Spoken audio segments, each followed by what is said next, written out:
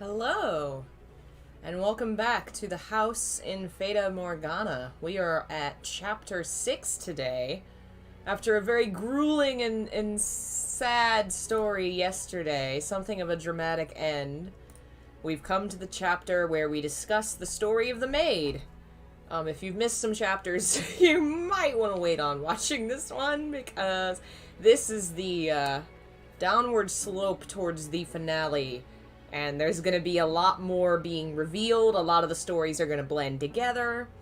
I don't know how long we'll stream today, because I don't remember how in-depth The Maid's Tale goes. Honestly, at this point, it was all kind of blurring together for me. So if it's short, we might end up doing the next chapter as well. If not, we'll wait. But we're getting there. We're getting there. We probably have... I think it ends up having 8 doors? I think there's 8 doors? We at least have like 8 to 10 hours left. More mysteries to solve. More things to discover. Hey, Lobsol, Alexis, E.T., Jeff. Oh, man. I love living vicariously through all of you and feeling the same things that I did when I played this game. Every time I quit the story, folks are like, "No, what?" And that's exactly how I felt every time I had to quit for a day. Because it was on a cliffhanger or something, just, oof. The story's pretty intense. Yesterday got intense. The Maid's Tale has some sad things in it, but not to the, I don't think there's anything, like, majorly triggering or anything like yesterday's got pretty dark. I don't think this one's got anything. Yeah, I think we were all very heartbroken yesterday. Especially when it went so bad. God, Michel is one of my favorite fictional characters of all time. I've fallen entirely in love with him, and seeing his transformation and his character go from, like, kind of typical, brooding emo guy to actually he's an incredibly sweet and awkward man that has no idea what to say to anyone ever. And Giselle is the light of his life. I love them so much. Well, I'm glad you could join us today, E.T. It's gonna get worse from here. And eventually it'll get better. Trying to think of... I'm honestly... Yeah, Giselle is great, too. I personally bond with Michel a lot more, but Giselle's a great character. The two of them are perfect for each other. They're just lovely. You'll probably understand more of why I love Michel when we do Michel's chapter. You're literally... You're plugged in! You were plugged in, DualShock! Clearly this means either the controller or the charger is dead. And I think it's the charger is bent. Yeah, they're pretty great characters. And today we learn more about the maid. And in doing so, we see perspectives of some of the tales we've already seen from a new perspective. We see perspectives. Yeah, exactly, Lobsol. Oh, man, that's the type of character I adore. And then learning his history, that was legit so sad. My third fave is how often your controller doesn't want you to play this game. Yeah, it's like, nope, this is too much. This is too much. I'll be honest, having played games like Silent Hill, games like I've dealt with really heavy stuff a lot, so stories like Giselle's, I mean, obviously upsetting, but I'm kind of prepared to face them. Like, I have sort of I kind of can hang on to them. When I did Michel's story, I was not prepared. Oh, man, I was not prepared. Oh, man. Y'all, we're gonna suffer together. Alright, I've waited a few minutes, so we will go ahead and get started. I'm starting a little earlier than normal, so we may have a smaller group than normal, but I really wanted to get I wanted the chance to play a lot more, and also, I've been going to bed at night, like at 3 a.m. every day, and I think it's because I've been streaming so much later. So, let's fix that today. And notice, the color is gone from the text box. It used to be that there were red roses and, like, green ivy. Both the ivy and the roses are there, but they're all grayed out now. So here we go, Chapter 6. This is my tale, and the maid's tale. A tale of a foolish, naive girl. Looking back on it now, I'm ashamed of everything. But I will tell you my story in its entirety without embellishments. I ask that you please not let go of my hand.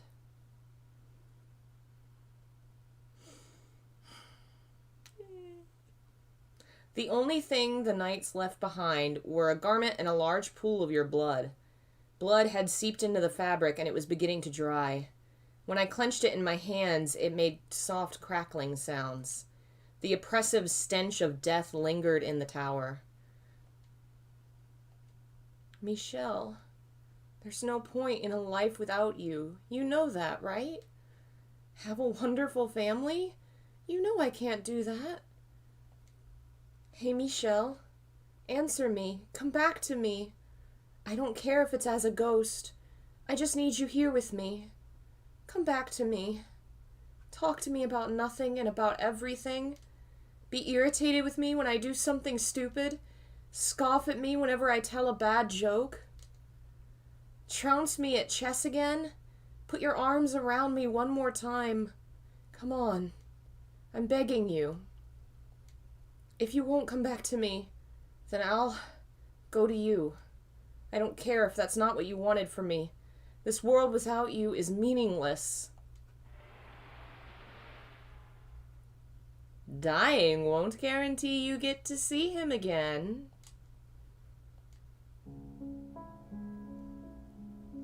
He spends all this time refusing to talk to me, and when he finally does, he begs me to save his love. Oh, how the mighty have fallen. Rather disappointing, to be honest. Who are you? Where are you? Quite daft, aren't you? Within these walls, I am everywhere.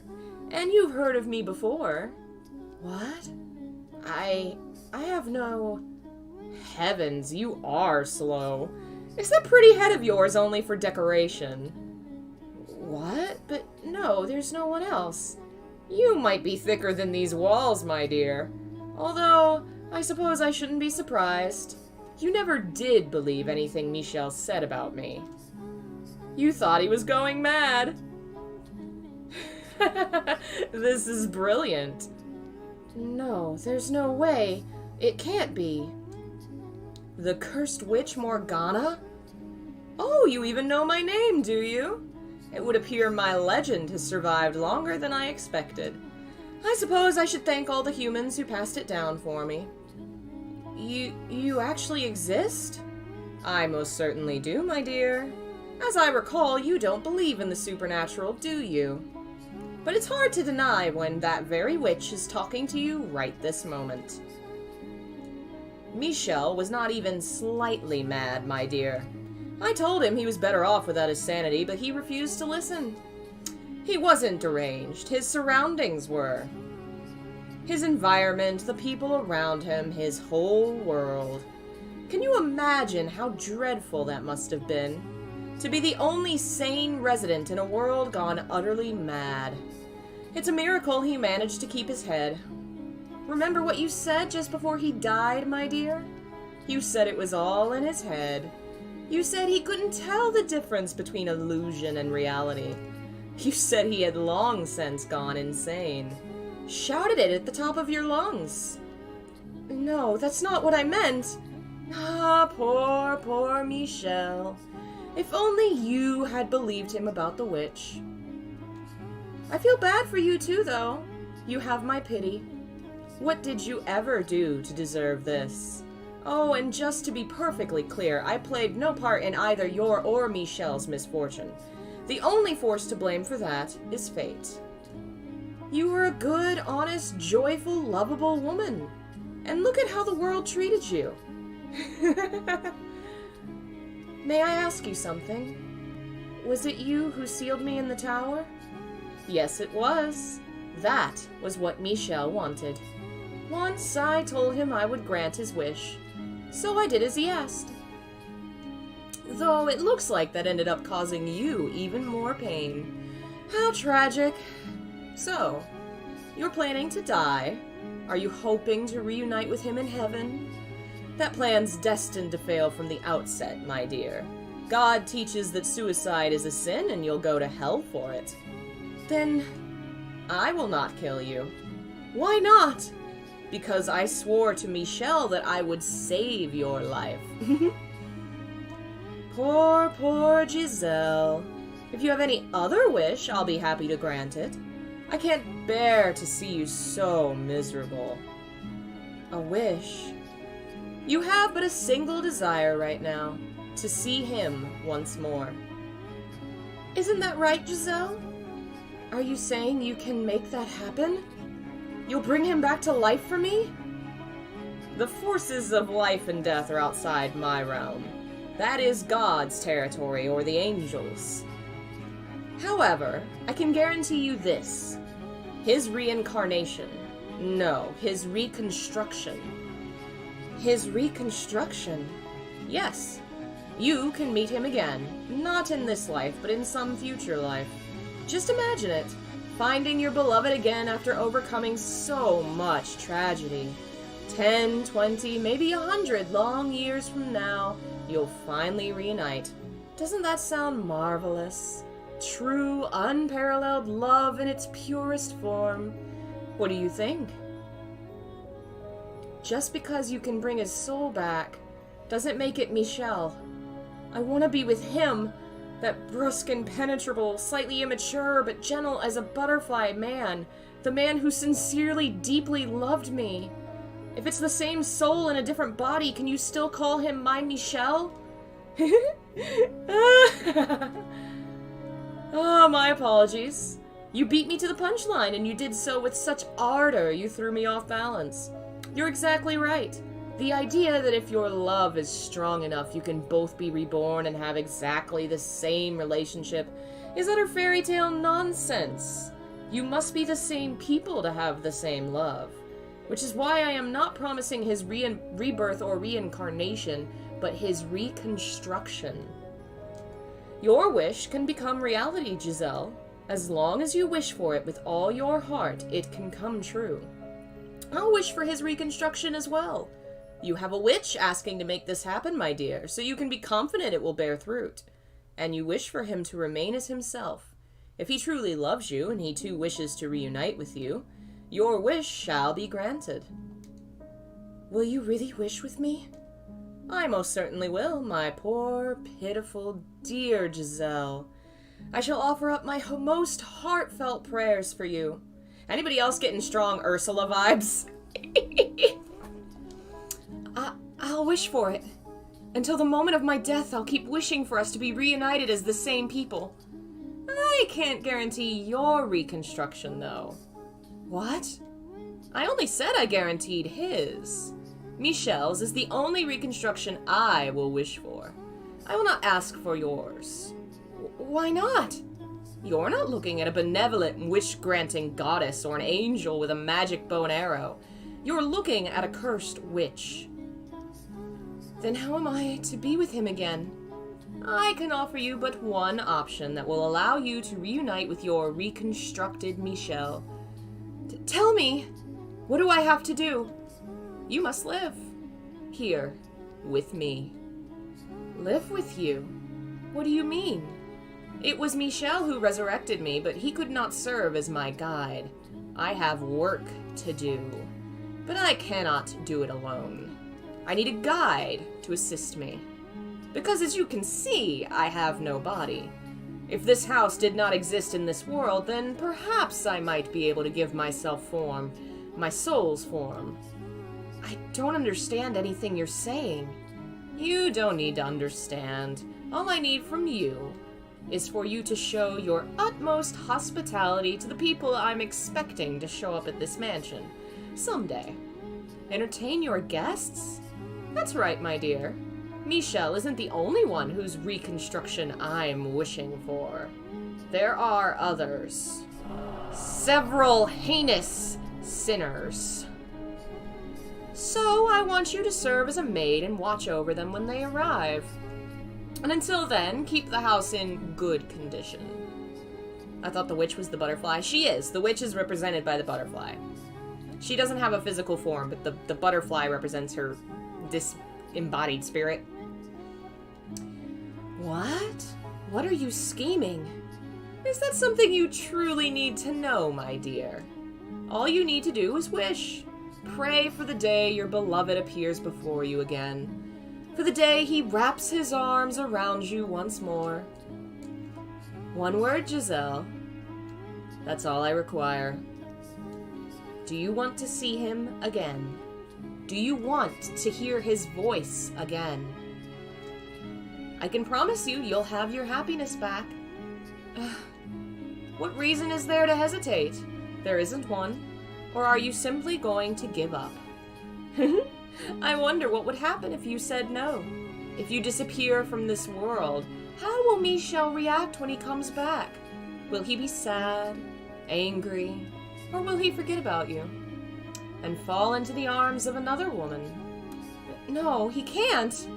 Then make up your mind. Will you come with me, or will you throw it all away?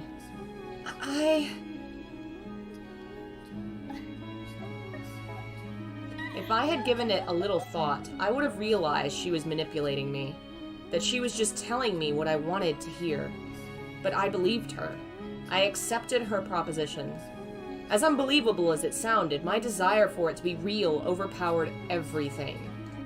It was impossible not to grasp at the straws she was dangling in front of me.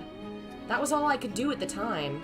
The witch's voice also had an inexplicable power to it. It made me believe, as outrageous as it was, that she really could bring you back, reconstruct you. Maybe because I'd seen her turn a door into an immovable wall, or maybe because I had heard her disembodied voice. But I don't think those are enough to explain it. My guess is she had me under her spell. That was the moment I became the maid. But I assure you I was, at that point, still the same Giselle you knew and loved. The sound of the rain never seems to stop. Am I hallucinating it, maybe? From the moment I lent my ear to the witch's sweet temptations, the mansion underwent an unimaginable transformation. No light shone through the windows, despite them still being unobstructed. No morning, day, or evening. In fact, the concepts of morning, day, and evening did not seem to exist. The darkness resembled that of when the windows had all been sealed off, but there was something more fundamentally unreal about it. Like it was hovering over a vast, all-consuming abyss with a constant haze of malice. I felt like I'd been cast into some unknown realm, and that was why there was nothing beyond the windows, and the doors. And the house was not the only thing that underwent changes. I, too, was no exception. In the blink of an eye, all my basic human urges vanished. I stopped feeling hungry, and I no longer needed sleep. Naturally, I was bewildered by what was happening to me, what I was turning into. I think I'll take a look around. Maybe there have been other changes.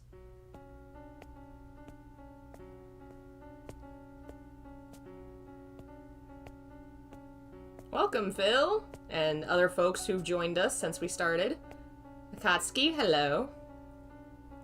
So I meandered through the mansion's halls. My original intent was to explore the entire house, but I found myself drawn toward one room in particular. That's right, your bedchamber. There was no light, not a trace of color remaining in your chambers. But the bed was the same shape, the walls the same texture, the curtains the same design as when you'd been alive. Michel, I'm praying, I'm always praying, that someday we'll meet again. Oh, there's something hidden under the bed. What could it be? It's that painting.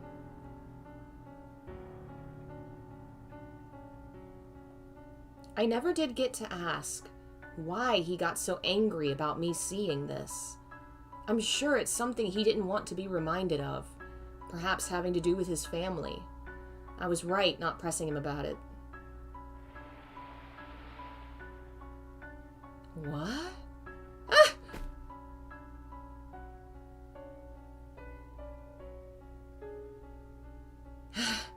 What the? Did the painting just smirk at me? Oh God. Oh geez, Giselle. What are you doing tripping over yourself? It was just that accursed witch messing with your head. No need to get spooked over a tasteless prank.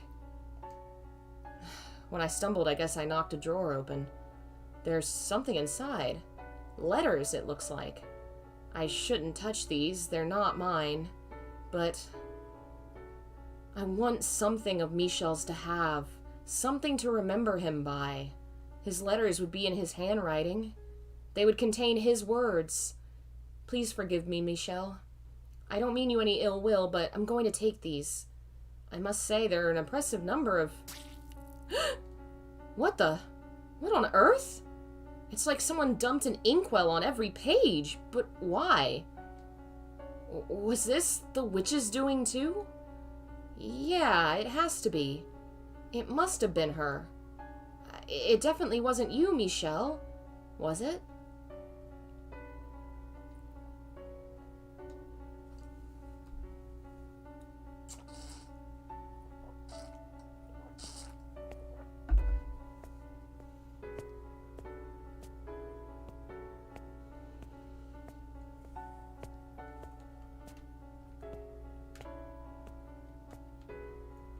The front door. I wonder what it's like outside. I can't get it open. What's going on? The bar isn't set, but it won't budge an inch. It's just like up in the tower. I know, the windows. They should open, then I can... What's going on here? What the heck is going on? It's like there's an invisible wall in front of the window. My hand won't go any farther. This is rich. What else can I do but laugh? What in the world? This is madness. Hurry up, Michelle. Return to me. And get me out of here.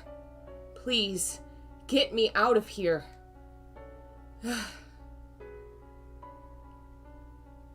I had no idea how to explain anything that had happened to the mansion, but it was clear enough that I was imprisoned within its walls. I was all alone in a nebulous sphere of bleak darkness, and beyond its walls lay void. The layout of the house remained unchanged, but I felt as though I had wandered into a twisting labyrinth. I could cry, but there was no one there to soothe me. All I did was provoke her disembodied cackling, which she followed with, "You chose this, my dear, so you need to hold yourself together and keep wishing." My only real pastime was cleaning. I dusted the same corners again and again, swept the same floors, polished the same dishes. One day I decided I would read the books left in the library. Despite there being more than 100 volumes, I finished every one of them in what felt like no time at all. My life was a never-ending cycle. Day in and day out, day in and day out. The house had no visitors, no one, rather nothing at all set foot upon the property. There were no signs of other life whatsoever there. No birds singing in the morning, no cats sunbathing in the garden, no mice scurrying about the kitchen, no creepy crawly insects. There was nothing. Nothing at all. The only thing that broke the long stretches of silence was her voice. Tell me, was she kind to you? Was she friendly and courteous? Because she was quite harsh when she spoke to me. These were the kinds of things she was always saying to me. "He didn't show up today, did he, my dear? Are you still praying, my dear? Do you think he'll actually come, my dear? I'm still wishing, just like I promised, my dear. You know why he hasn't come for you, my dear. Because perhaps he doesn't actually love you as much as you thought. My dear, my dear, my dear, have you lost your mind yet? Shut up! I've had enough! I'm done with you!" Enough, please, enough already. Oh, what's got you so worked up? You love to talk, don't you? So why not have a nice little chat with me? This is not a chat. Maybe not in your mind, my dear. You seem to think chatting only constitutes conversations you enjoy. But I don't think the word's usage needs to be so restricted, personally. You're just getting off on watching me squirm. Oh, not at all. You'll have all my best wishes if he ever does show up for you. Ooh, so scary. If you're making that face when he shows up, he might not even recognize you. What? You haven't looked in a mirror recently, have you? Go on then, my dear. See just how frightful you've become.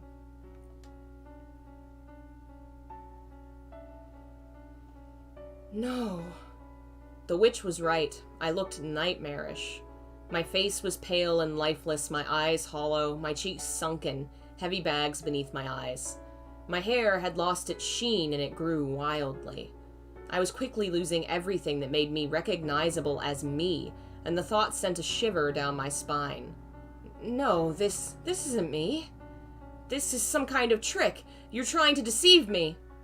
Baseless accusations. You really must stop blaming people every time something doesn't turn out the way you want, my dear. But, my face was more what? More expressive, more cheerful, brighter, rosier. You're right, you were never this gloomy, were you? Right, I was always more cheerful than this. Naive girl, could you be any more narcissistic? Huh? What you're looking at is undeniably exactly what you look like now. Time did not do that to you, nor did I. The negative energy oozing from within you is what's causing you to take on this form. Did you think you didn't have any dark, ugly emotions inside you? Did you believe you would always be able to smile no matter what? Did you assume you were pure and beautiful? No one like that exists, my dear. What you see in the mirror is the true you. Your hideous, twisted heart. If you weren't always being so nasty, this would never have happened. Anyone's heart would be twisted listening to you long enough. So you're saying Michel's heart was twisted too? I spoke to him for years. No. I'm just teasing. I suppose I may have crossed the line there. I mean, you know ill will, Giselle, honest. Allow me to give you one word of advice, though. Look at yourself in the mirror often.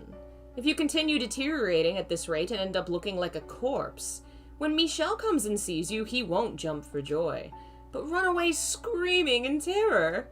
Stop talking. Please, just stop. You know, Giselle, this is only the very beginning. He might not show up for hundreds of years. I can't live that long. Absolutely brilliant.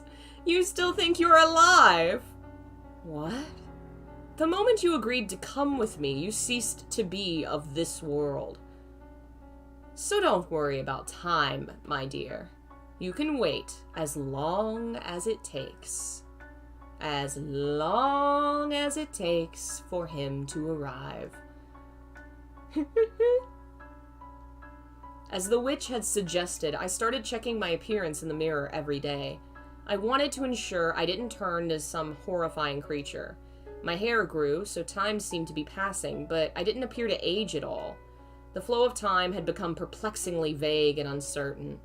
Was it stopped, or was it moving? I couldn't tell. On occasion, I would practice smiling in front of the mirror.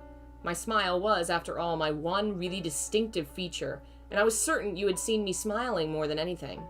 Even if my appearance had changed drastically, I thought, you would still be able to recognize me by my smile. A woman standing alone in front of a mirror practicing how to smile. I'm sure that was quite the comical sight. E.T. asks a good question. And that was about how my days went for an incomprehensibly long time.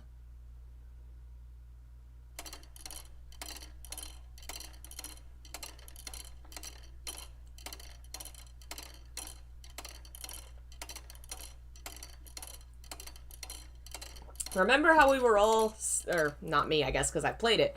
Remember how you all were so suspicious about how strange and creepy she was?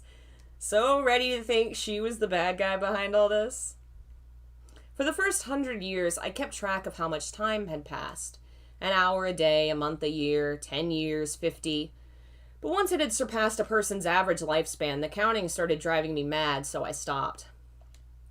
My sense of time began to numb. In place of sleep, I spent my days in a trance-like state. Doing so, I was less aware of the passage of time, which made it a little easier to bear. Suspended in this bubble of time, my mind went out to you.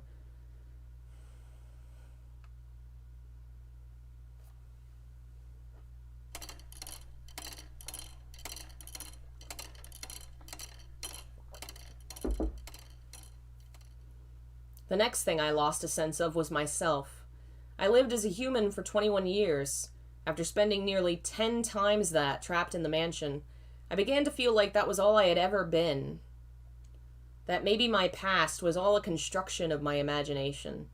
That as an otherworldly being, I merely fantasized about being human. Had I actually had a family? Had there actually been other people in the world? Did cities and villages really exist? Was there ever really a time when light shone through the windows when we were happy?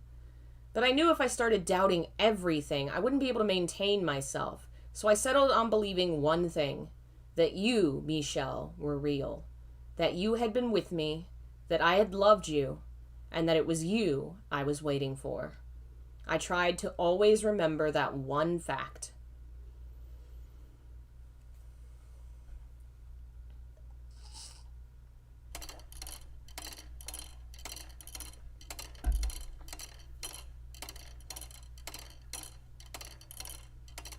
My characteristic energy and cheer were disappearing. By then, I hardly ever raised my voice anymore. And in response to that change, the witch seemed to treat me a little nicer. On occasion, I thought I could sense her presence nearby, like she might reveal her form to me from beyond the darkness instead of only speaking to me. I could feel her sitting beside me. Giselle, do you think you're still Giselle even now? I suppose it doesn't matter either way. Sometimes I think love and fanaticism are two sides of the same coin. What are you implying? Oh, nothing. I have an idea, though. Why don't we make you some new clothes, my dear? The loom should still work, thanks to your keeping everything in order. That outfit's an artifact of an age long past by now.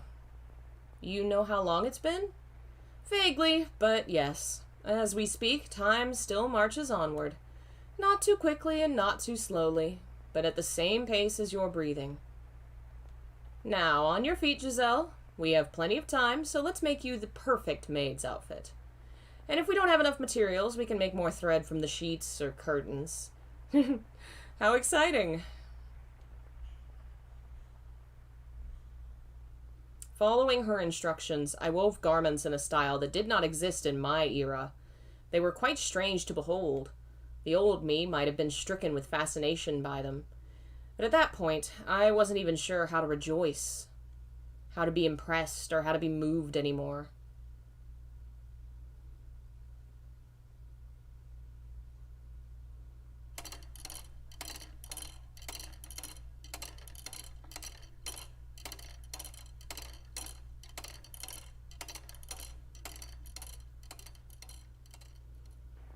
It sounds like rain again. Shh. Shh. Shh. What year is it? Shh. Oh, it doesn't matter what year it is. It doesn't matter where it is. As long as you're there, it can be any time, anywhere. Where are you, Michelle? What are you doing? I'm still praying. I'm still wishing for you to appear before me. Forever and ever and ever. And ever and ever and ever. I've been praying for so long, I don't even know how long it's been. Before you left, you said you were going to pray too. You said you hoped we could meet again in another life. I'm not misremembering, am I? Michelle, come back to me soon. I love you so, so very much, but my memories of you are starting to fade. What did your voice sound like? What kind of faces did you make? Where did you like to put your hands on me? I don't want to forget. I want to always remember. My memories of you are the only thing holding me together, but they're slipping away from me. How did you speak? What kind of things did you talk about? I'm losing all these memories. Please, Michelle, come back to me. Before I forget everything. My beloved master. The thought crossed my mind that maybe Morgana's guarantee that you would be reconstructed was just a lie to trick me into staying here. But I quickly discarded it. Because if she had been lying, it would strip all meaning from my very existence. It would take away from me my purpose for being here. So I didn't want to accept that possibility. I had no choice but to persevere in my belief that you would return. I had always thought I would be all right, that my faith would never waver. I still believed in myself. But you can be the happiest, most optimistic, resolute person in the world, and you will still break, eventually.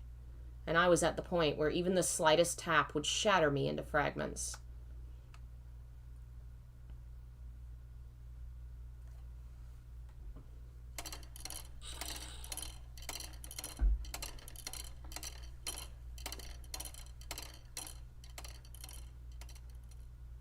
Several hundred years after I was enslaved within the mansion, something changed for the very first time.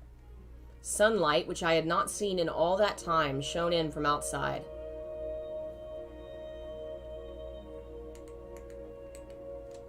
At first, I did not believe it was real. I thought it was a hallucination born of my inner desires, and I thought I must have completely lost it for my fantasies to have escaped my mind. But it didn't matter if it was all an illusion. The gentle breeze blowing in through the window felt wonderful. The smell of grass, the chirping of birds, the glistening blue sky. It was like 1,000 memories rushing back all at once, and it brought tears to my eyes. The time has come, Giselle. It's time for you to get to work.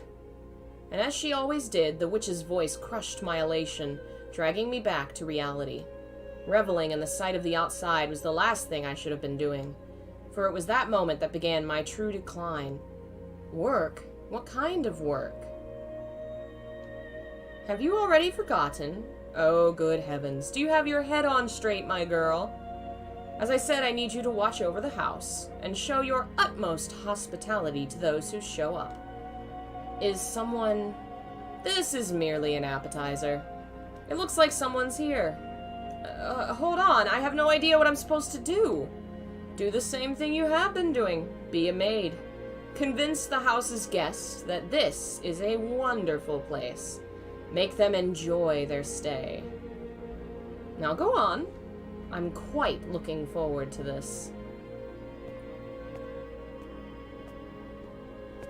The bar's been removed, but will the door open?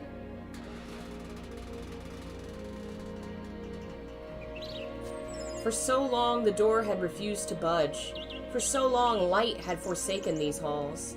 For so long, there had been no trace of life. And now, all of that had been turned on its head. I felt like I had stepped into heaven on earth.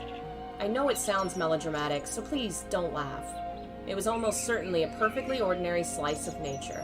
Leaves and grass rustled in the wind, flowers specked the earth, and in the distance was a city I didn't recognize. I wondered where I was, of course, but I neither shouted nor jumped in surprise.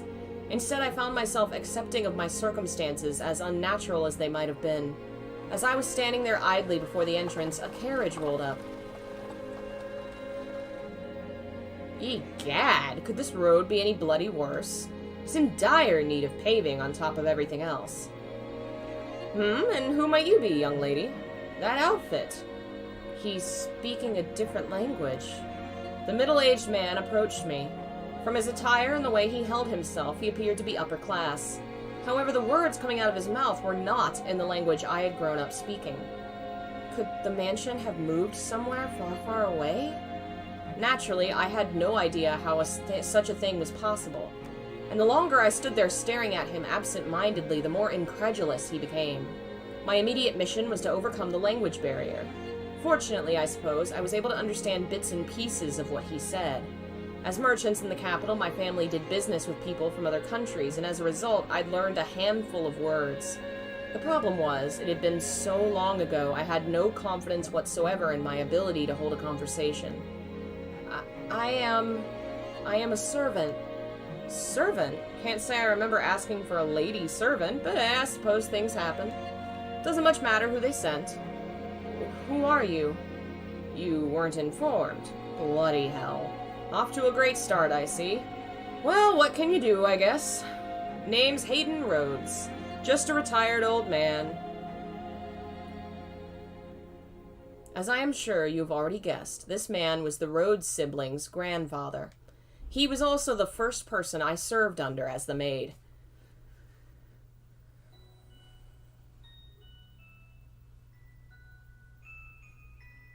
For a member of an esteemed noble family, Hayden was a bit on the eccentric side. He only hired a handful of servants, claiming he was not fond of clamor. There was a single chef, a physician, a servant to take care of all the cleaning, and then me, who served as his personal assistant. Whenever he got the chance, Hayden would chase me down and make me practice proper etiquette. According to him, I had much to learn. You are at least technically a servant of the Rhodes family, young lady, so I can't have you go around playing the country bumpkin act. Yes, sir. And we'll have to do something about that accent, too, while we're at it. I have an accent? Thicker than bloody molasses. Now, I have no interest in sticking my nose into your business, asking where you hail from, but while you're here, you must act the part, young lady. Lucky for you, I'm retired and have all the time in the world. I'll teach you everything you need to know about proper etiquette. All right.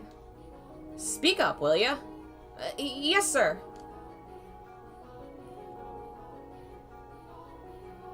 Hayden did not go easy on me either. In addition to my day-to-day duties, I studied etiquette, the language, proper pronunciation, and formal diction. Anytime I made the slightest mistake, he would shout his dissatisfaction.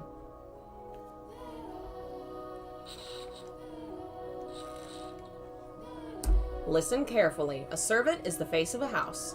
A servant's gaff is her master's gaff. Always keep this in mind. You're not just a maid.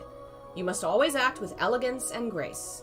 You must always maintain your composure, even if the house is falling down around you. Whatever happens, you deal with it quickly and quietly. Your language must be immaculate. No ums, uhs, or pauses, for any reason. Yes, sir. No stammering either. Sorry.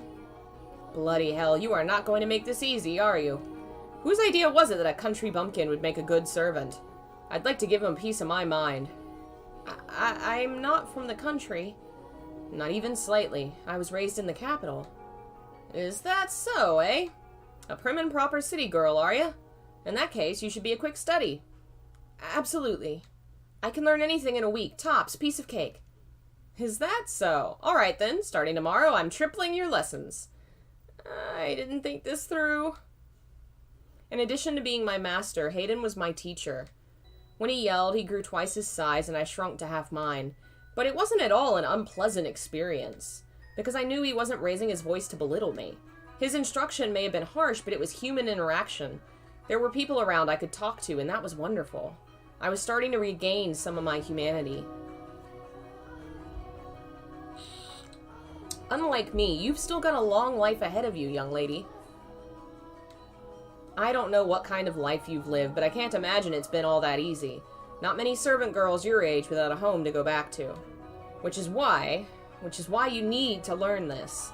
Once you've got all the rules and customs down, you'll be able to hold your own at any noble's estate. You shouldn't have any trouble keeping yourself employed. I'm sure you think I'm just a loud, obnoxious old man, but I believe we met for a reason, so I hope you'll stick with me. I don't think about you like that at all, master.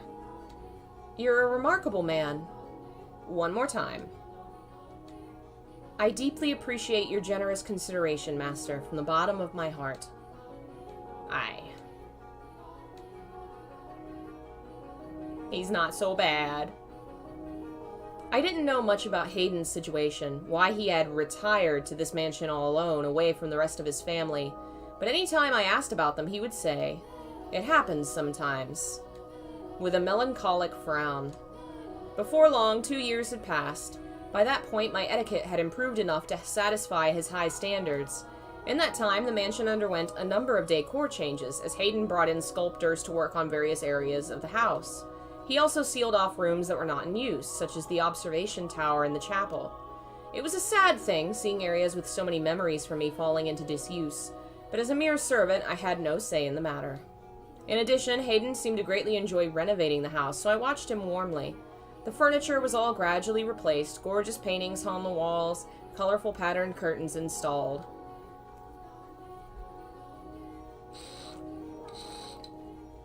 And a brilliant rose garden planted. These roses come from across all the world. Nowhere else can you see so many different varieties in one place. It's beautiful. Did you know that in the city, people are starting to call the mansion Rose Manor? Rose Manor. Mm-hmm. And to think there used to be nothing but weeds here. Amazing how much it has changed. I never thought I would see this garden turned into something so beautiful. Are you fond of roses, young lady? Yes, red ones especially. Red roses mean a great deal to me. They remind me of a time long past. Given one as a gift, were you? No, I believe I was the one who gave the rose. So red roses are a symbol of my feelings. They are very precious to me. I gave you a rose as a gift. You plucked it from its stem and placed it in my hair. Am I remembering correctly? My memories are so vague now. I can't even remember the look on your face that day.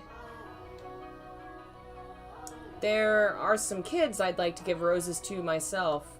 Who? My grandchildren. Oh my, you have grandchildren?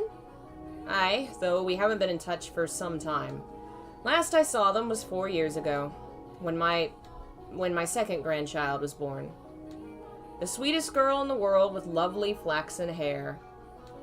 She's going to be a real beauty when she grows up. You notice he said when my second. He corrected it.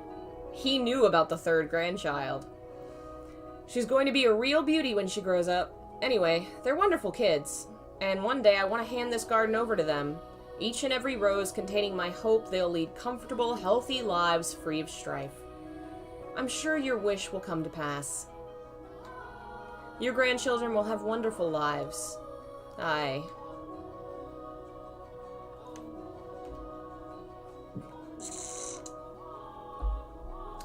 The grief of not having you around still weighed heavily on my mind, but I was slowly approaching contentedness. Life with Hayden was slow and uneventful, peaceful and relaxing.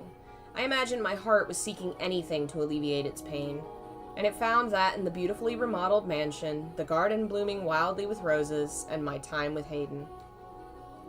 I was even beginning to think this life was enough for me. That I would be okay with this being the end if it meant more of the tranquility I felt. I was, like a coward, considering giving up the fight. Please do forgive me for ever considering such a thing.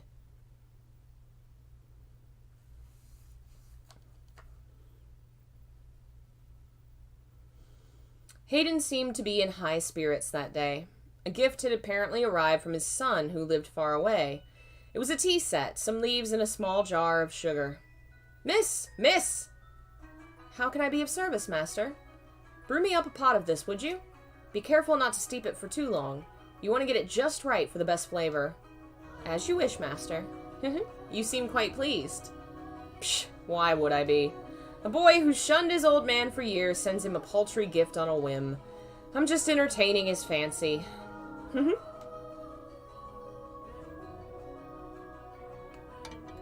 Your tea is ready, master.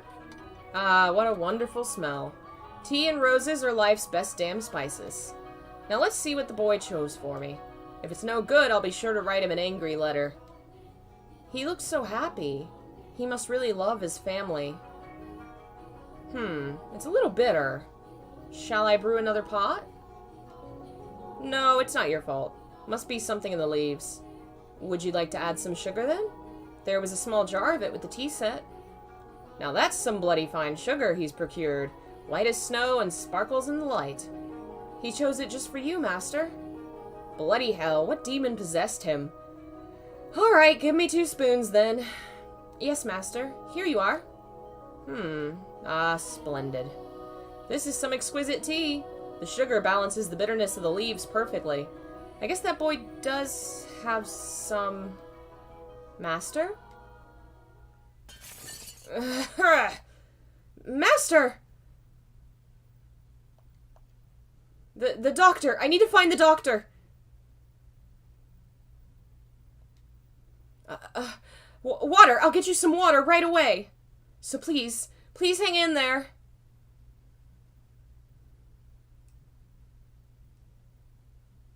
No happiness can stay. No happiness can stay. Thanks to the quick treatment provided by his personal physician, Hayden survived, but he didn't make it out with much more than his life. He was permanently bedridden by the affair. Evidently, the sugar I'd put in his tea had contained poison, which had done irreparable damage to his nerves and muscles.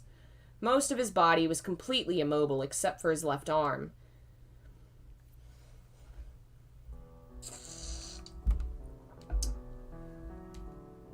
Can I bring you something? Some water? I've had more than my fill of water. You don't need to wait on me hand and foot. Heh. That face says you need to distract yourself by working. Remember what I told you? A noble family's servants must always act with elegance and grace. You must always maintain your composure. But how can you expect me to remain composed? If I had only examined the sugar more thoroughly. You never would have noticed, young lady. I examined the sugar and didn't see a bloody thing wrong with it. He was damn crafty, that's for sure. Why would he do this? His inheritance, I presume. Something must have come up and he needed money quickly. That's no reason to poison your own father. Blood is nothing but an obstacle to ambition. Or maybe he just hated me. How could anyone possibly hate you? Perhaps that could be said of the me you know, but when you live as long as I have, you're bound to make an enemy or two. Mine just happened to be my son. I was planning to give him everything anyway. He didn't have to do this. It all would have been his. Master, killing me doesn't accomplish anything, but I guess it doesn't much matter. Say, could I ask you something, young lady? What can I do for you? I don't want it to get out that Hayden Rhodes was poisoned, so could you tell people that I passed away peacefully with a beautiful nurse tending to my every need? You're not dead yet. Please don't talk like that. You're scaring me. No stammering. But, I'm not saying it'll happen immediately. But I am an old man, and one day you'll wake up and I'll be gone. This is about my own pride, not my son. The last thing I want is to go out with a black spot on my name. Tell me you'll do this, Giselle. He's never said my name before. As you wish. Thank you. You're a peculiar girl, you know. Sometimes you seem greener than the leaves in summer, and sometimes you seem like you've seen 12 kinds of hell. And every so often, you seem not of this world. Your skin is pale, your hands as cold as ice. At one point, I thought you might be Death himself. But I was wrong about that. You have too big a heart to be Death. You care too much. You must be carrying a very heavy cross on your back. What am I supposed to do? I don't want to lose you, Lord Hayden. I don't want to lose this life. You have someone, don't you, young lady? Someone you're dying to meet again? Yes, but I don't know anymore. I don't know how long I'm supposed to keep waiting. If something doesn't happen soon, I don't think I can hold myself together much longer. I was so close to breaking down, and it was you who kept me on my feet. I'm sure you've tried to remain strong plenty of times, so I'll give you some different advice. A trick for when you think you're losing hold of yourself. Build a cocoon. A cocoon? A sturdy shell to keep your weak inner self safe. This world has no interest in protecting you, only swallowing you whole. So you mustn't readily expose your true self. You build a cocoon and you play the role you need to play. That way, the real you will remain unharmed. It's not pleasant to hide yourself like that, but it's better than letting the world crush you. But a word of warning. If you spend too long in the cocoon, the real you is liable to disappear forever. You'll be swallowed up by your own protective shell. I hope you find whoever it is before it's too late. Now, I think I'll get some sleep. All this talking's worn me out. As you wish. Good night, Master. See you in the morning. Aye, see you in the morning, young lady.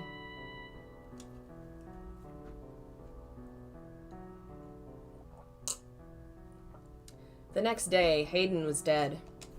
He had strangled himself with his left hand. I should have been more attentive. I should have recognized how much pain he was in, how much it crushed him to have been betrayed by his own family. I should have realized how he truly felt, how fragile he really was. I fell into a hopeless gloom. I could hardly believe that the quiet life I'd finally attained had been shattered in the blink of an eye. Hayden's other servants quickly went their own ways, and I vividly remember the dirty looks they all gave me. Everyone who knew how he had died assumed I had done it. I had no reason to kill him, though. But they had more than enough to believe so, for I had indeed been the last person to see him alive. And I held firmly to the story he had asked me to tell. While I was unable to convince the other servants, his family was far more accepting of the story that he had departed for the next world happily, though that did not make the truth any less heartbreaking, especially since I was the only one who knew it. Why does this always have to happen? I was happy, but I can never seem to keep hold of it for more than a flash. Despair always comes marching in to rip it away. What am I doing here? What kind of person were you, Michelle? What kind of person was I? Oh, my dear, you look positively miserable. Why should you despair at the death of some strange old geezer? Morgana, was Hayden one of those whom you wish to be reconstructed? I have no interest in that wrinkled old bag of bones. And if he was one of them, do you really think I would have let him go so peacefully? Peaceful? You call that peaceful? You call his misery peaceful? I most certainly do. And since you do not seem to understand this, the pain of death lasts but an instant. The worst torture can only be inflicted upon the living. Setting two loved ones against one another, manipulating one into taking the other's life and forcing them to live with that. The stage hasn't even been set yet, my dear. And you would have me play a part in that? Indeed. You agreed to accompany me. You are here to be my guide, and you're doing a wonderful job of it so far. I haven't done anything. Oh, but you killed that old man, did you not? Thanks to you, my wish is one step closer to fruition. What? What do you mean I killed Hayden? You mean to claim you didn't? Tell me, who was it that put the poisoned sugar in his tea? No, I didn't mean to. Your intentions are irrelevant. Everything moves along the path forged by my wish, and you shall continue to follow its will. You know what? I'm done feeling like this. I don't want anyone else to go through what Hayden did. And what are you going to do about it? I'm done listening to you. Without me, you have no influence over this world. Oh-ho! So I'll die. I'll take my own life right here and now. I grabbed a nearby knife and held the tip against my breast.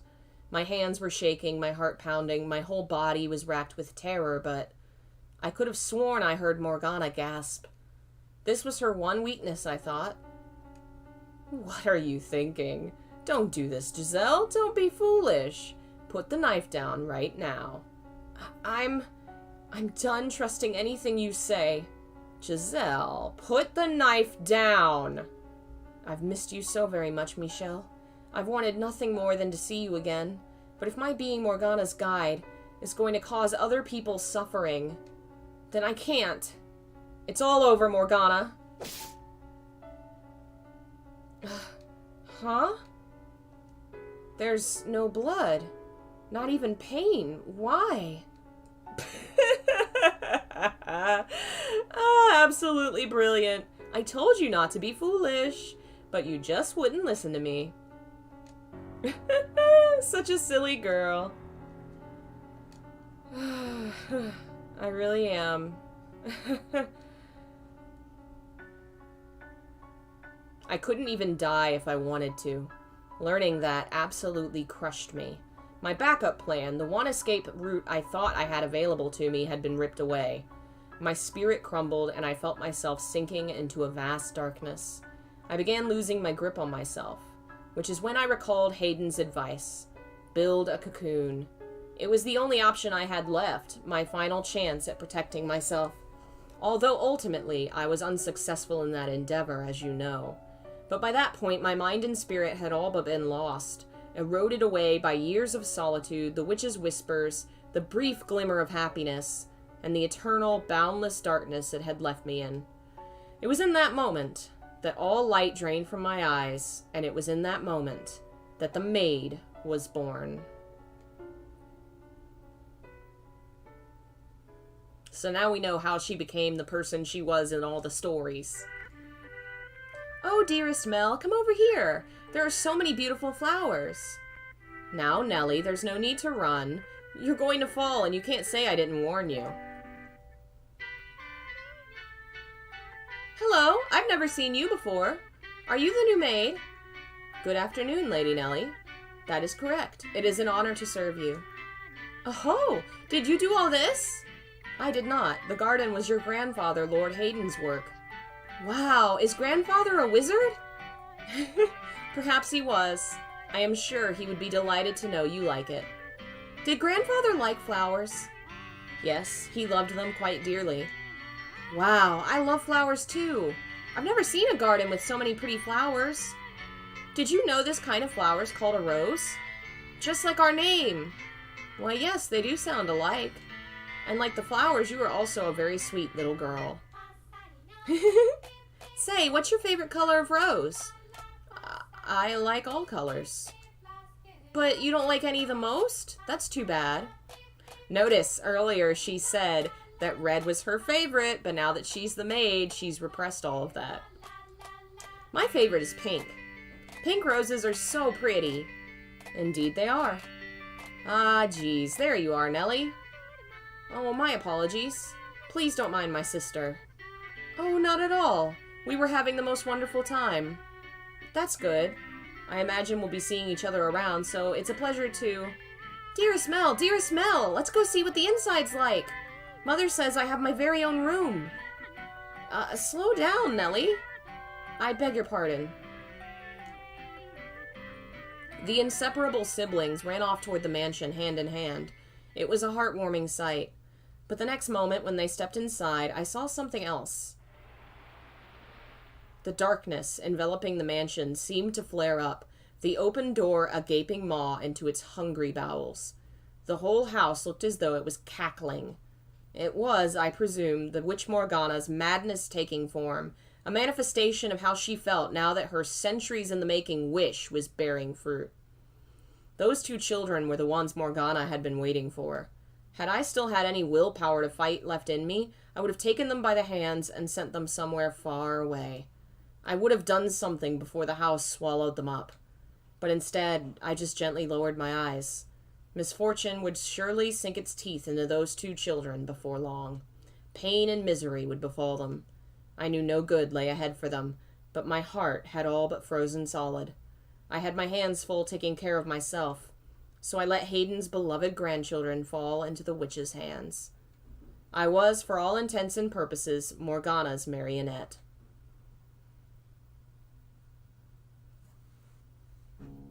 At long last. At long last it has arrived. The time I have been waiting so long for has arrived. Darling, devoted Giselle, I know not how to describe for you the fiery excitement burning within me.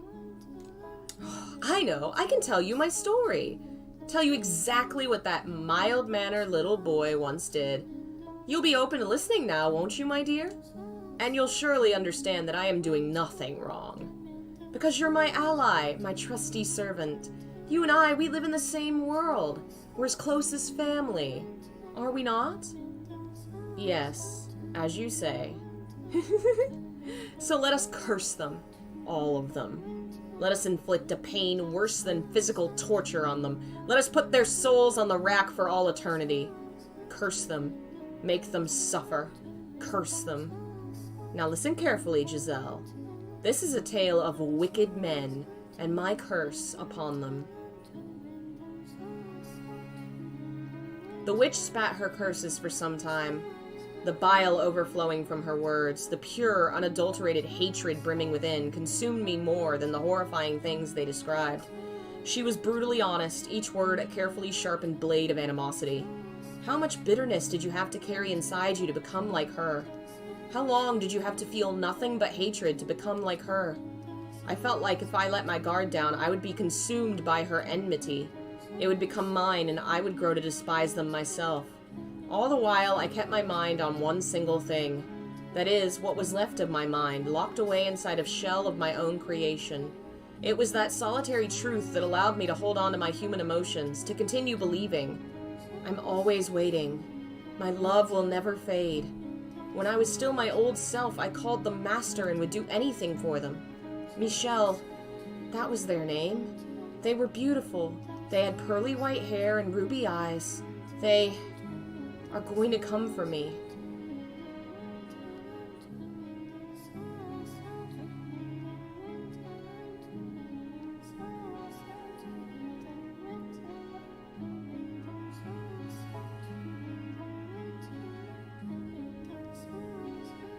Michelle, all I can remember about you is your name, your glassy white skin, your fiery red eyes, and your snow-colored hair. Nothing else. And that's why when I saw her that night, dripping from the storm raging outside, I thought, you're finally here. Because I didn't remember enough to know any better. You already know who I speak of, don't you? The person who called upon Rose Manor that fated stormy night. The girl with almost translucently pale skin, chillingly white hair, and eyes like jewels. Ah, what a beautiful girl. Her hair, her eyes, her porcelain skin. It all matches the person in my memories. She must be the one I've been waiting for. If she is something the matter? No, I just thought I felt someone watching us. It's only your imagination, I'm sure. If not your imagination, then perhaps some unseen force was watching you. Unseen force? Are you familiar with how people refer to this mansion? Rose Manor. Yes, indeed. It is called Rose Manor because you smell the sweet fragrance of the rose garden even at a great distance. But that is not what I meant. It is said that a witch resides within the house. A witch? I have not heard any such stories. You probably wouldn't have. It was a very, very long time ago. Nothing you need concern yourself with. You have a peculiar presence about you. Should I consider that a compliment? A peculiar presence, she says. Does she sense something in me as I do her? This has to be her, then. Her name. I need to ask her name. It's getting late. You should get some rest. A room has already been set aside for you. But first, may I ask you one thing? Yes? I do not believe you have given me your name yet. My name is Michelle. I knew it. You are the one. What? You are the one I have been waiting for. I have endured so much in anticipation of this moment. So that I could reunite with you. You came to this place to see me again, did you not? Held tight to those wonderful memories until you could make it back to me? I never gave up hope. I always believed, and I hope you'll praise me for that. And I ask you to please say my name. To please make me... I don't know anything about you. I'm sorry, you seem to be confusing me for someone. We've never met before now. You jest. You are Michelle, are you not? That is my name, yes, but it's a fairly common name. Surely you're confusing me with...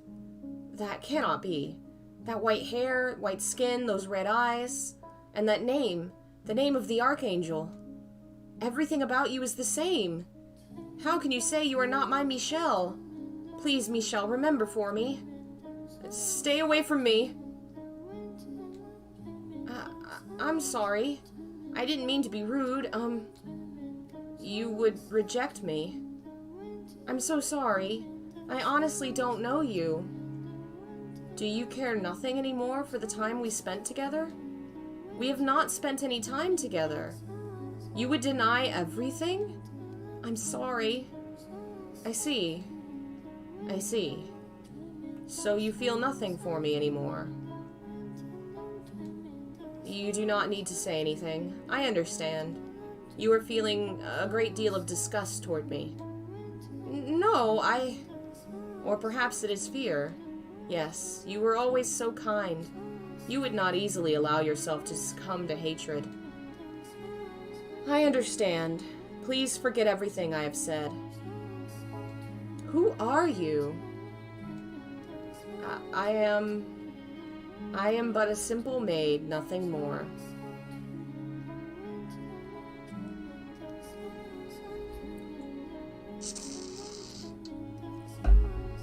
Laughable, isn't it? I no longer recognized Michelle as anything more than a concept. Man or woman, elderly or infant, as long as they had white hair, red eyes, and the right name, they were you. I needed anything I could get. I was so desperate the thought never even crossed my mind she wasn't you. What do you think, seeing me like this? That I'm helpless and hopeless? Listen to this, Morgana. Michelle is back. She's finally come for me. But she does not remember anything, it seems. Not me, not our past, nothing. She saw me and was afraid, in fact. Are you listening, Morgana? Ah, darling, devoted Giselle. You poor, pitiful soul. That must have been quite harrowing. But don't worry, you still have me. Besides, this might not be your only chance. As long as you continue on, Michelle could appear before you again. Do you think she will remember me next time? I can't say. That's up to Michelle. You do have another option, though. Forget Michelle yourself and seek out a new master. Someone who can be yours. Someone dedicated and faithful, who needs you. Someone worthy of this mansion. Someone who needs me. That's right. Michelle didn't need you, after all. It's all right. Don't worry. You have plenty of time.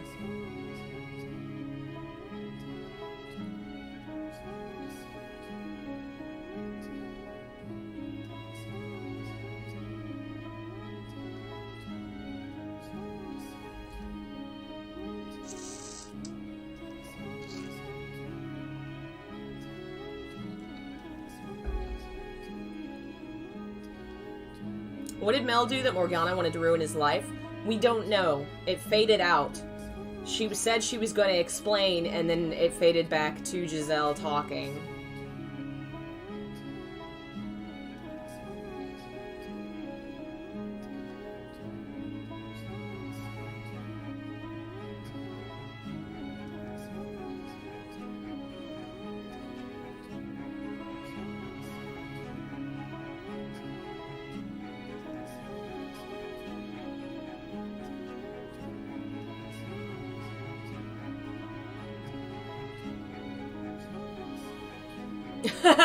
Morgana just hates the bourgeoisie.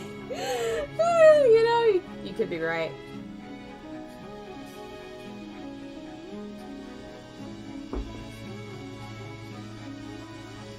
Hey, Javelin. We are looking at all the events of the game through the eyes of the immortal maid. And right now we're at her side of the story with Mel and Nellie.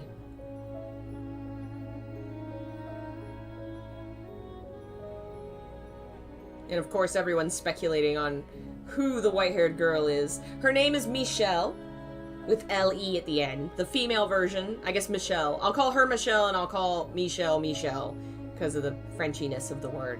I don't know if they're pronounced the same. I assume they're pronounced the same, because then that's why she mistook them for the same name. But since they look different, I'll use the English pronunciation. It's raining again today. I kind of wonder what happened to him after he fled from the mansion. Although, I suppose it doesn't much matter to me. The witch is surely watching him. Such a dreadful storm. It sounds like someone crying. I was, at that point, completely out of my mind. Broken. My smiles, frowns, and gasps had all been replaced with imitations. Shortly afterward, the flaxen-haired boy moved out of the house and went on to become a priest. The girl fell ill a few years later, her disease eventually taking her life. But the boy never once returned home. The Rhodes family crumbled. I couldn't bring myself to grieve for them, or to reflect on Hayden's sorrowful end. I simply waited for time to begin moving once more.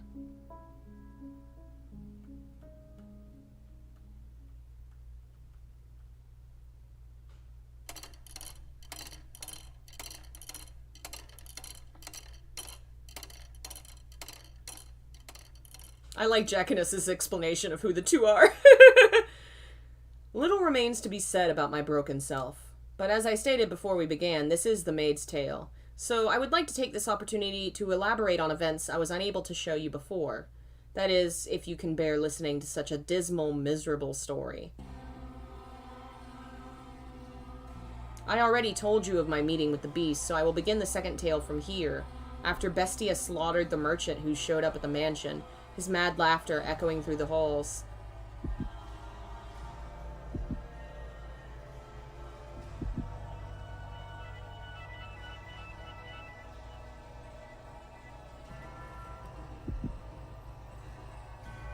He's having a good time. There's no way in hell my voice can even try and copy this right now. Nope. Nope. He's having a grand old time.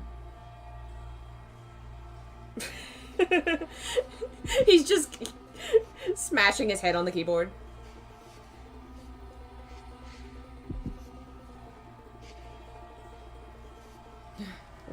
Did you hear that? Did you hear his screams? He said I was a monster. A mutilated body lay sprawled across the living room floor. As you can imagine, that was my first time ever seeing such a bloody, mangled corpse. I could not look directly at it, so I averted my eyes. Hey, you saw it! I just proved that beasts are stronger than humans. Indeed you did. I know, I've got a great idea. You asked if I wanted to become the master, and I said I did. Which means you work for me, isn't that right? So you'll do whatever I tell you to do, won't you? What would you have me do? Have I taken it? Yeah, I have a bag of cough drop peppermint stuff, and I've been drinking tea. No worries, thank you. Ooh. I've been taking care of it, but it definitely won't allow me to read for hours and hours without getting mad at me. Chop up his arms and legs and make a stew out of them. And don't you hesitate, or you'll end up like him. Yes, master. He's trying to assert his total dominance over me. That's not proper behavior for the master. Although I am the one who offered him the role. Have kitties come in the room? Yeah, we have two sleeping on the bed. Do it. He's an utterly mad beast. But am I really all that different? Ugh, there's blood all over my hands. It sounds like someone's laughing. Is it him or is it her?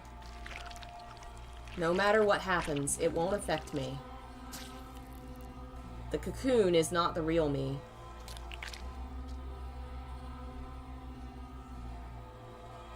I was looking down at what could only be described as a pile of human debris. I had done this, but that fact did not register with me. I felt nothing at all. Not regret, not anger, not sorrow or despair. Put it on the fire. He said he traded in spices. That should give him a very unique flavor. How am I supposed to work with this? I was quite simply puzzled. No one had ever made such a request of me in my hundreds of years at the mansion. That's all I was, puzzled. But he interpreted it as hesitation or fear. So he grabbed me by the shoulder, knocked me to the floor, and skewered me with that curious blade of his. For the first few moments, he wore that deranged grin of his, but as the seconds passed, it slowly transformed into shock. Not a drop of blood spilled from my breast, and the instant he realized it, I saw revulsion in his eyes. Him of all people. A man who cackled as he slaughtered others was disgusted by a mere maid. It was absurd. So much so I almost wanted to cry. You... Is that all, master? Are you not going to dismember me? You could try stabbing my face, or my neck, or my stomach, or any other part of me. Perhaps then I might die. Oh, now, don't look at me like I'm some exotic creature. Stop that. Quit laughing. Why should I? My only distinctive feature is my smile. I have nothing else. My hands are covered in blood, but I can still smile. It's ridiculous. I get it now. You're the witch, aren't you? Ah, I see. Only monsters ever had a place here. Every so often I hear a woman's voice in my head. That's you, isn't it? You're the witch. Monster, witch, maid. What am I? Who is Giselle? Michelle said she was spirited, true to herself, that she often laughed and cried and shouted.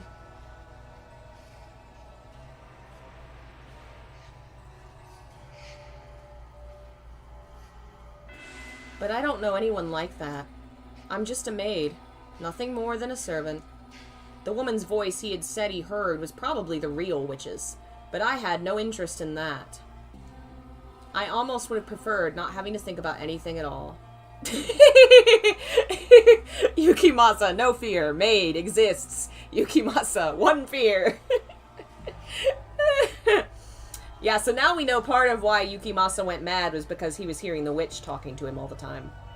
Nothing would cause me to waver if my head was empty. A world without joy or sorrow sounds quite wonderful. But nothing ever went the way I planned. For the white-haired girl, whom I thought I would never see again, appeared before me once more. I was quite nearly in a panic. Beneath my perfectly practiced smile was a veritable storm of emotions. Faint hope flared up within my shell. Perhaps this time, Michelle would remember me. But that hope was, unsurprisingly, in vain. Is someone there? Yes, I came by to ask if there was anything you needed. I cannot offer you anything extravagant, not like before, but I am here to provide you with anything in my capacity. I appreciate the offer, but I need nothing. Being allowed to stay the night is more than enough. Do you work here in the mansion? Yes, indeed I do. I have been here for a very, very long time. A very long time? You might think this an odd question, but have we met before? So something just occurred to me that didn't occur to me the first time, which I guess this is from playing it twice, maybe. When they met when they met in the Rose era, she was like, I've never met you, what the hell, I don't know you. Only now does she feel like she remembers the maid, which possibly implies the Rose era was the first time they ever actually met. Something about you seems familiar. And I get the feeling I've been in this mansion before. Yes, we have met. It was quite some time ago, though. When was it? It was an unimaginably long time ago. Do you remember a boy and a girl with flaxen hair? Flaxen hair. I apologize. My memory fails me. Do you not remember me either? I was afraid of this. She doesn't remember anything this time either. But I will not be so pushy this time. I could not bear to be so blatantly rejected again. I see. You should probably not push yourself to remember then. There were joyous times and there were less than joyous times. But would you be so kind as to answer one question? What might your name be? My name is Michelle. White hair, red eyes, and the name Michelle. Why must you continue to bring me pain? Why can you not set me free as you were supposed to? I see, so you are Michelle again. Again? You should get some rest. I will make tea for you in the morning. Also, go on, close your eyes.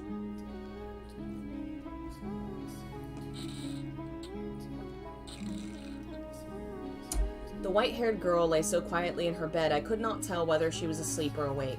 Even the sound of her breathing was too faint to hear. Standing over her, looking down at her, the locked-away despair and wails of lamentation I thought myself no longer capable of came bubbling back to the surface. But can you honestly blame me? I had been waiting for Michelle for so long. She was the one thing holding me up. She was the only thing keeping my broken self from falling apart completely. Yet she claimed not to remember me. Did you pity her, having to go through tragedy after tragedy? But every time she showed up, she said she did not know me, bringing me more and more grief. I had been waiting for hundreds of years. Waiting for her for so long, my mind slipping away with every passing day, waiting and waiting and wait. My apologies. I have to be careful or I'll slip back to what I was then. If you weren't here holding my hand now, Tell me, you are Michelle, aren't you? That's a relief to hear. Yes, thank you. I'm all right. Do you think I'm as muddled as I feel? Let us return to the tale, then. You don't know what it feels like. You don't know how much it hurts for someone you've waited so long for to say they don't know you. You have no idea how much it crushes me. Rather than feel like this anymore, maybe I should just end it all with my own hands. I reached my hands out toward her slender neck. I was not an especially strong woman, but I thought even I would be able to suffocate her with relative ease. She was blind at that, so she wouldn't be able to run. However, that was one thing I could not bring myself to do. I can't do it.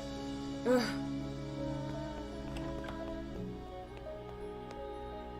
I ran and I ran and I ran, though I knew I had nowhere to run, plunging myself into the mansion's darkness. I did not want to be there any longer. I did not want to have anything to do with her.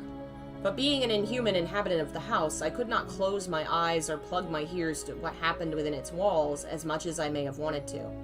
It didn't matter where I was. I had no say in the matter. Remember that in The Beast's Tale, the maid disappears? I was forced to observe the events until their tragic conclusion. Twisted, bloody madness. Their wretched wails creating a whirlwind of misery. When it was all over, Morgana cackled like a little girl.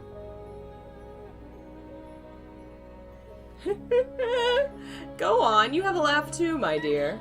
There's nothing in the world better than this. He was a beast through and through, and what a fool he was to think he could become human. Ah, I love it. He destroyed everything he had with his own hands, and then couldn't even manage to mourn for it. Quite the unfortunate fate, wouldn't you say? Go on, laugh with me. Laugh with me, my darling, devoted Giselle.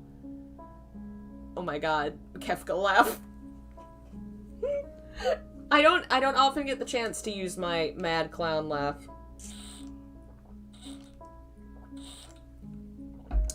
Michelle is dead too, though.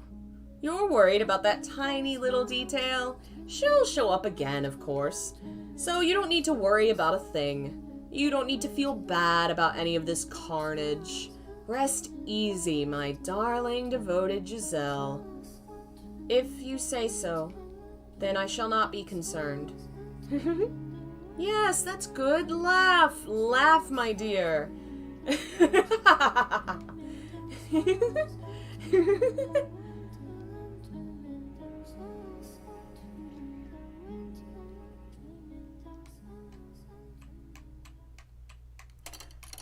Seems like they're having fun.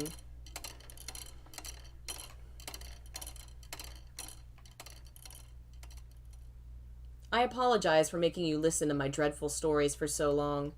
You must be quite weary of them by now. But worry not, for this is the final one. And despite being the end, it is neither dramatic nor exciting. It was a single phrase, the most insignificant of things, that caused me to completely lose myself and forget I had, long ago, been the woman called Giselle. There was no malice in it. It was but a simple greeting.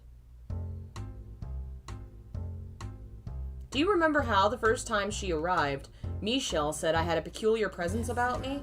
She felt something there between us. And the second time, she said something about me seemed familiar. She did not remember why, but her soul recognized the bonds we shared.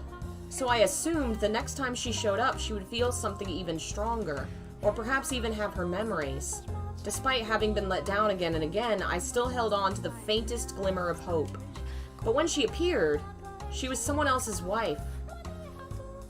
Hey, head maid! Get out here.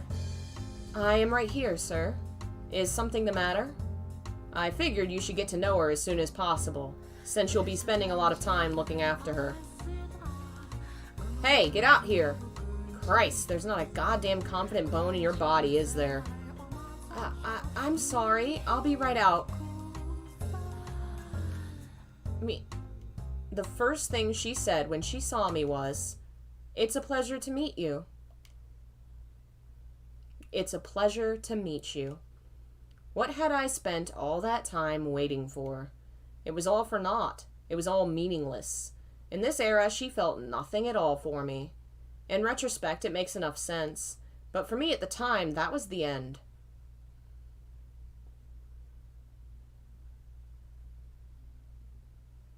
Morgana! Morgana! Cast me into darkness! Make me a formless being like you! I don't want to be here another second! I don't want to look at her ever again! Morgana! Morgana! Please listen to me. I'm begging you! Now, what's the matter, my dear? It's not like you to throw a tantrum. I can't take it anymore. I can't do this. Michelle again. Oh, you poor thing. Betrayed 3 times now. Morgana, you pitiful girl. Don't groan like you're having a bad dream, my dear. I am here for you. Please, Morgana, erase me from existence. If you go away, then I'll be all alone, and that would be absolutely dreadful. But Tell me, what torments you so, my dear? What? Michelle, who I've been waiting for so long, doesn't... Oh, you poor thing. You've spent so long riding the currents of time that you've lost sight of yourself. What? You've convinced yourself that someone else's story is your own. Someone else's? Yes, indeed. It was such a beautifully tragic tale, you fell in love with it. It resonated so deeply with you that you felt their pain as if it were your own. What are you talking about? I wanted to tell you, my dear, but you were so convinced it actually happened to you that I couldn't bring myself to take it away. Then what about Michelle? She is not the one you are waiting for, and you are not hers either. Then what about Giselle? That is not your name. Then who am I? Who are you? That's a very silly question. You are this mansion's cursed witch. I'm the witch? That you are. You are both the maid and the witch. But how? Do you truly believe that someone who has eternal life, who doesn't bleed when they're cut, and who can smile no matter what happens to her isn't a witch? How much of this Giselle's memories do you actually possess, my dear? How clearly can you remember her life? You can't, can you? You don't know what kind of story Giselle and Michelle wove, and you wouldn't because you were merely an onlooker, much like you are now for this present tale. And by contrast, how much of the witch's story do you know? You should know it very well. Yes, but that's because you... No, my telling it to you is not the reason. The details are rooted deep within your memory. Then I'm... That's right.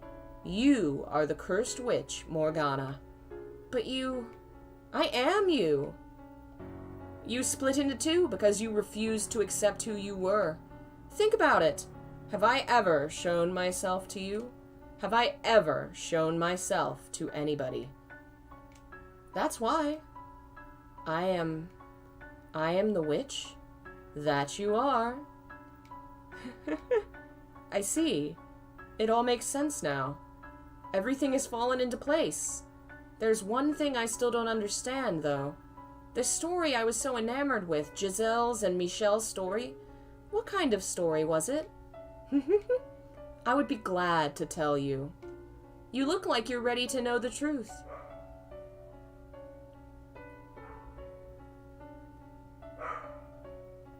I believed every word she said. All my worries melted away like they were nothing. The sight of the white-haired girl no longer kicked up waves in my heart. In fact, I found myself wishing for her to find happiness. I was an observer, watching and hoping for the best. The tragedy that befell her did sadden me, but I felt bad for her like I would a character in a story.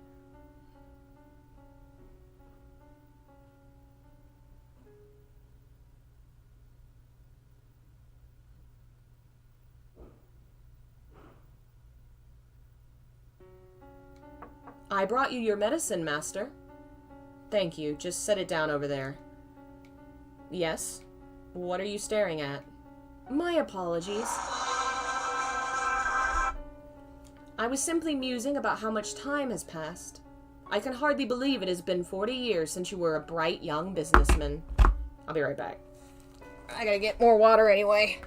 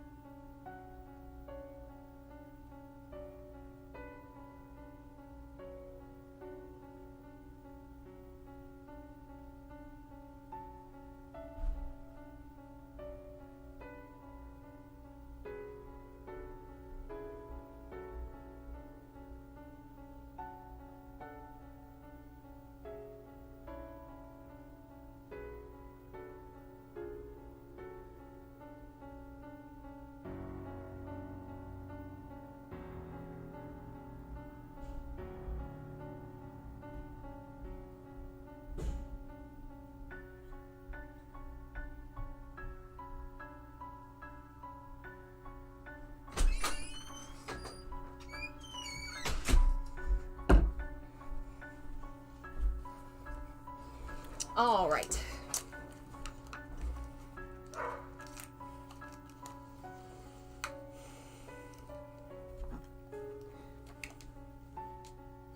You haven't aged a day.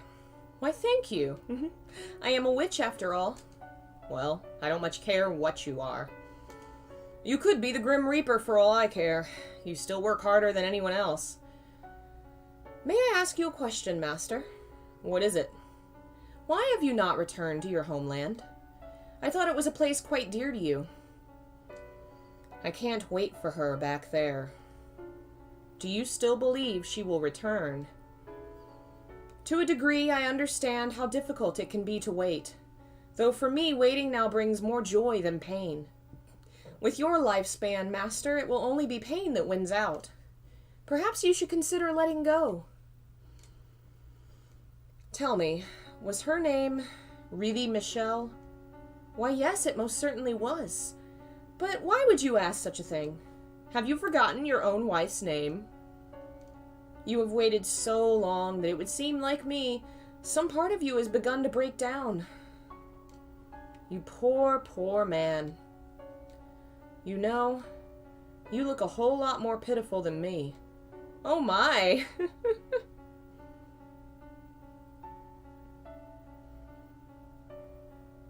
Oh, there you are.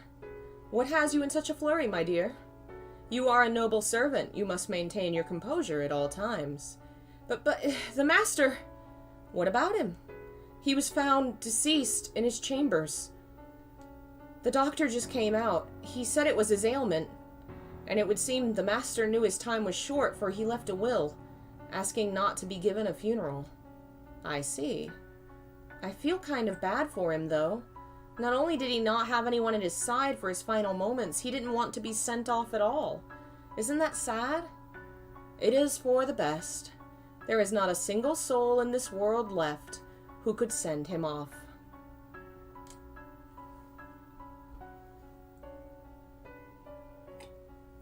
I'm right there with you, Lynn Griffin. It's one of the worst, most frustrating fucking things. With your era drawn to an end, this mansion will soon return to existing nowhere in this world. I wonder what the next one will look like. I wonder if misfortune will befall her once more. That would be quite regrettable. Perhaps if I could convince her of her tragic fate, she would be willing to disappear from this realm with me. And if she wishes to fight that fate, perhaps she will become my next master. Calling her master seems inappropriate, but I cannot think of a word that fits her better. I eagerly await the next era. Please do not keep me waiting for long, Master.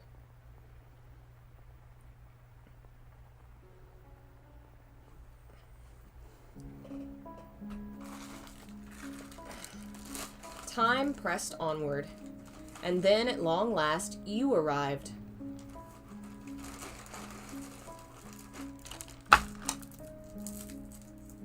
Oh, splendid. You have finally awoken. I have simply been waiting so long for this moment. I'm gonna see if I can suck on this for a second.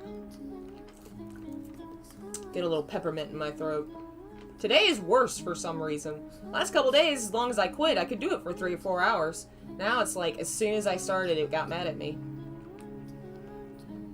You'd think all these years of singing, my voice would be stronger, but apparently I haven't been singing enough anymore. So is it actually the house that curses people, or is it Morgana? I don't think I want to clarify. I think you gotta look at the clues for yourself. But obviously Morgana's up to something. She has some kind of revenge she's trying to get. Ooh, delicious. These peppermints taste so old. I wonder how old they are. Oh, that does help, though. That there. I know I'm not a member, so I can't really vote, but I vote you do something easier on your voice neck. Oh, don't worry. Visual novels like this, Ace Attorney, I think we've played one more. They're the only ones that are really hard on my voice. Most video games, old games, that don't have voice acting, where I have to read the dialogue. Because most games, you know, they have voice acting. I really don't have to read anything, so it's not usually a problem. Has the thing about the house moving been revealed? Well, she said the first time she walked out the door they were in a new country. So I think it has been confirmed that the house moves. Alright, that helped a lot. Tending to the mansion all by my lonesome, ensuring it was ready for your return, Master, whatever time that may be. When I caught sight of you through the window, my heart fluttered. The time had finally arrived. Oh my, you do not know who I am? Do you not know who you are, either? That is quite the predicament. Then how about this? I am a servant of this mansion, and as such I am familiar with the many incidents that have taken place here. I shall show you the history of this house, master. Ah, why and how? They really haven't explained why or how. Let us be off then, and fear not. I merely entreat you not to let go of my hand. Should you hold it tightly, you need not worry about being washed away by the waves of history. No matter what happens, you mustn't let go of my hand.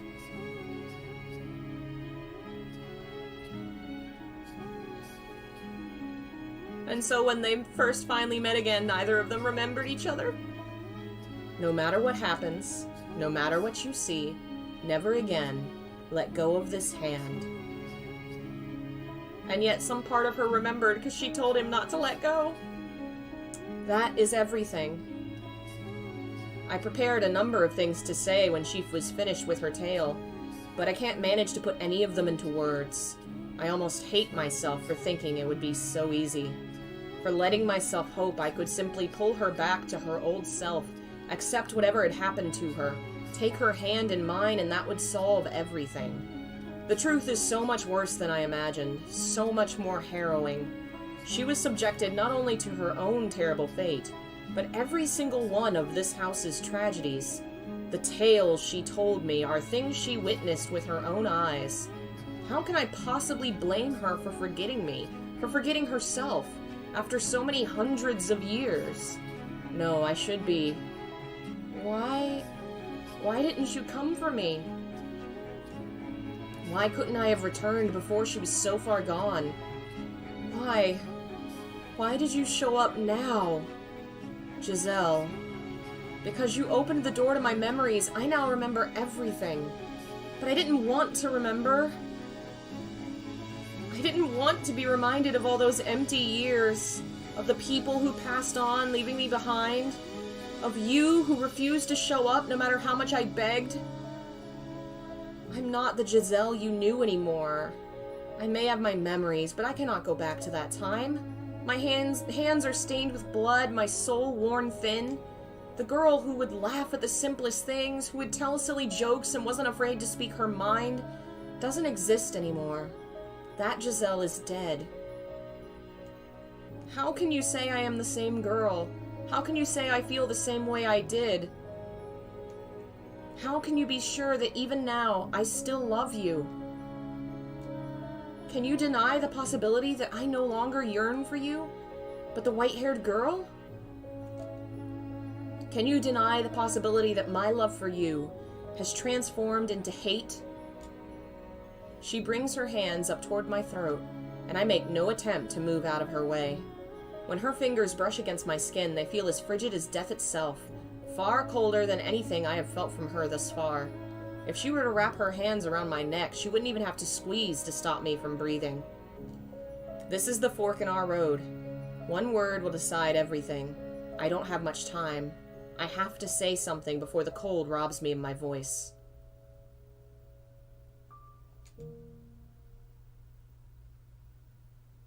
Of course I'll deny it. While I was floating in the darkness, I heard a voice. Regrettably, it took me far too long to realize that it was your voice crying for help, calling for me. You may have lost hold on your old self, but somewhere deep down you kept calling for me, which is how I found my way here. I refuse to believe that isn't real. I refuse to stomp on a love that survived for hundreds of years. By all means, hate me. If that's how you feel, that's how you feel. I don't care if you spit bile at me for the rest of eternity. I will not let go of this hand, because you asked me not to. I could kill you right now. If that's what you want, then go right ahead. But I'll fight you with all I've got. Giselle, I've missed you too much to lose you again. I don't care if it makes you despise me. I don't care if you think I'm being inconsiderate. I want to save you. But I'm not the Giselle you once knew. I'm an abomination. My mind and body are twisted beyond recognition. I'm a disgusting monster. The woman you fell in love with does not exist anymore. So just forget about me. You are the one who should be saved, set free from me. You look the same to me. Your manner of speaking, your temperament, your physical appearance may have all changed, but you are still the same Giselle I love. You should never have done anything for a foolish girl like me. You gave your life to save mine, and I hated you for that. I never once considered how you felt when knights pointing their blades at you, or what drove you to allow me to live. I should have, but I didn't. I was the one who trusted the witch, and yet I complained when you never showed up. I unfairly resented you for it. I'm a horribly self-centered person. You would be so much better off with someone pure and unburdened with all this nasty suspicion and doubt and animosity. You would be so much happier with somebody like her. Giselle, you've been paying attention, haven't you? You were there for all the tales I told you, for everything that has happened up to this moment. So you should know just how loathsome a woman I am, too weak to even keep herself together. No, Giselle. I'm nothing compared to her. Giselle! See? You haven't changed one bit. You still get louder and louder the more you lose your temper. Why do you feel the need to compare yourself to her? Because she's a better match for you. Giselle, I want you to listen very carefully to what I'm about to say. I'm so sorry for keeping you waiting, and I want you to believe me when I say that I dearly missed you from the bottom of my heart. I wanted you back, and that has not changed. Believe me. I love you. I missed you so much, too.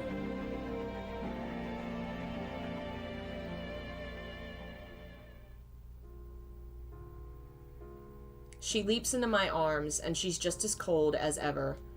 Her warmth-deprived body feels like the embodiment of all my mistakes. I wrap my arms around her, and I'm immediately filled with unparalleled relief. Even as she sobs into my chest, her body cold as ice. And then the darkness parts.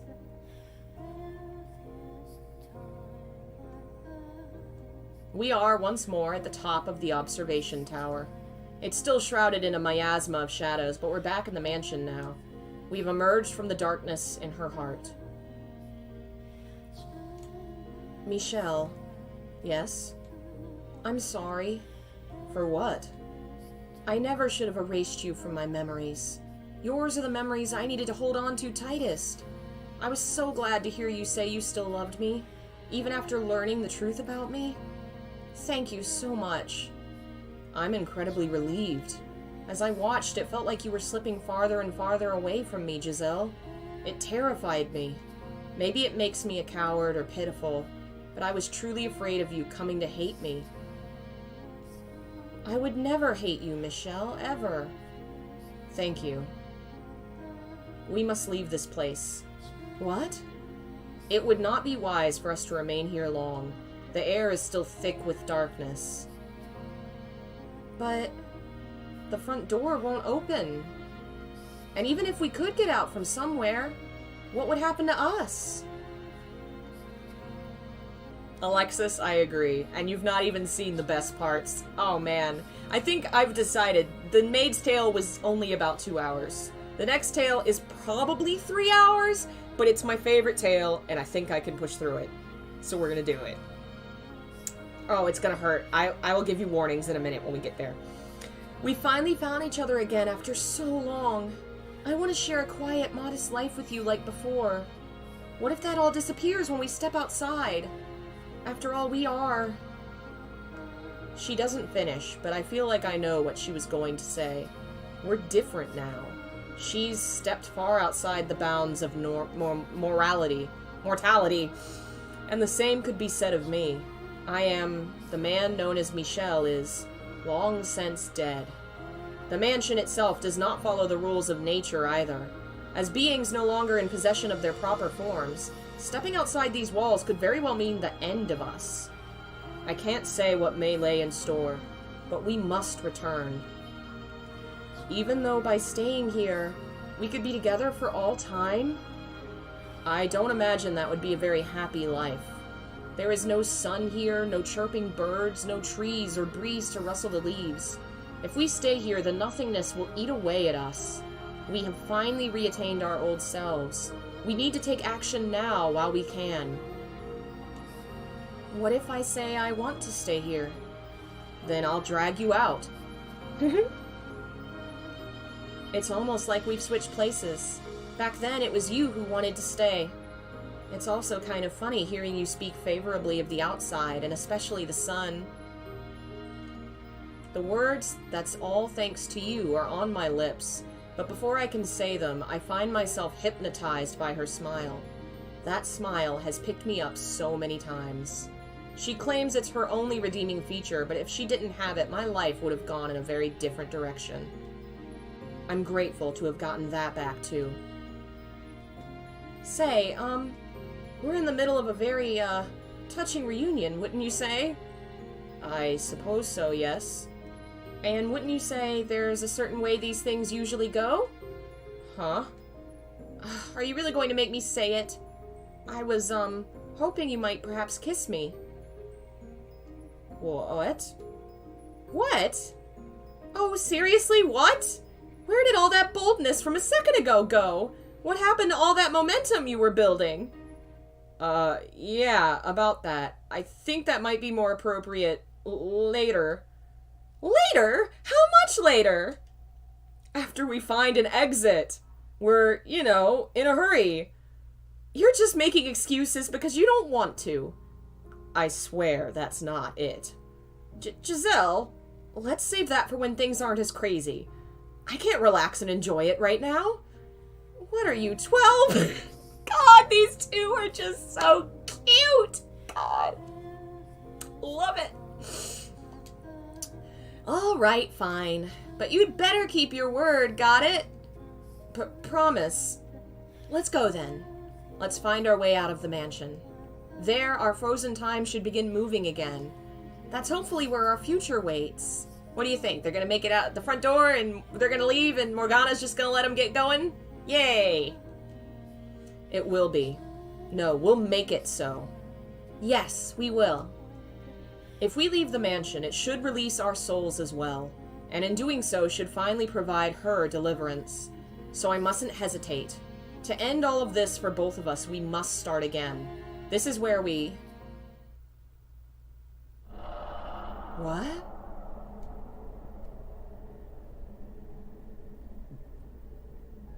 Darkness. It's a blackness purer than anything I've experienced in this house. Not a trace of light anywhere to be found. Why did I ever think the house would let us go so easily? Why did I ever think our time in the darkness was over? Michelle! The darkness surges through the open door like a wave, flooding the observation tower. Like ivy growing wildly to cover every last inch of every surface. Consuming, defiling, eroding. Our fingertips slip apart, and concentrated rancor rains down upon us. Ah, how hideous a world this is.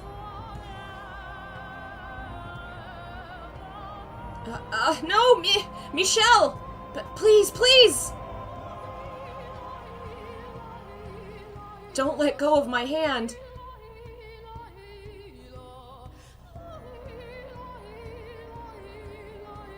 Giselle! Michelle! I said I would never let her go again. I said I would get her out of this place. I swore I would. But as hard as I tried to stretch, I can't reach her hand. Help! Michelle! I can't move! I can't move my body! Ugh. I went out of my way to give you a beautiful tragedy. So why must you so stubbornly insist on this ugliness? The more you struggle, my dears, the thicker and more palpable your filthiness becomes. It's sickening. Wouldn't you agree? She's always spat her bile with a song-like cadence. Singing like a little girl, chirping like a morning bird, she celebrates misery. And she watches for the worst possible moment to let out a cackle. Morgana!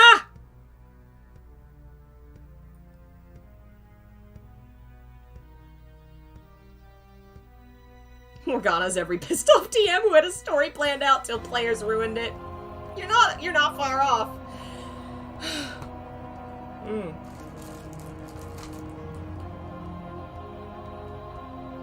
I swear, you two are hopeless.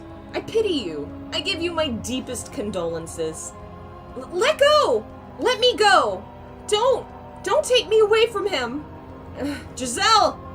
The darkness seeping into her grew thicker by the moment, and its black tendrils weren't just wrapped around her, but me as well. Stop this, Morgana. Let her go. Wow. Nothing more original? I need a devoted puppet to protect this mansion for me. So I can't give her up, not even at your request. Besides, why should I give back something you threw away? Something you abandoned again and again? What are you talking about? You still haven't figured it out, my dear? Or are you just feigning ignorance for your own convenience? You always did like to withhold anything that might prove disadvantageous. Michelle. Giselle, give me your hand. Reach harder. Reach as hard as you can. Grab my hand. I can't do it. It's like I'm tied up. I can't move at all. She's right there. She waited so many hundreds of years for me, finally managing to reclaim herself. And she's right there. So why can't my hand go any farther? Why can't I reach her wrist, her hand, or even a strand of her flowing hair? Why can't I get her back again? Michelle! Her voice is growing fainter, more distant. The darkness shrouds her, taking her away from me. Her arms, her fingers, the hands she had led me with, her smiling face, her once glowing grin and her now more modest smile.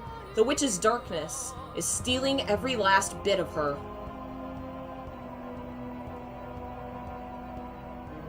Michelle.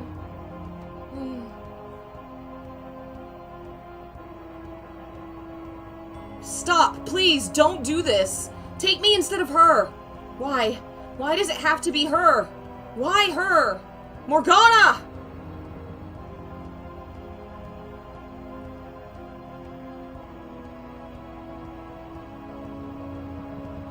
Why?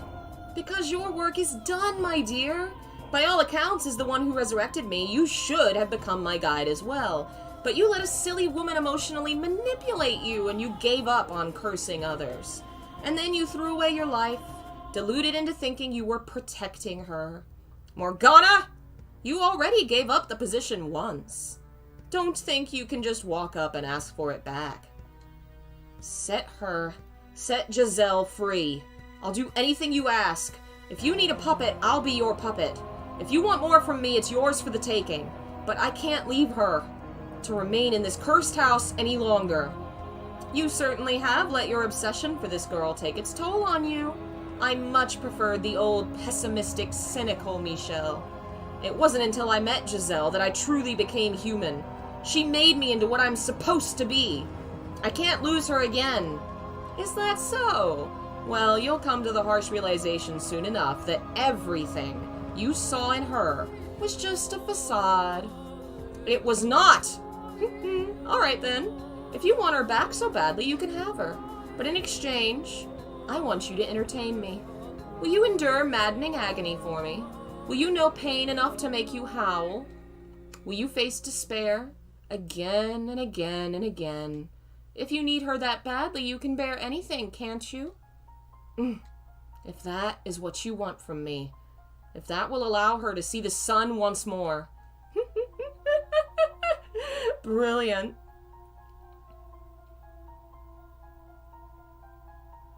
Wait, Morgana! Morgana! As you wish, foolish boy. I was looking for a way to keep busy anyway, so I'll use you to kill some time. Find your way to me, my dear. Find your way to me without going mad or succumbing to despair. And do hurry, or she might lose her mind again. Those memories you forced her to relive, those hundreds of years she spent locked away in her shell, all that fear that ate away at her, It's a bit much to have to reflect on with a clear mind, wouldn't you say? That's why I need to be there for her. Why I have to get her out of here. That's my obligation to her. You're the one who let go of her hand, though. You can put a broken cup back together, but the slightest tap in the wrong place will shatter it again. Morgana!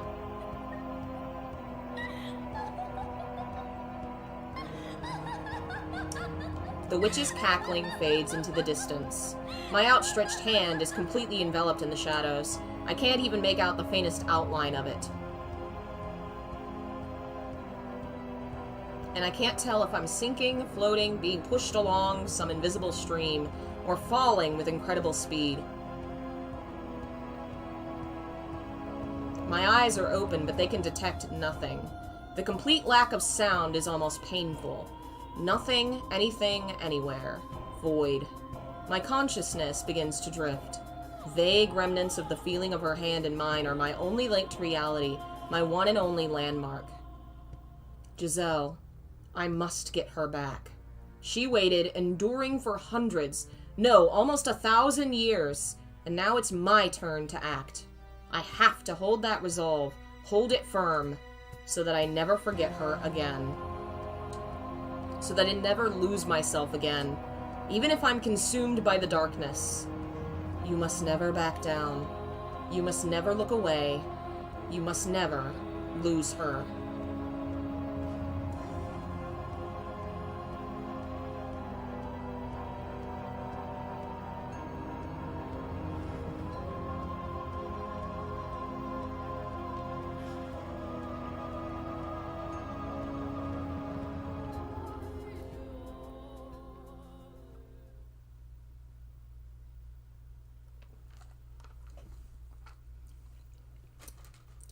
Hey, Master. Hello? Is anyone in there? Master?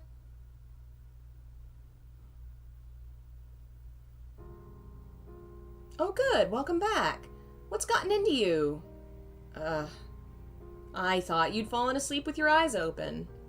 I am not accustomed to people needing my attention. Or, I suppose, talking face to face at all. End of prologue is right, Jack. That whole bit was basically prologue. This is my mansion? Giselle's right in front of me, smiling like she always did. Smiling for me. You're not hurt, Giselle? The real story begins. Now we know ourselves. Yeah, Cage 2 all over again. We know ourselves, we know what we're actually here for, and now we're gonna go figure out what the frick this mansion is. You have been alone for 10 years, but now I'm living here with you. So what do you say we do a little practice conversation? Practice conversation? What exactly do you think I am? Yeah, no offense intended. I just thought it'd be nice if you had more back and forth skills. So in short, you're saying I'm such a poor conversationalist I need training. Mm-hmm. The title card showed up after the last part. Yep. And the gameplay will change a little bit soon, too. We'll actually have some choices and things. I think it'll be a little while longer. But there comes a kind of investigative part a little bit. It's still nothing like most visual novels, but there's some. Hey, don't get snippy. That's not what I meant. I'm saying we don't talk enough, and I want to talk to you more. It's fun.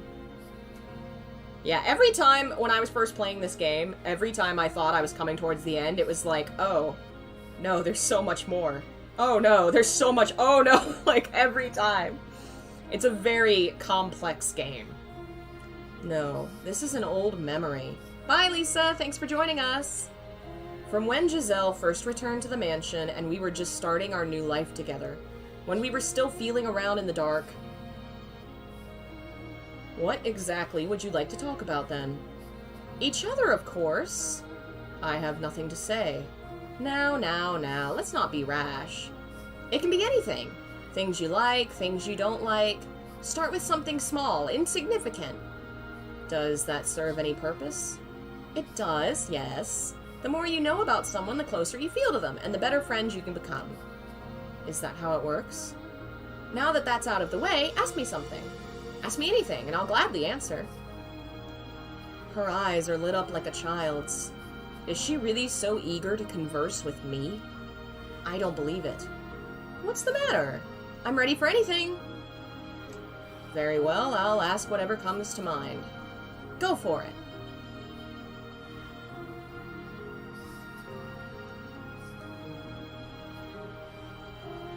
My age? Hee hee, take a guess. I thought she said she would tell me anything. I think she's close to 20. Are you 20? Wow, you're exactly right. You're surprisingly astute, Master. And what's surprising about that? I didn't expect you to get it on your first try. Have you been secretly watching me? Oh, Master, you. You're making me blush. Why the silent dead stare? I'm struck with an overwhelming urge to hurl you out a window. Oh, you're no fun. Okay, it's your turn now. How old are you, Master? As I recall, I should be 27 this year. Oh, wow, you're much older than I expected. What did you expect? You are very mellow, like I would expect of an older man, but every once in a while you give the impression of a teenage boy. For what it's worth, I mean that in a good way. For what it's worth. Tell me about your family. You want to know about my family? We were pretty normal, I think. Not much interesting about us. We had been able to get citizenship in the capital, but we weren't super rich or anything. In fact, it was because we were having money troubles I ended up here. It's not easy for 3 women to make it on their own. You didn't have a father or any brothers? No, we lost my father to a plague when I was young, and since then it's been me, my mother, and my older sister. But they're both bright, lively people. Our family motto is, a smile can make anything better. Maybe that explains why she can still smile now, even after nearly succumbing to despair. I've always kind of wanted some brothers, though. Men are more suited to physical labor, yes. Not quite what I was going for. I feel like, I don't know, the kinds of things you would ask a brother and a sister for help with are different. I'm not sure how to explain it, but a guy with broad shoulders and muscular arms is someone you can look up to, for instance. Someone who looks like they'd always keep you safe. She's never been betrayed by family, it would seem. She can't even imagine family hurting her. She has no idea that those closest to you, those who are supposed to care about you more than anything, can be your greatest enemies. That blood is a bond heavier than any chain. Master? I believe your brothers are still on your side. It's been so long I don't know if they are. I don't know what they think about me anymore. I'm sure they're still your allies. You want to believe in it too, don't you? You want to believe they're not enemies. Let's believe in them together then. Anything you want to believe, you should. It's such a better way to look at the world than the other way around. You have to be positive, or one day you'll crack. Always remember to have faith so that doesn't happen. I don't understand. She's honest about her emotions in a way I simply cannot be. She is the exact opposite of me in that regard. And yet she can still read me. I don't get it. How can she understand me like that? It's like she can read my mind. If only I could just tell her everything. Make it all another page in our mindless chatter. Get everything weighing down on me off my chest. Is something the matter? You're cruel. What? I said you're cruel. I'm sorry. Ignore me. In preparation for the day you can finally go back home, you're gonna have to stop being such a picky eater. Where did that come from? Think about how terrible it would be if when that day finally came you went back sickly and weak and emaciated. You wouldn't be able to enjoy yourself. You're still all right, Master. You're doing okay. So let's try to keep you healthy. Tell me your preferences. Wow, how very forward of you. Huh? My taste in men is the last thing I expected you to ask about, Master. I don't recall specifying people. Now, don't fret the details. It's only natural to be curious, so let's make it about that. And that's the last thing I wanted to talk about. Alright then, tell me about your first crush, Master. And I have to start? I never had one. What? No, I'm not buying it. You were living at home until 10 years ago, weren't you? Surely there was someone who caught your eye. There was not. Without missing a beat. Oh, fine, then I'll go. My first crush was the son of a blacksmith. You missed the part where you ask, what kind of guy was he? This is such a pain. Since you asked, he was a huge, muscular fellow. He was so tall, he would always hit his head on the doorway whenever he came to our shop to trade. Oh. Nice, beefy guys. Really are great, huh? They make your heart get all fluttery and tight. Are you trying to imply I don't have a chance? Though, I think that was more admiration than love. You know, the way a group of girls will get together and fawn over a popular, good-looking guy. It was like that. So, you're saying the buff bastard was popular? Very much so. I wonder what love feels like. I never got the chance to find out before ending up like this. Oh, I'm so sorry. I didn't mean to get all dark on you. Say whatever's on your mind. I don't deserve your consideration. It was my family that put you through that, after all. Perhaps it is my reticence that causes her to watch her step around me. Damn. Need to come up with something to say. When I was 14. Oh? You asked about my first crush. I knew you had one! So tell me, what was she like? She was the daughter of a noble family. Her name was Aimee, and she was a year older than me. Ah, love between nobility. A world I can only even imagine. It never went anywhere. What? You didn't try to woo her? You didn't shower her in presents? Were you by chance a late bloomer, Master? She was my brother's fiancée. Oh, I see. So it was a love that could never be realized. That's sad. Not really. Besides, I don't feel anything for her anymore. And what I felt then was just impulses. I guess that makes us both inexperienced. I suppose it does. Which explains why they fumbled around in the dark with each other for so long. Okay, I think that's enough of that. So it is. Oh, my precious children. Do you like being here? Of course, I love it here. Being with you, being able to talk to you like this. See, that I don't understand. What? Why not? I find it difficult to believe there exists any reason speaking with me would be anything but unpleasant. You're so negative. Oh, hush. Say that, for example, instead of me, there was someone not so pessimistic here. You would rather be talking to them, wouldn't you? I really do enjoy this, truly. I will admit, my time down in the village was, for the most part, delightful. But, how should I put this? I started realizing, yeah, I'm kind of forcing myself to fit that image. And I'm trying to convince myself that that's okay. But somehow when I'm here, there's none of that. I wonder why that is.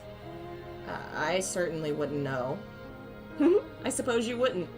I know, maybe I think of you as a kid now. Come again? I love talking to kids. What?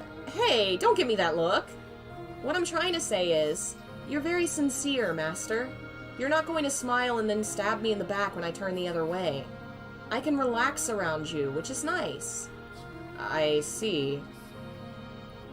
And that's a major part of this story is the fact that the villagers were all nice and polite and normal, and then they betrayed her as the first chance they got. Michelle was rough around the edges and kind of rude and really not that nice, and when she really needed somebody, he came through for her. It's what's inside that counts. You just blushed, didn't you? You're blushing, you adorable little thing. It's alright, you're allowed to fall for me. Is there any window in particular you'd like to be thrown out of? No fun at all.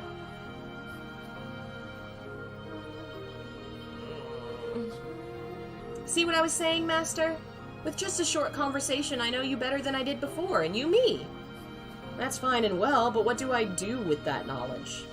Huh? You don't do anything with it. It's fun learning things you didn't know before. That's all there is to it. And what happens when there's nothing left to learn? That's a day I don't think will ever come. People are always changing, growing, so there's no upper limit to what you can know about them. There's always something new to discover. Maybe we'll be here for many more years, or maybe you'll be able to go home sooner than you expect. But either way, I hope we can keep getting to know each other until then. And of course, if you're open to it, it doesn't have to end there. We can continue getting to know each other for years to come. Hey now, what are you looking away for? What do you think? Because you keep throwing me off balance. A few months ago, I was doing everything in my power to avoid her. Yet now that smile of hers seems so oddly enchanting. I don't understand. I will do my best so that we can make this work. I'm glad to hear it. Giselle, I was too awkward back then to even compliment you on your smile, to put my feelings into words. I was too cynical to accept what you said at face value, which I know caused you plenty of grief. I'm not much better now than I was then, but I will tell you this. When I next see you, I want more than anything to let you know how much I adore your smile and how much I don't want to lose you or it ever again.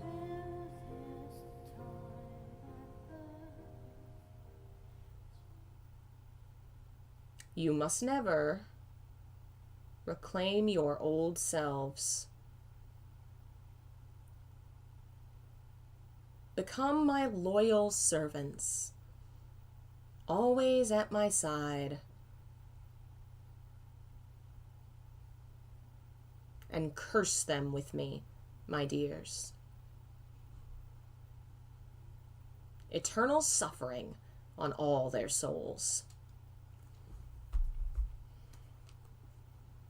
She seems nice. My consciousness, wavering like a ship at sea, is slowly drawn back to the surface. With each new breath, feeling gradually returns to my fingers. I can hear the pattering of rain from somewhere. Oh, Jeff! Oh, boy.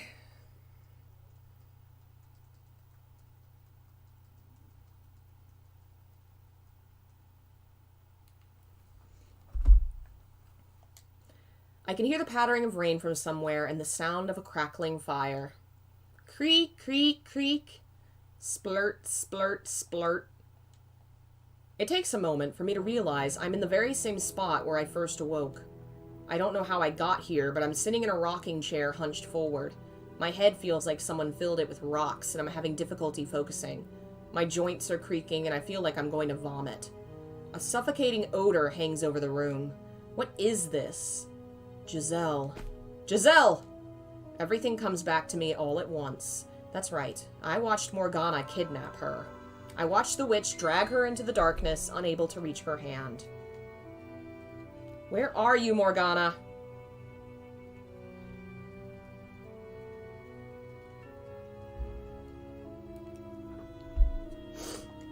Ugh. I know you're there, cackling as you look down on me. Say something, witch! I will find you, and I will take her back. What on earth? There's a pool of liquid at my feet, rising just short of my ankles. It's sticky and uncomfortably warm. Every step I take makes splat noises. This is... blood. The mansion has taken on a very different face from when Giselle was leading me through its halls. Blood of unknown origin not only covers the floor, but also streams down the walls and drips from the ceiling. I'm speechless as I behold the dreadful scene. Every breath I take tastes and smells of rust. It's all so unreal, beyond my comprehension. All I can do is stare, aghast, feeling like I might pass out. Giselle, are you seeing this same twisted nightmare as me? An image of her floating alone in a vast sea of blood flashes through my mind. That vision kicks me into motion. I promise I will come for you. So please, just hang in there for a little longer.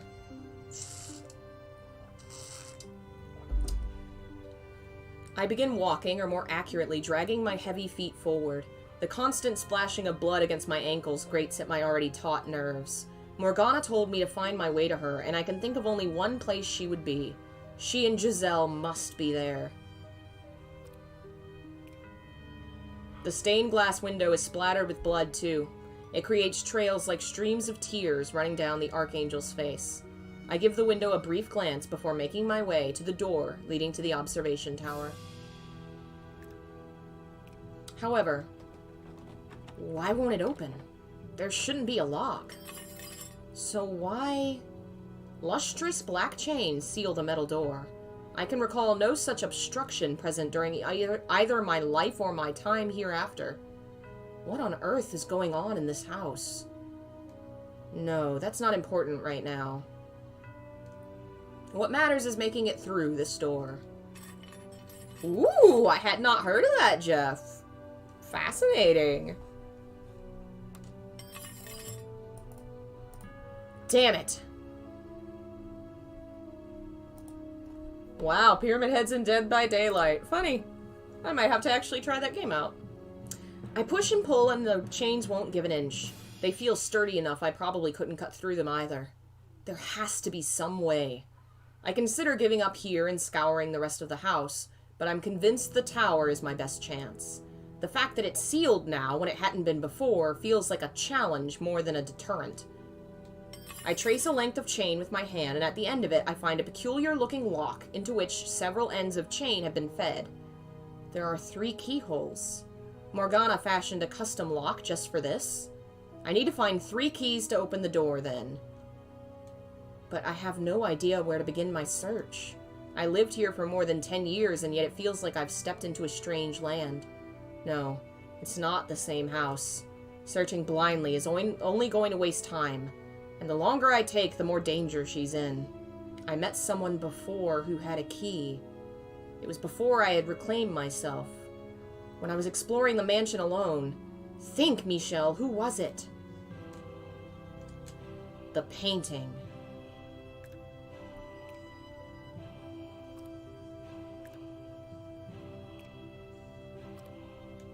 Like everything else in the house, the painting is covered in blood. That it depicts a serene rural landscape only makes the contrast that much grimmer. I remember talking to this painting, assuming I wasn't hallucinating.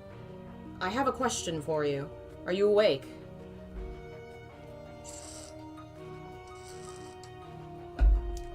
Please, wake up.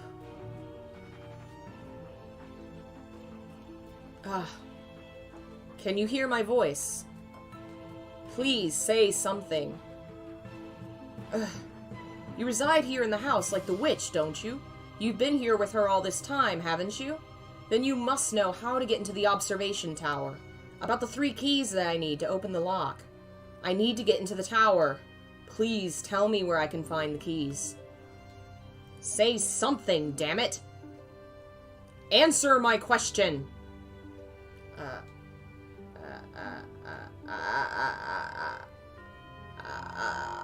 Someone there? What's the matter? I feel kind of strange. Did the witch do something to me? Please, get a hold of yourself.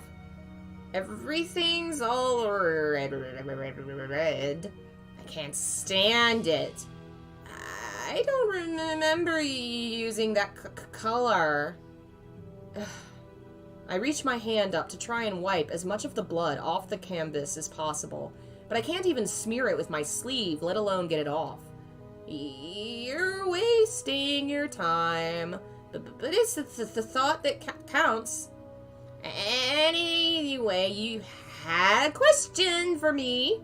Go on, I'm listening. I guess the painting isn't on the witch's side, then. The door to the observation tower has been locked. I need to gather 3 keys, I think. That's my assumption, since the lock has 3 keyholes. Do you know of any such keys? And if so, could you tell me where they might be? Keys! Keys.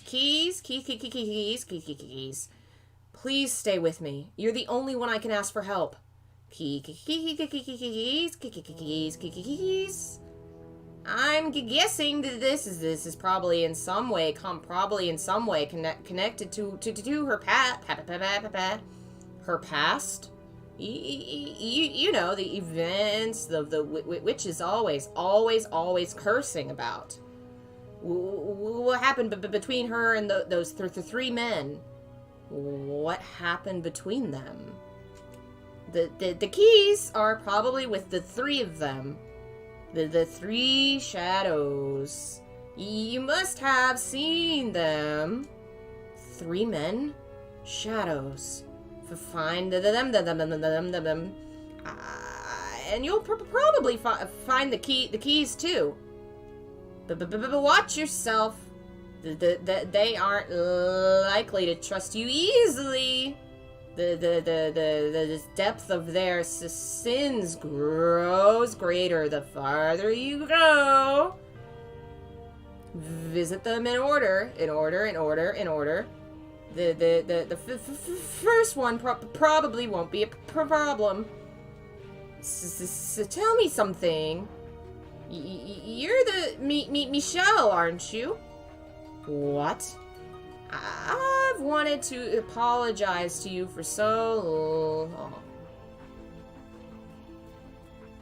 Wait! What do you mean? Do you know me? Did you? What do you want to apologize for? Tell me, please. Could you be... But why? How? When everything else is finished, I'm going to need to visit this painting again. Has Michelle tried turning his painting off and on again? Yeah, that was really fun. I forgot the painting has a bit of a meltdown. Alright, I'll be right back. My mom just put something in the microwave for me because I need to eat some lunch. So I'm gonna go grab it and be right back.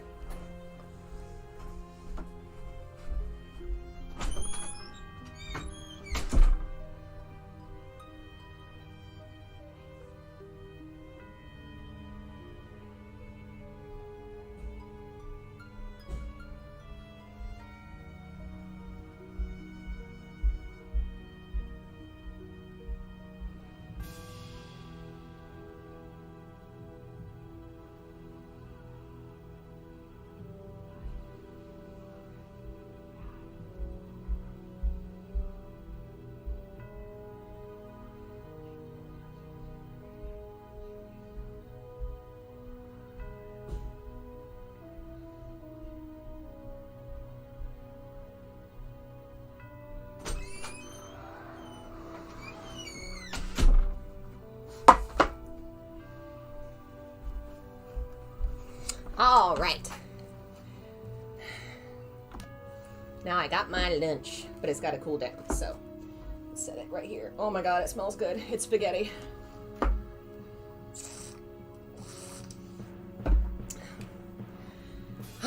All right, but now I have other things to do. The painting gave me a hint about where I could find the keys. I don't know anything about this past Morgana has with the three men. I never asked her about herself, after all. So maybe I'm going to end up having to do more than simply take Giselle back. Has our involvement with the witch caused us to be swept up into her twisted maelstrom of fate? Regardless, I need to get to work. The painting said to visit them in order. I assume he was referring to the order I entered the 3 doors?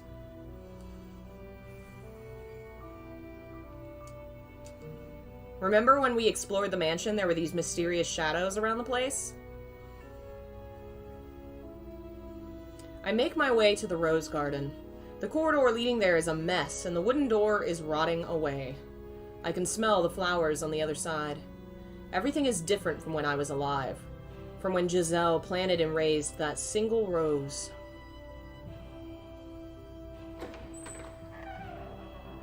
A scene from the past spreads out before me. The field of once proudly flourishing roses is now withered and gray.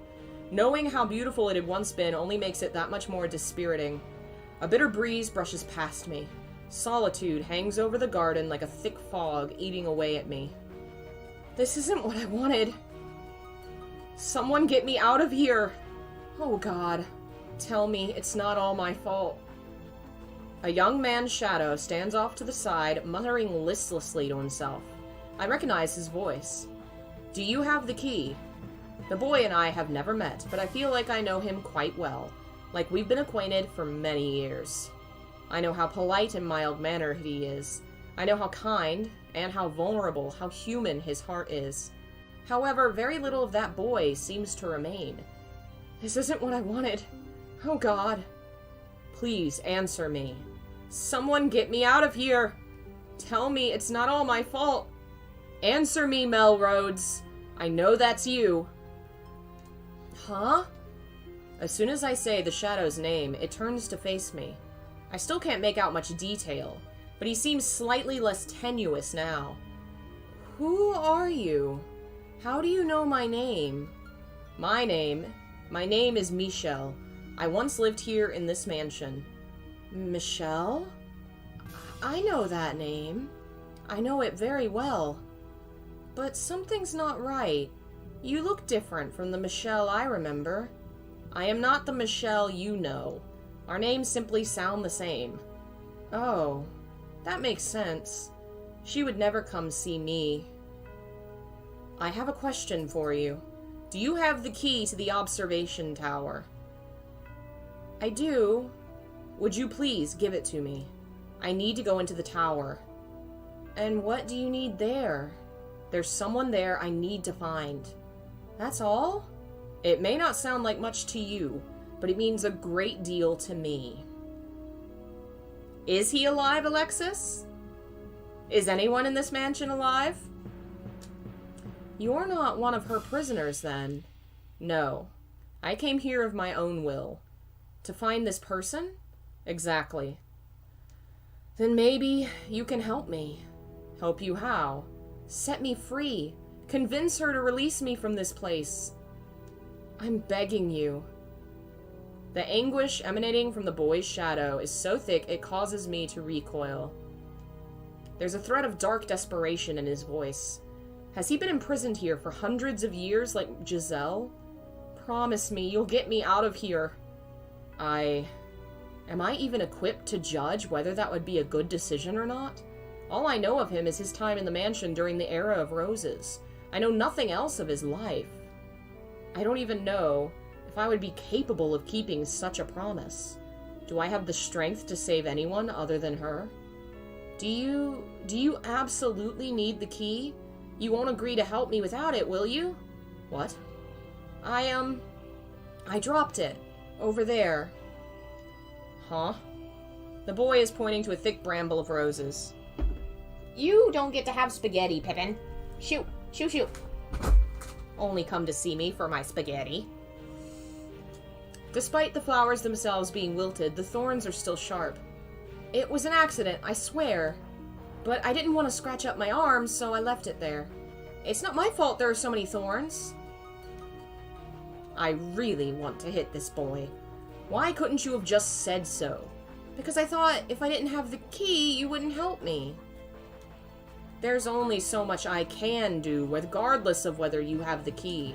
I cannot promise you anything, nor can I be the judge of you. I see. I do not have enough information to make such a decision. Cheap promises and superficial kindness will only serve to destroy the both of us. Now, if you'll excuse me, I'm going to retrieve the key. What? You'll never get it out of those thorns. I don't care if it's at the bottom of the ocean, I will have that key. You're wasting your time. I approach the bramble, reaching out for it with my right hand. From behind me, I can sense the boy watching. First, I attempt to spread the tangled, thorn-ridden stems so I can put my arm in without injuring myself, but they seem to be made of iron rather than plant, and my efforts prove mostly fruitless. The only opening is barely large enough to fit an arm in and resembles the toothy mouth of a beast. Looking around the garden, I can't find anything that looks remotely useful. I guess my only option is reaching in. That's not going to stop me. I lean down, inserting my right arm into the thorny cavern. Immediately, they begin ripping at my sleeve and gashing my flesh. Ugh. Blood spills down my arm. I'm long since dead, no longer human, but the pain is still agonizing, still very much real. Giselle, she doesn't bleed. She doesn't feel pain. Am I not the same as her, then? That doesn't matter right now. Focus on getting the damned key. Streams of crimson spread through the steel-like tangle, gnawing at my arm like a ravenous animal. Where the hell is the key? The thorny stems are twisted and layered so thick I can't see inside at all. As I dig around blindly, I start losing feeling in the arm. It's an endless deluge of pain. Hey, cut it out. You're gonna lose your arm. I will not stop until I have the key. Don't ask me for help. Ugh, I wasn't even considering it.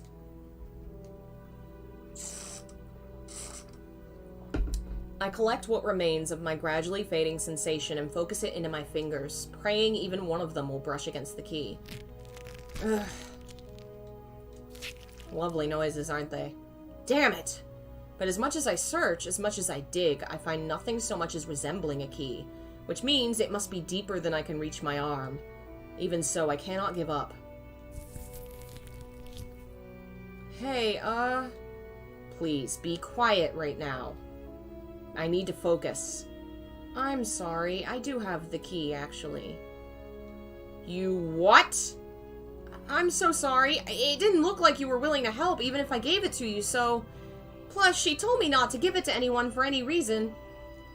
Hold still so I can beat you. I didn't mean you any ill will. You most certainly did. I'll give you the key, so please, have mercy. Trembling in fear, the boy's shadow sticks out a hand, holding a key. The arm I used to dig through the thorns is so bloody and gashed I can barely look at it, but it does still function. And so I take the key from him with my right hand. We begin to learn more about the true souls of these people. He's a coward. He's a coward, and he is not willing to take responsibility for things. It's not my fault. It's not my fault. Well, why couldn't you use your other hand? That's gross. That's the idea. You're kind of a jerk, you know. That's a laugh coming from you. Do you have any idea how much that hurt? I know. I'm sorry, really. But hey, you're alive, so no big deal, right? But wait, can you actually say either of us are alive? I don't even know anymore.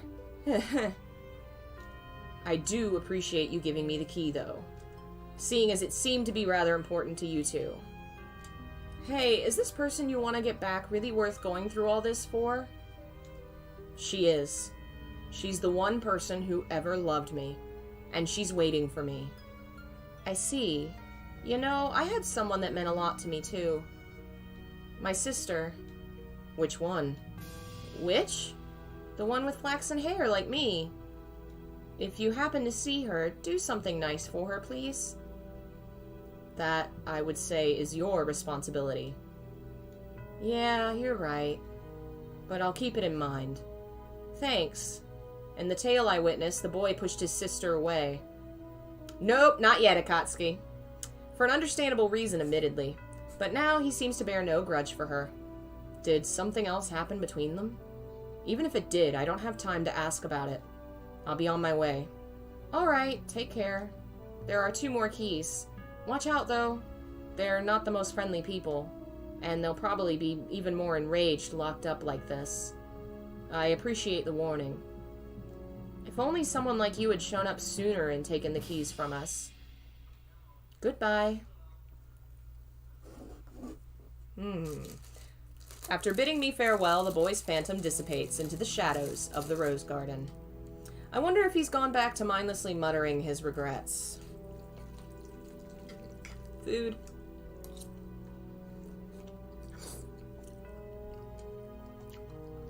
I should get going. Alright, the next story was in the cellar.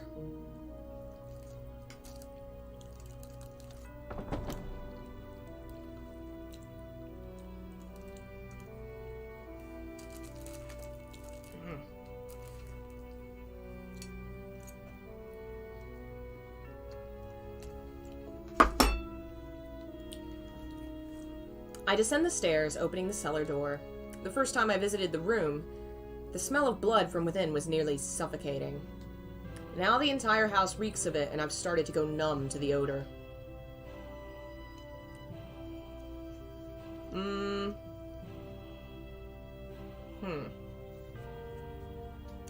There's no one here.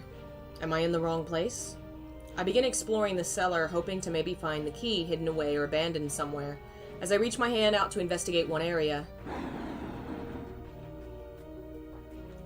a shadow leaps out of the thick darkness.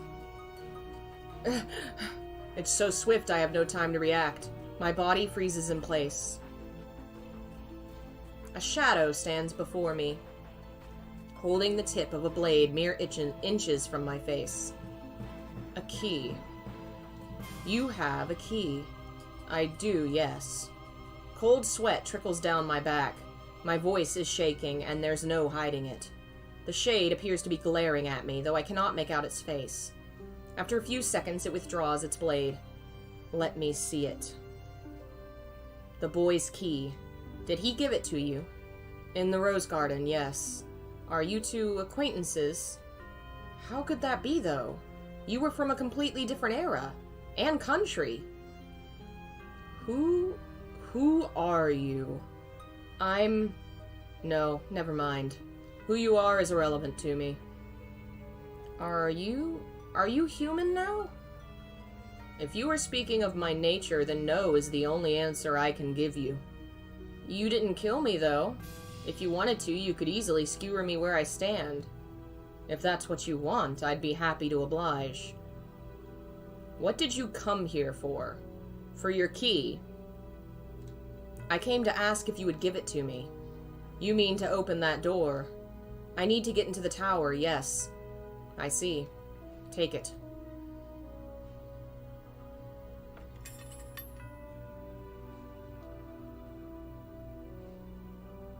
The man's shadow tosses the key at my feet.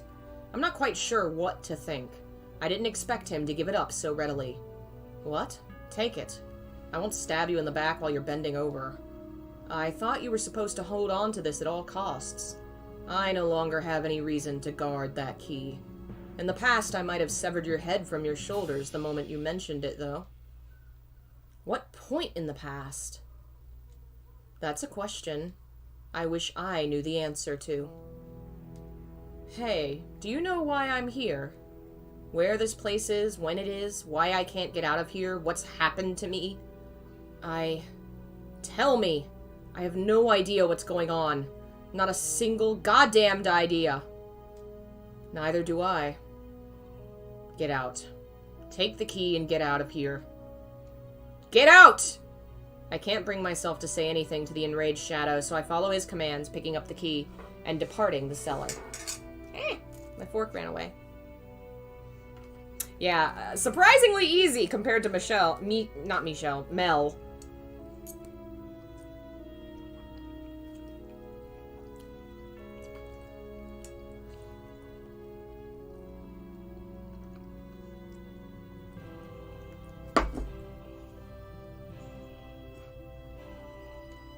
I thought I was dead for a second.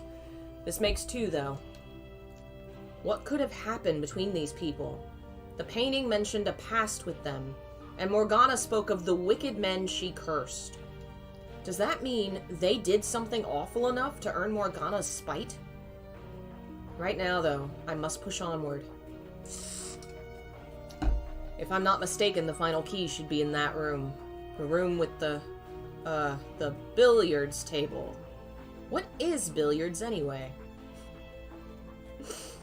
I should get moving. I guess a man from the Middle Ages wouldn't know what pool is. Once I have this key, I can get into the observation tower. I'm almost certain Morgana is waiting for me there, with Giselle. So I gather up my resolve and hurry to the last room, not wanting to take even a second longer than necessary getting her back.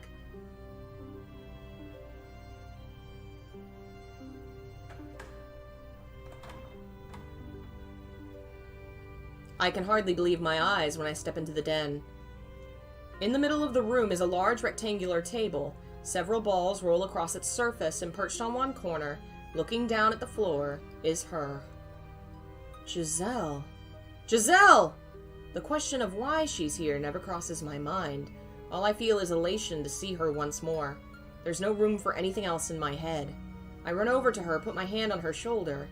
Thank goodness you're all right. And turn her toward me. What? Giselle! Giselle!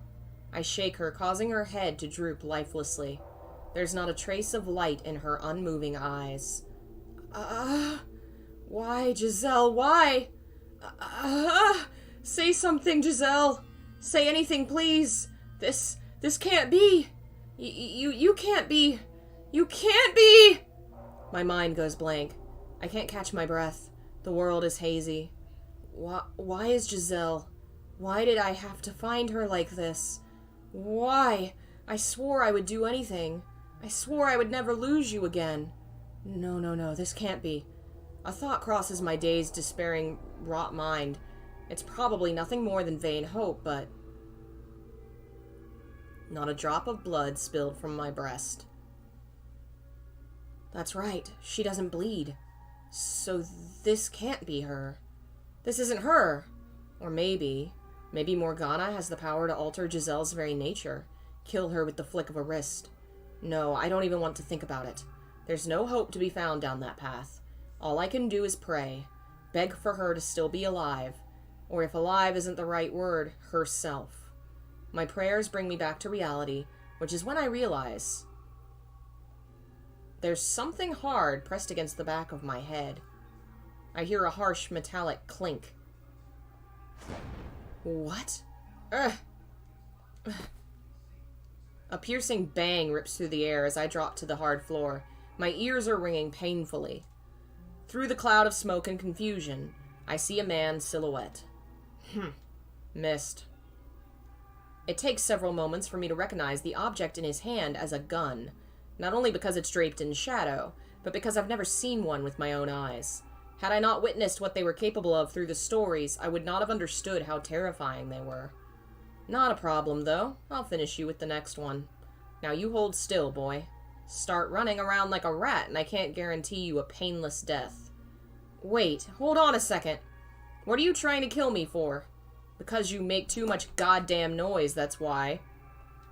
Don't tell me you're the one who... What? I turn my gaze toward the large table. Giselle isn't there. It must have been an illusion after all. The realization sends waves of relief through me. I still have a gun in my face, though. Curious man you are. Does the table warrant your attention more than me? I have a request. Could you give me the key in your possession? That's all I need, and then I'll leave and stop making a racket. I'm not sure you understand your predicament, boy. Because if you think you're in any position to be asking favors, you're dumber than you look.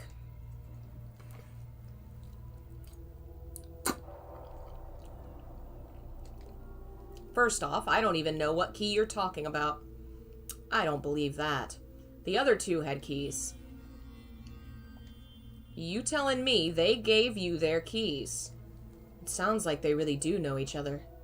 See for yourself. I believe you should recognize these. Are you collecting them to enter the tower? Are you going to see Morgana? There seems to be a hint of tension in the man's voice. Though I can't see his face, I can sense the waves forming within him. I brace myself for either rejection or hot lead, but the apparition gives me neither. Take me with you. What? You have the other two keys, don't you? Then you can open the door. Bring me to the witch. Wait, slow down. What are you planning to do when you see her? What do you think? She has to... She has to... He's gone. She has to what? What was he trying to say?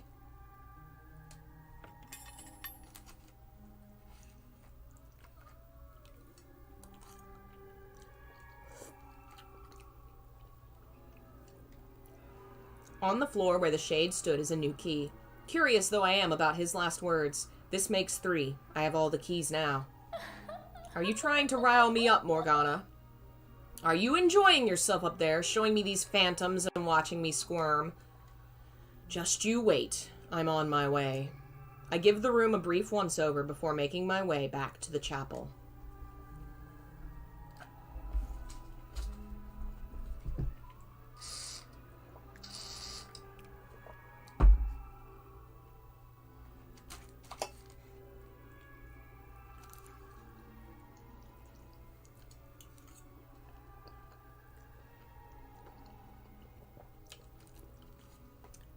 The keys fit perfectly in the openings on the lock, and when I insert the last one, it clicks open, the chain sealing the door falling to the floor.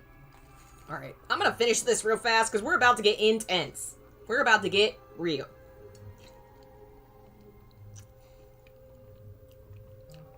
About to learn the answers to some mysteries, and open the door to more mysteries, because of course, that's this game.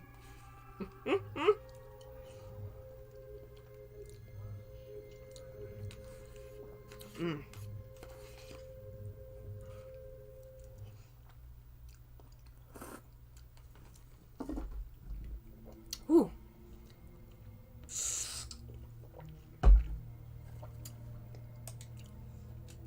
They're waiting beyond this door, at the top of the stairs. I start pondering what I can even do in a face-off against Morgana, which sends a nervous shudder down my spine. I don't know if I should be excited or worried. Yes! I'm not going to back down regardless, but she is a witch, and I am a mere human. Formerly human. I'm not a master swordsman, nor do I wield a gun. I have nothing at all with which to fight her.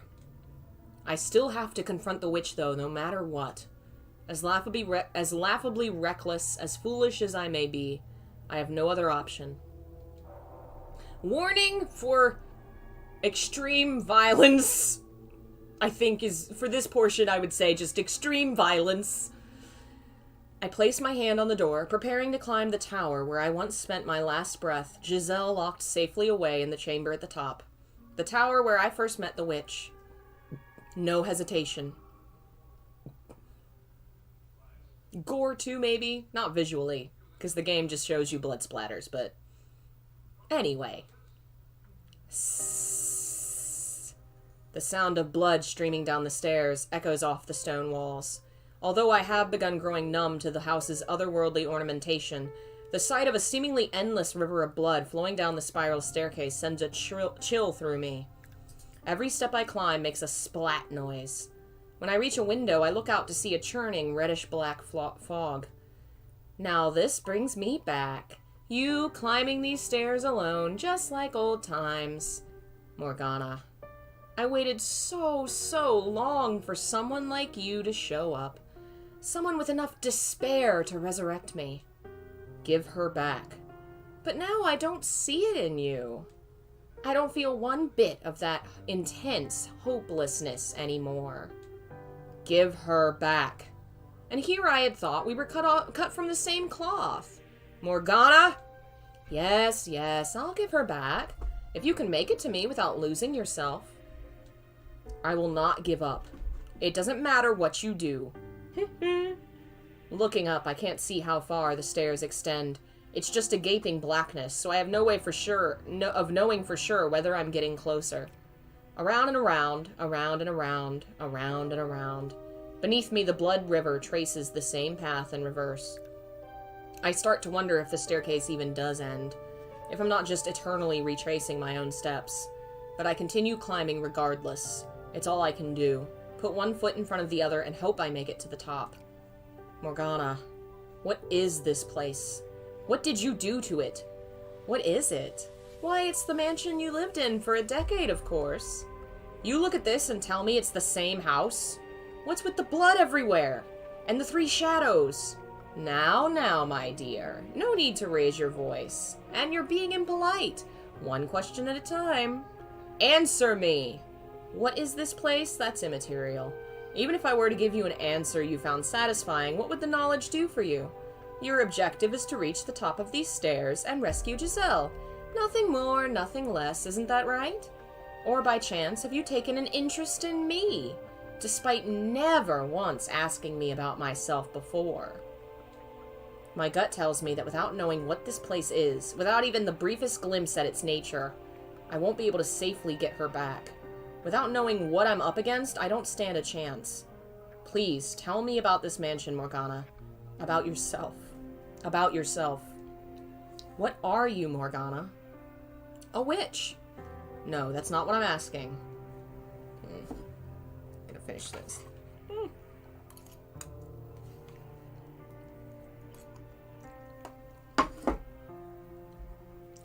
Why do you have the powers you do? What are you?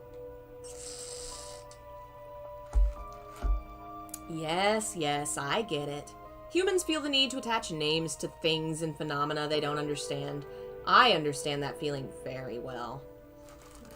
Now that I've finished dinner, I'm trying the peppermint again. Which is why I'm sure you'll be rather disappointed when I reveal the truth. What do you mean? What I mean is, I'm an ordinary human. That's not possible. You expect me to believe a human created this illusion. Then you're saying I'm a magician or a wizard like you might see in a fairy tale? I would believe that over you being human. Think back then, would you? Recall our time together. Did I ever once use magic?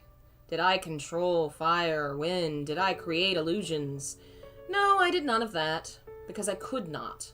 To you, when you were alive, I suppose you could say, I was not but a simple ghost. A rather mischievous, but otherwise powerless spirit. And I was nothing more to those three men, either. The witch Morgana was never anything but a wretched phantom haunting this old house. But then how do you explain this? Michelle, my dear, we're not the same beings we once were. We're different than when we were in the realm of light, the era of the living. You figured that much out, though, haven't you? That you're already dead? Yes, I know. I know I couldn't possibly be alive. Yet still you view this world through the lens of the living. You make no effort to see it as the land of the dead. Tell me, why would you think that the realm of the living and dead are the same? Though the worlds behind each door were so vibrant, the mansion itself never had any color. They were the memories of the past, of the land of the living, of times forever lost to us. Our lives have already come to an end, my dear. Every last soul within these walls is dead. That is the world that lies beyond the end. It is my world. This is the afterlife. Why get caught up in the minutiae? None of us has a future, so what reason is there for you to desperately obsess over taking Giselle back? Just like you, she's long since dead. She's a walking corpse. It's nothing I didn't already know, but hearing her say it is like a kick to the gut. Dead or alive, she still lives on within this house, and my spirit found its way back too. Why then should I not wish for her to have a future? No matter what form it may take. No matter if my choices erase her from this world entirely. Having seen what lies beyond the door in her heart, what happened in all those hundreds of years, I could never let her remain here with you, trapped in this world bereft of light.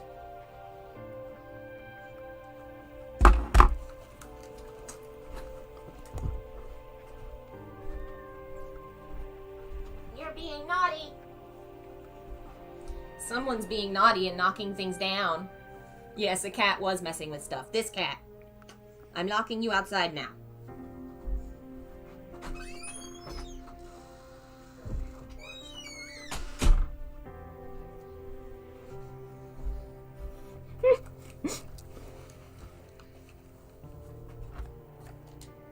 Drifting aimlessly for all eternity. So determined you feel the need to raise your voice. But you're not going to budge on that point, I see. I ask you this again, Morgana. Please tell me about yourself. How did you become a witch? How did you end up attached to this house? I want to hear your story. You honestly want to know about me? I do now, yes. But not for me. For her, right? Don't be shy now. It's the truth, isn't it? Besides, if you did say it was for me, not her, I might die of laughter. As you wish. You've seen many tales of people's lives since arriving here, and now you shall see mine. Though I ask you this, will you writhe in despair with me? Will you endure maddening agony for me?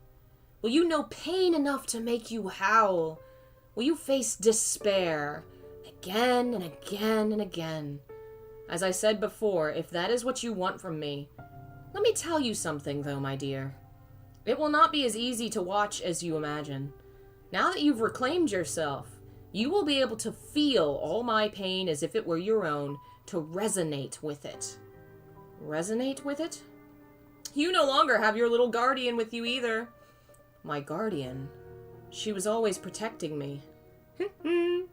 You'll have a wonderful time, I'm sure. It's a tale that could have only taken place in that era of miracles and spirituality. Wondrous and weird, senseless and stupid. Hopelessly tragic. Will you watch it with me? As soon as the final word leaves her mouth, I'm engulfed in darkness, not even given a moment to brace myself. Ugh. The tower stairs crumble beneath me. My feet have nowhere to go. As I'm being battered by the roaring blood river, my consciousness melds with another.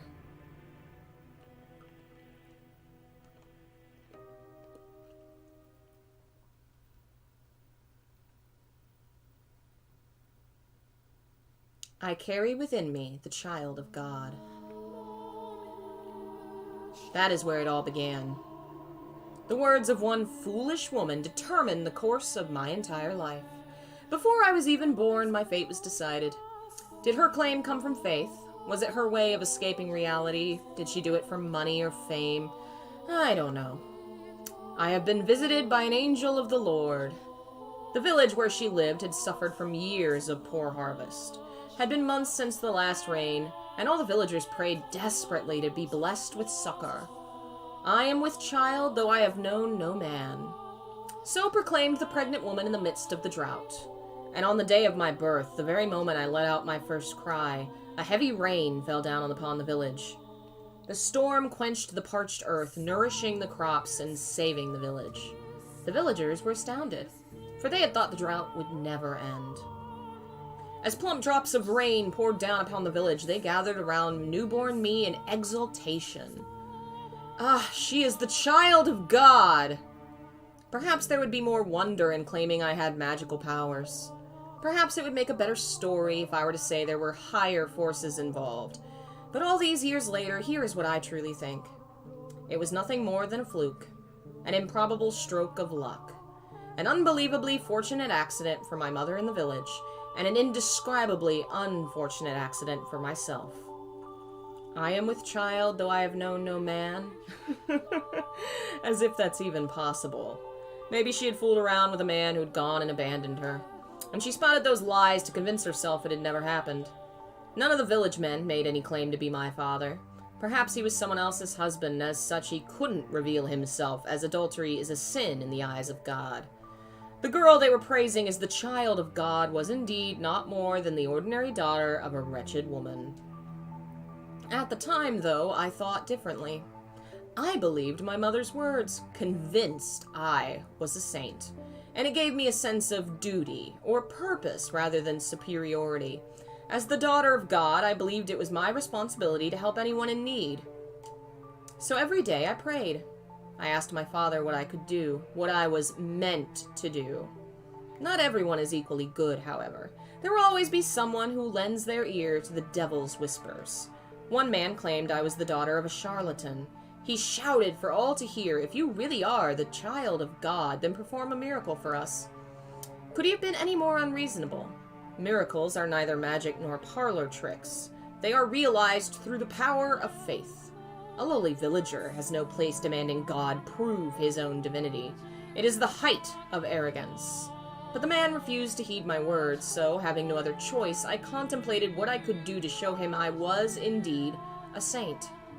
And blood was the spark of my inspiration.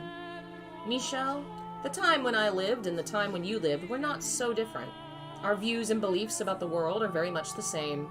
So you should understand that in our time, blood was seen as unclean. It was a dreadful thing, ridden with diseases, which is why we drained the blood from animals and purified the flesh before consuming it. But being a saint, my blood would have been different. Like the blood of the saints who came before me, mine would be blessed. I believed it would be able to cleanse people's impurities.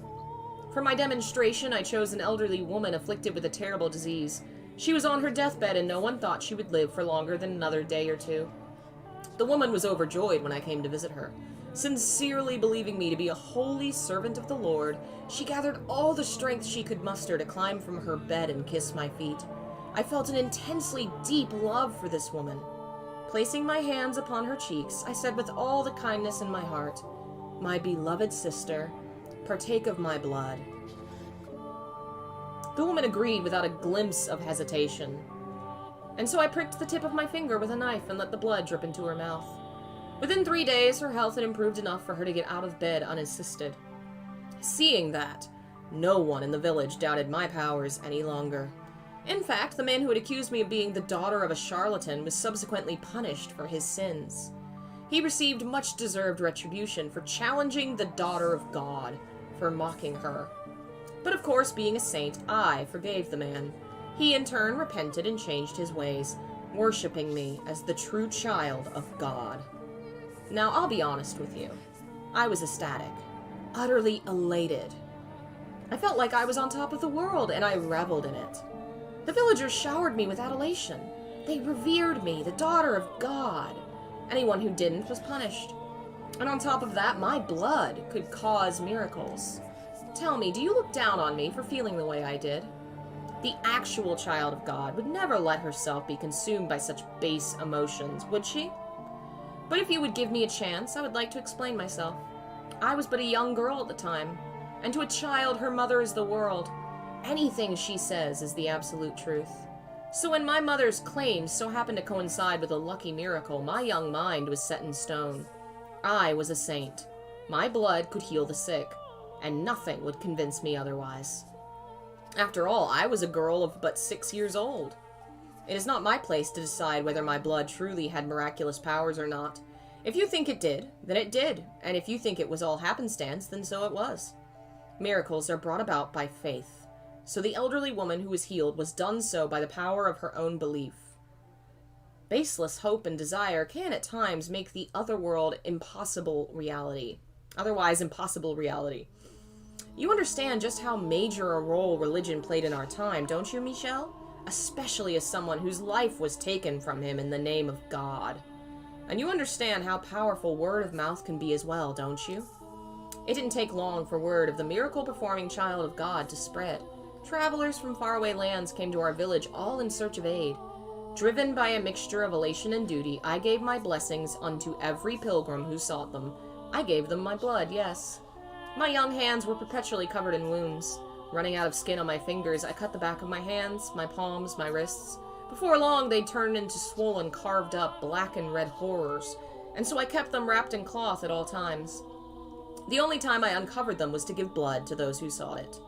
My lacerated hands were, in no uncertain terms, gruesome and unsightly. But the believers who came to see me all wept at my selfless sacrifice, and so I came to cherish those wounds. There were some for whom no miracle took place, but whenever that would happen, the villagers would come out and say, "The daughter of God is not to blame. You simply lack sufficient faith." Thus, such incidents had no negative effect on my reputation as a saint. For 3 years, I continued doling out blessings. One day, while I was offering a prayer, my mother let slip her discontent. "Why must you hand out miracles for nothing? Why must you give strangers grace? We should be getting compensated. We deserve remuneration. If we charged just a little bit for each blessing, we could be living so much more comfortably." I was dumbfounded. How could the mother of a saint say such things? Helping people was my divine calling, and she expected payment. I nearly wept, hearing my mother preoccupied with such worldly desires. So I explained to her how important this work was. I taught her that we were not meant to covet material wealth, that we were to dedicate our lives to the service of our fellow men. "You're right, my dear saint," she said, understanding. And I believed her. I fell asleep that night, convinced she truly understood that there would be no more problems. But the next day, I was sold off. Men I had never seen before carried me by the arms and tossed me into a carriage. Confused and panicked, I struck my head out, searching for my mother. Off in the shadow of the house, I saw her with a strange man, accepting a bag of coins. The carriage rocked back and forth as it rolled along a dirt road. Shaking and bouncing within it, I struggled with overwhelming grief and despair. It was perhaps the first time in my life I had felt such a powerful emotion. I didn't know what I felt so much despair over, though. Obviously, it was over my present predicament, but I wasn't sure what about it hurt the most. Was it that I had been pawned off like a slave? Was it that my mother, the mother of a saint, had been blinded by money? Was it that the villagers had watched in silence as a disciple of the Lord was thrown into a carriage? Or was it that I, daughter of God, lamented my misfortune like a mortal? I decided it was a trial. My father, the Lord God, was testing my worthiness of being his daughter, so I choked back my urge to cry and sat in silent contemplation. For almost 3 weeks I was rocked about in the carriage.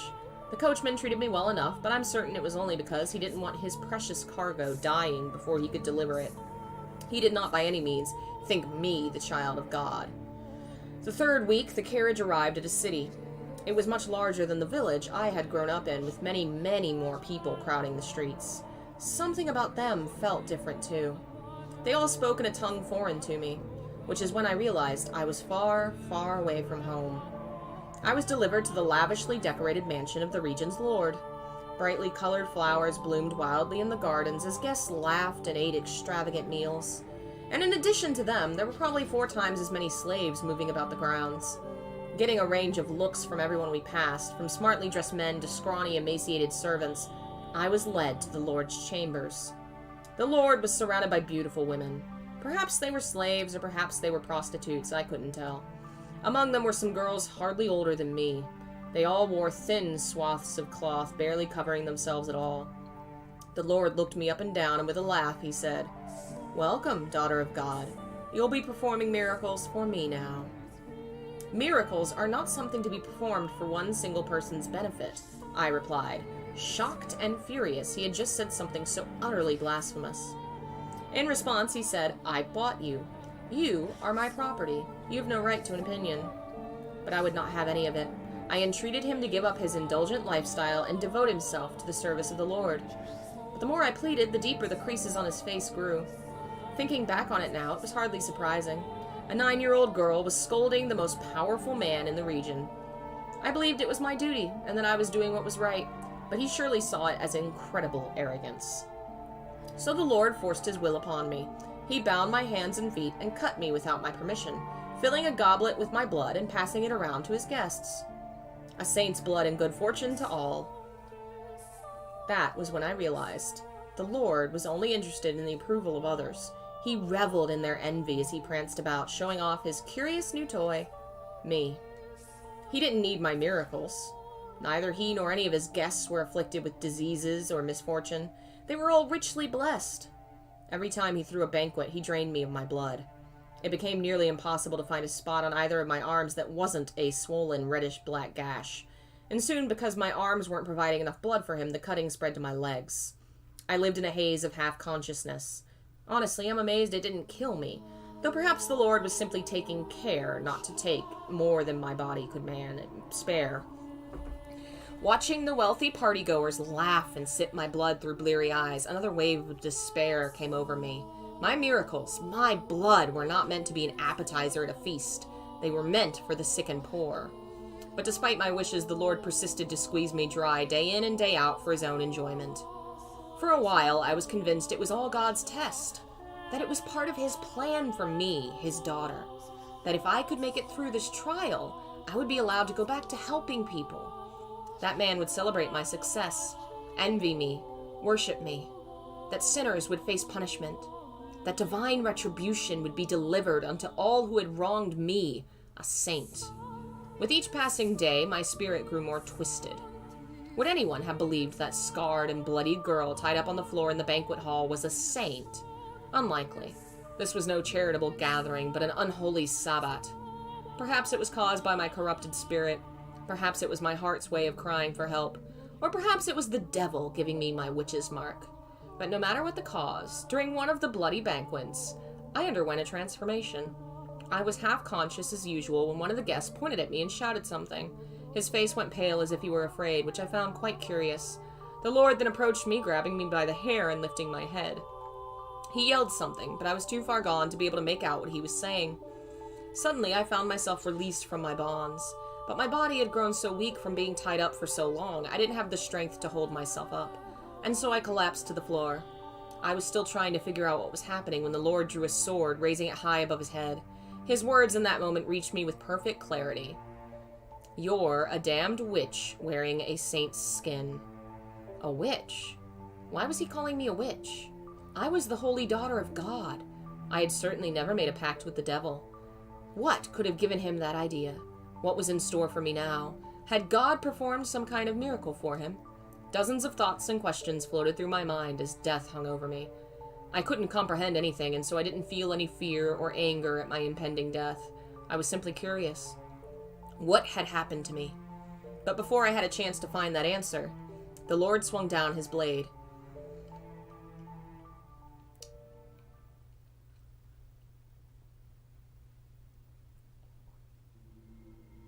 Without warning, without any time to prepare, the darkness drains away. And a second later, I crash into the stairs hard. Right at my ear, I can hear the hiss of the river of blood. The world fades in and out of view, giving way to very real images of a past I never lived. I can practically feel the fire in the eyes of that mad blood banquet's guests. My vision distorts. I can't regain my focus. Whose blood is this streaming down the stairs? Is it hers? Is it mine? Who am I? A saint, a witch? Is what I'm seeing through a lens of clarity or madness? Wait, no. I am not her. I am Michelle, no one else. It hurts, doesn't it? It's hard to breathe.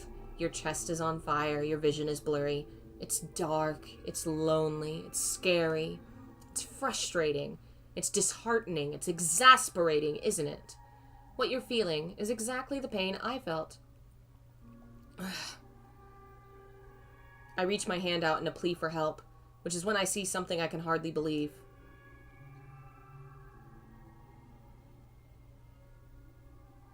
Both of my arms are covered in gashes, blood flowing from them without end. The raw flesh beneath my skin has been exposed to open air. All I can bring myself to do is scream. That pain, her horrible past, is doing everything in its power to break me. That 9-year-old girl's sickening experiences are twisting and constricting and crushing me. Why is this happening to you? Are you really that slow, my dear? You're empathizing with my pain. You're just that kind-hearted, Michelle. You said you wouldn't give up, didn't you? That you would make your way to me? Then surely this won't be enough to do you in. Of course it won't! Mustering up every last bit of strength I can, I begin crawling up the stairs. The red river beats against my open wounds, stinging painfully. The simple act of lifting an arm or a leg is almost unbearably agonizing. The blood dripping from my lacerated arms mixes with the blood already soaking the tower. So this is the pain Morgana suffered. Do you despise everyone, Morgana? Did your resentment at your mother's betrayal, at the people who came seeking your blood, at the Lord who took your life, turn into a hatred for all mankind? Your perception of me is still incorrect, Michelle. My grudge is only against a select few. Think about it, my dear. Of the thousands, millions, billions of people living on this planet, my world is comprised of but a minuscule fraction of that. Hatred for all mankind? No, what I feel is not nearly so nebulous. Although if I had died still believing I was a saint, maybe I wouldn't have had such a well-defined mission. Are you saying the Lord didn't kill you? Oh my, did you actually think that was the end of my tale? Despite all your big talk, you're afraid of having to suffer through any more of that, aren't you? But you're the one who said you wouldn't give in. So go on. Know my pain without losing your mind.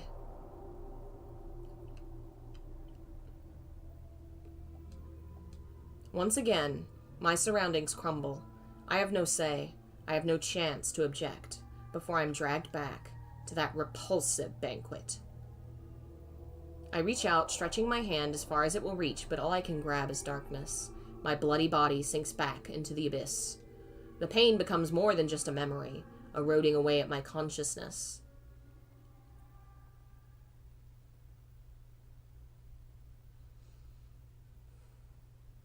You're a damned witch wearing a saint's skin. Maybe if I had died then, I wouldn't have become the witch you know now. But that's all conjecture. Theorizing about what could have happened is an exercise in futility. But no, I did not die that day.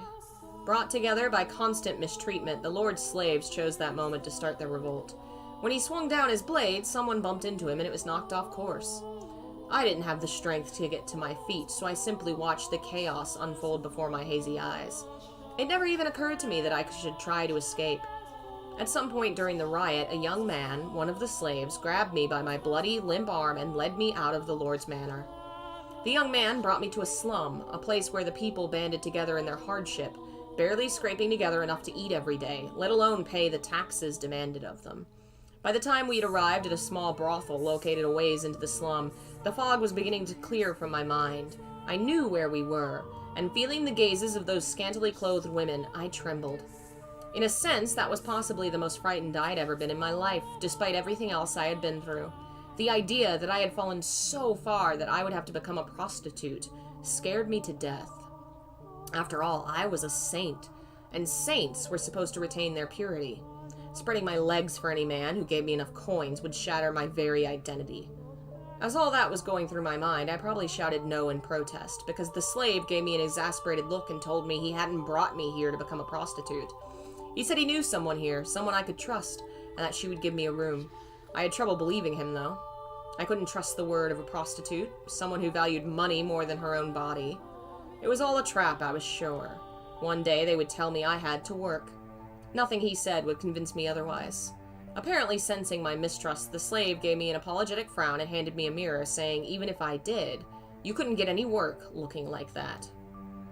I could not believe what I saw. That couldn't be my face. It had to be an illusion. There was no way. That was not the face of a saint. It couldn't be. It wasn't real. It wasn't possible. Patches of skin had fallen off my face, exposing the raw, red flesh beneath. It looked quite similar to what had been done to my arms and legs, except my face had never been cut before. Looking at myself in the mirror, even I doubted my own sainthood. The thing in my reflection was a hellish abomination. It was the twisted face of a witch. And although I was shocked by what I saw, at the same time it answered several lingering questions. It explained why the Lord and his guests had panicked at the sight of me, and it also explained why he said I was a witch wearing a saint's skin. Over the course of the dozens of banquets I'd participated in, my face must have mutated, twisted into this ugly, sickening, monstrous thing. The sight of what I had become sapped the last bit of willpower from me. Not because I was particularly fond of my face or thought of myself as especially beautiful, but because it crushed me to see everything saintly about me crumble away. Test from God or otherwise, I didn't have the strength left to attempt to overcome it. Deciding I would rather be dead than struggle any longer, I begged the slave to kill me. Taking one's own life was a sin. If I did that, I would not be able to return to my father's side, and I wanted to ask him why I had been put through such tribulation. But the young man refused. He said, completely missing my intention, that if I persevered, good fortune would eventually find me. He said that if I lived on, I would eventually have a chance to get my payback. I had no such worldly concerns, though. But if no one would take my life, I had no choice but to live. I despised life at the brothel. The men who came to buy their services were disgusting buffoons, the kind of people who would think they could deceive God. And the women fawning over them were just as repulsive. That said, I had nowhere else to go, which meant I was forced to suffer that sickening place. But by the time a year or so had passed, my feelings about it had changed. The women of the brothel took good care of me, treating me like a sister. At first it was just irritating. I was a saint, and how could a saint have prostitutes for sisters? But over time I got to know them better, grew to appreciate their circumstances and hardships. Despite barely having enough money to keep food on the table, whenever they had a little to spare, they would use it to purchase medicine, ointments to apply to my arms, legs, and face.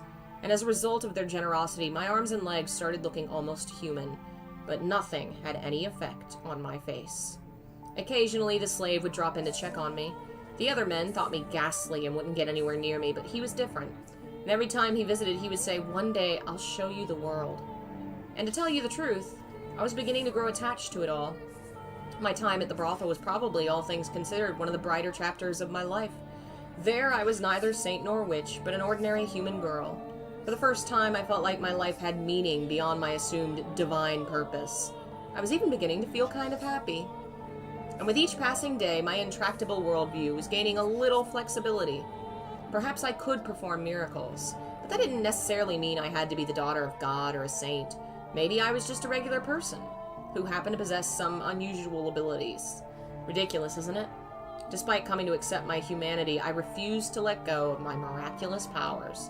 They were the last thing protecting what I thought of as myself. But to me at the time, it felt like a very dramatic change of heart. 3 years after the revolt at the Lord's Manor, I had my 12th birthday, for which they threw me a little dinner party. The 2 women all pitched in to bake me treats. I don't know why I said 2 women. My brain keeps inventing words. The women all pitched in to bake me treats, and the young slave man was there too. I was happy. I thought that if life could continue on like this, I was fine with not going back to being a saint. But for some reason, happiness always seems to slip away as soon as you've got your hands around it. No one sincerely wants to lose it, so why must they? I certainly didn't mind not being miserable. Let me tell you what happened that night. On the night of my birthday celebration, bandits attacked the brothel. Now, bandits were hardly a rarity in that time, so everyone was always on the lookout, and we never went out at night. They wouldn't stop at robbing you either. They were armed with blades and would frequently kill their targets if necessary. But cautious as we were helpless against a direct raid. The brothel fell into a panic, screams echoing in the night. The customers were carved up and left for dead. The women were bound and stowed away to be sold. My peaceful world shattered in an instant. And the next thing I knew, I was some slave trader's merchandise. I don't know what became of the prostitutes who cared for me, or the slave who brought me to them. I assume the women were sold and the young man slaughtered. But regardless, I found myself being rocked around in the back of a carriage once more. The carriage was packed so tight you could barely see the floor, and it smelled like death. Sweat, urine, feces, every foul odor imaginable compressed into a tiny space. There were both men and women there, nearly all of them muttering or groaning or weeping. Everyone was young, ripe to be put to work. It didn't take me long to realize what fate awaited these people, and me. And when I did, I just sat there in silence. Then, for the first time, I cried. I was experiencing, I believe, a very human emotion. I was sad, hurt that I had been taken away from a place where I was happy. From the women at the brothel and that young man. It crushed me. And no longer did I wonder why such a thing was happening to the holy daughter of God. Something about my tears must have seemed strange to him, because one man saw me and said, "Why are you crying?" He was a curious man. To start with, he looked very different from anyone else. The color of his skin, the length of his nose, the shape of his eyes. Everything about him was new and unusual. Hesitantly, I replied, "I'm sad because I didn't get the chance to show my gratitude to people very dear to me." The man fell silent, looking as though he was deep in thought. I had no idea why he'd asked me that, but something about him made me uncomfortable, so I couldn't bring myself to ask. Several hours later, the man suddenly stood up. The guards had no patience for anyone stepping out of line, and they didn't look like they would hesitate to kill us either. So unsurprisingly, one at the back of the carriage... Come on, voice, hang in there.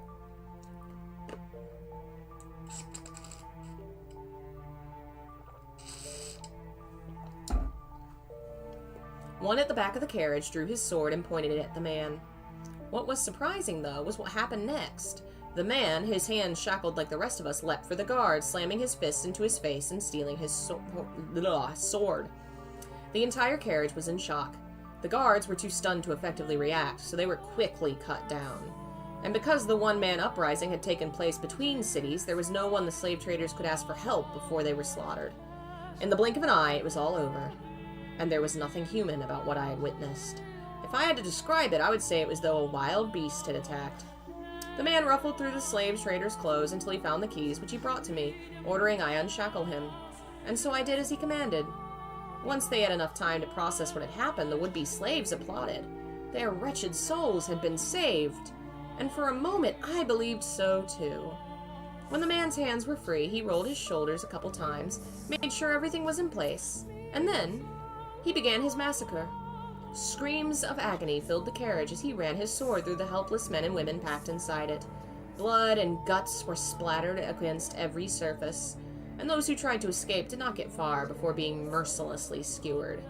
It was like a scene out of a nightmare. I was frozen in place. Not out of fear, but because my mind had shut down. I couldn't make sense of what was happening, so my mind rejected it. And with my brain having given up, my body was no more than a lifeless puppet. In short order, all the slaves were dead, and I was sitting in a pool of blood staring at the man.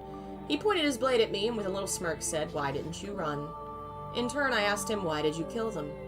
The smile vanished from his face, and after a few quiet moments of pondering, he replied, "Because I felt like it." "And why haven't you killed me yet?" I asked. To which he gave a curt, "I don't know," then withdrew his blade and wandered into the distance. And then I was all alone, surrounded by corpses.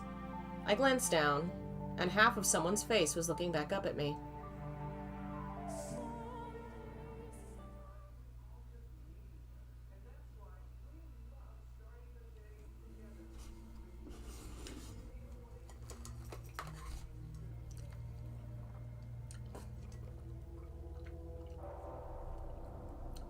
Wrapped in absolute darkness. Warm blood spills onto my cheeks, my hair, my skin. Chunks of human flesh rain down on me. Make it stop! Pitter, patter, pitter, patter. There's no end to the deluge. The smell of death fills the air. I'm struck with a wave of nausea so strong I can't hold back the contents of my stomach. But when my mouth opens to vomit, blood pours into it.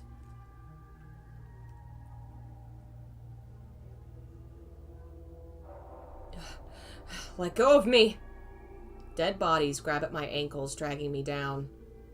To where? Hull? Or to a mountain of corpses? Now do you understand that there was a time, if but briefly, when I was happy, when I felt human emotions? But I wish I never had. If I had remained confined in my daughter of God shell, then I doubt I would have felt so much terror at the sight of death. I can't say anything in response. I can't form words. I feel what she experienced, the massacre she witnessed, the limp flesh piling up around her. Even more than twice her age, it's enough to drive me mad. The fact that a 12-year-old girl had to experience something so unspeakable devastates me. Tell me, my dear, do you pity me? Do you sympathize with me? If you feel bad for me, then you'll remain with me. You'll feel my pain and my despair with me. Won't you? The witch's cackle echoes through the pile of bodies. There's not a speck of light, and hideous death lingers everywhere. Helpless to resist, I'm dragged down into a deep, dark ocean, an ocean of blood.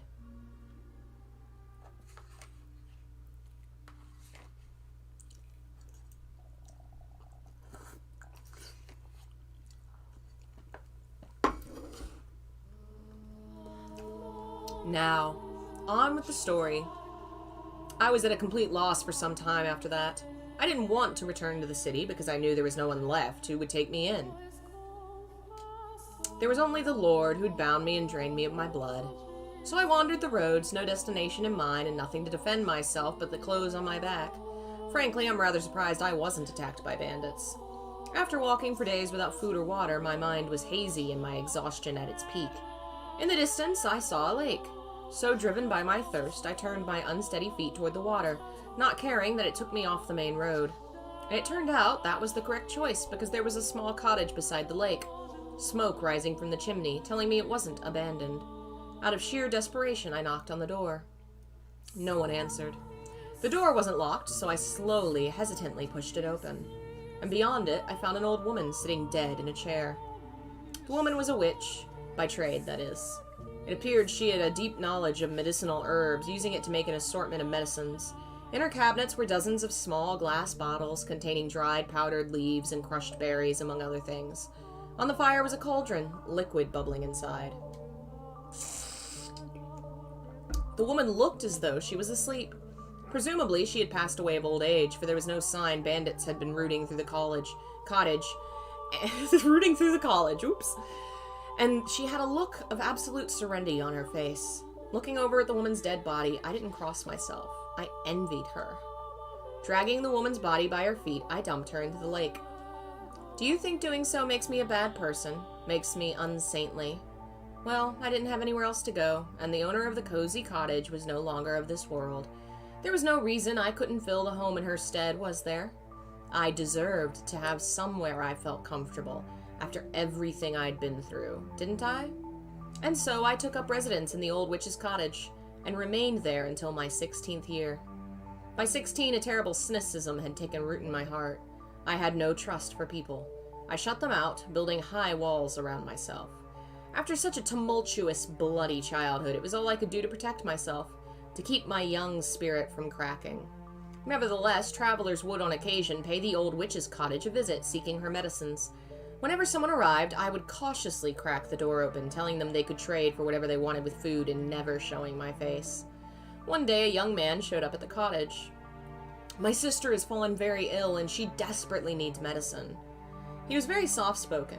There was a distinct kindness in his voice, which I thought unusual, curious. What kind of person could he be? What did he look like? What expressions did he make as he spoke? To satisfy that curiosity, I snuck a peek at him through the crack in the door.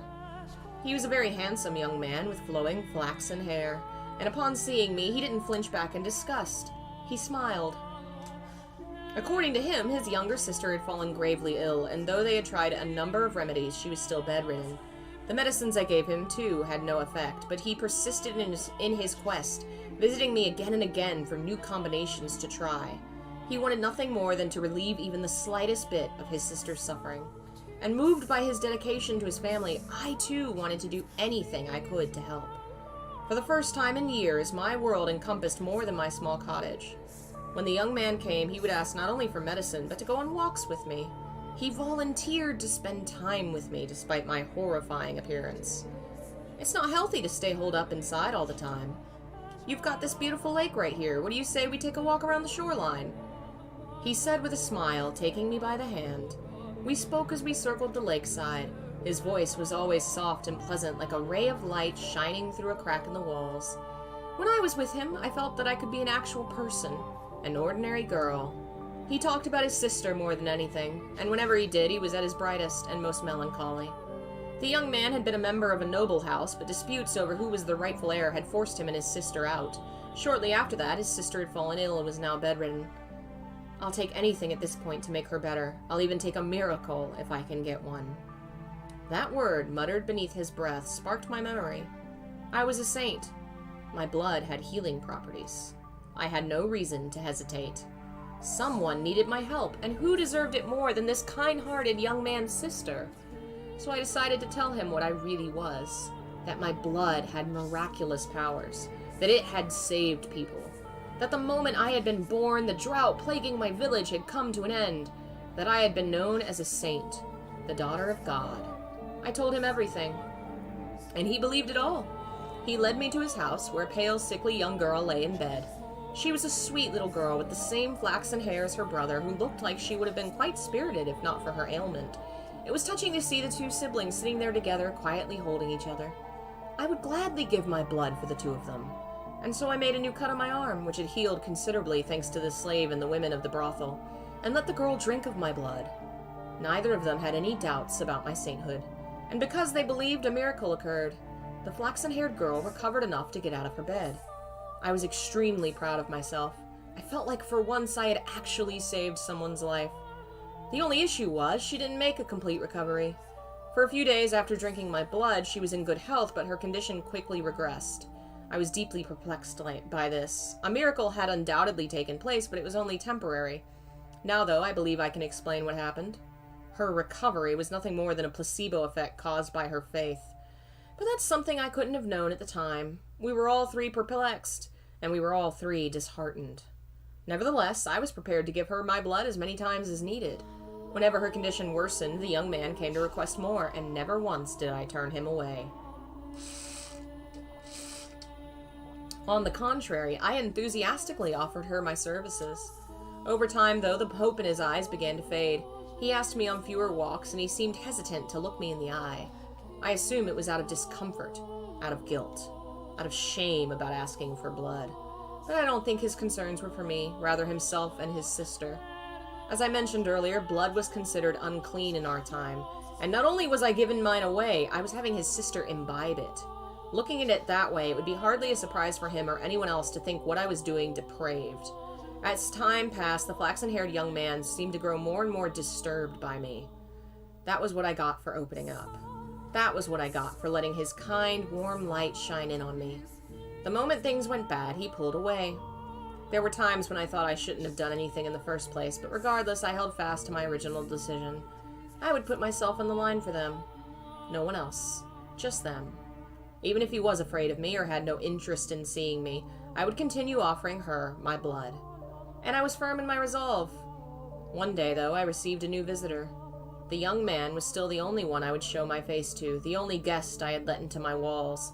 So, as usual, I took the man's request from behind the cottage door. But I could hardly believe my ears when he began speaking. Are you the witch with the miracle blood? First, how did he know my blood had powers? Second, why had he called me a witch and not a saint? Third, why did he sound like the man who had slaughtered the slave carriage? I told the man he had to leave, that I would not be opening the door for any reason. In response, he said, I am in need of your blood. Could you not spare a little? My blood was for the sick and needy. I would never spare a drop for a murderer like him. And I told the man exactly that, demanding he leave. All I could think about was the pile of bodies, the fountain of blood. The man drenched in crimson, wearing a ghastly smirk. I trembled behind the door, fearing he may go on another such rampage. But instead, he gave a simple as you say and went on his way.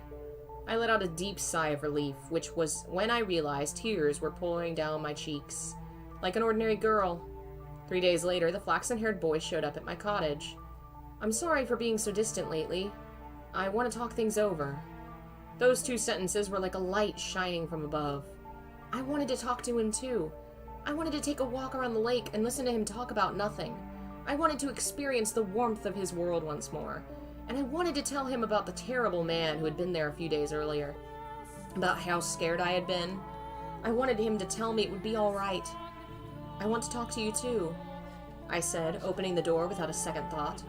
The light of the sun was so bright, all I could make out was his silhouette.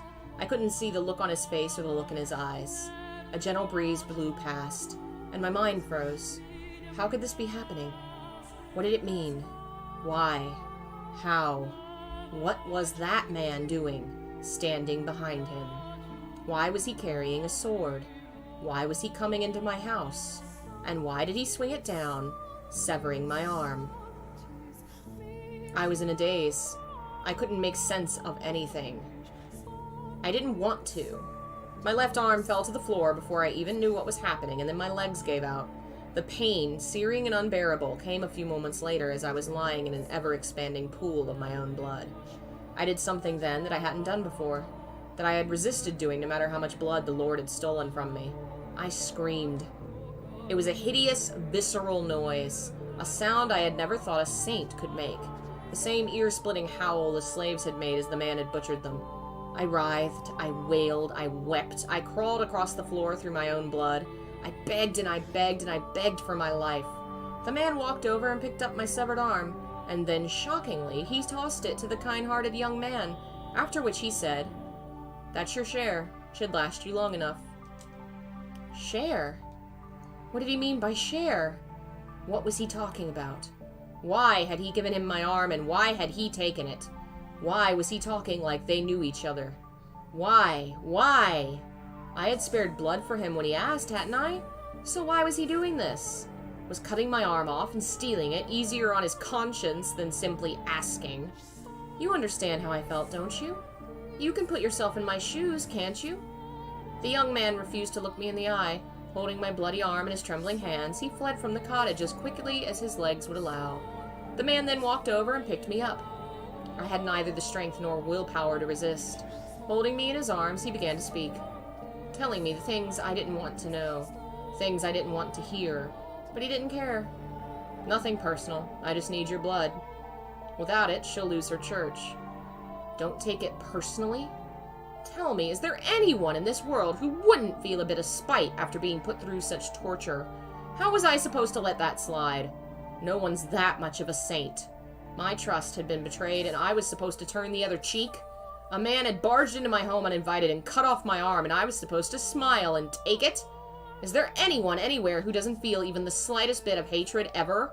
Is there anyone in this world who could just laugh and brush off this level of abuse? Tell me, is there? How could I not hold a grudge? How could I not despise them? How could I possibly forgive them? Tell me, please. Tell me, how could I? She needs the money. I needed some way of getting enough money to keep her church running. So the Lord made me an offer. If I brought him the witch with the miracle blood, he would finance a whole new church for her. The Lord? Why him again? Why couldn't he leave me alone? After trying to kill me during one of his blood sabbats, why was he after my blood once more? Had he learned it really did have miraculous powers and decided he wanted me back? You get to be the sacrifice, to keep her church from collapsing, to keep her world from collapsing. Sacrifice. Excuse me, what? And what's all this about keeping her church from collapsing? You murdered a carriage full of innocent people, and you're trying to protect a church. You! Are you out of your mind? Churches are where people go to commune with God, to speak with my Father. How dare you soil those sanctified grounds with your filthy hand, your beast. It's insulting, sacrilegious, repulsive. Just what do you think you are? So don't take it personally, witch. I'm not a witch. I'm a saint. I was a saint. My blood exists to do the Lord's work, not to satisfy the avarice of men. Why is this happening to me? The man brought me back to the city, but instead of taking me to the Lord's manor, he brought me to a church on the city's outskirts, though to be honest, it looked more like an estate than a church. The church also served as a hospital, offering free care to less fortunate children, the poor, and the infirm. That was when I learned why he had said they needed money. The owner of the church offered unconditional assistance to anyone who came. Even when food and supplies ran low, they would ration their own in order to keep helping others. As a result, the church was perpetually on the verge of collapse. The church was run by a woman, something exceedingly rare for the time. There were no priests. All management was handled by a single nun who everyone referred to as the saintess. I was the saint. Why was this woman who didn't have the ability to perform miracles being worshipped like she did? Why did the people of the city idolize her?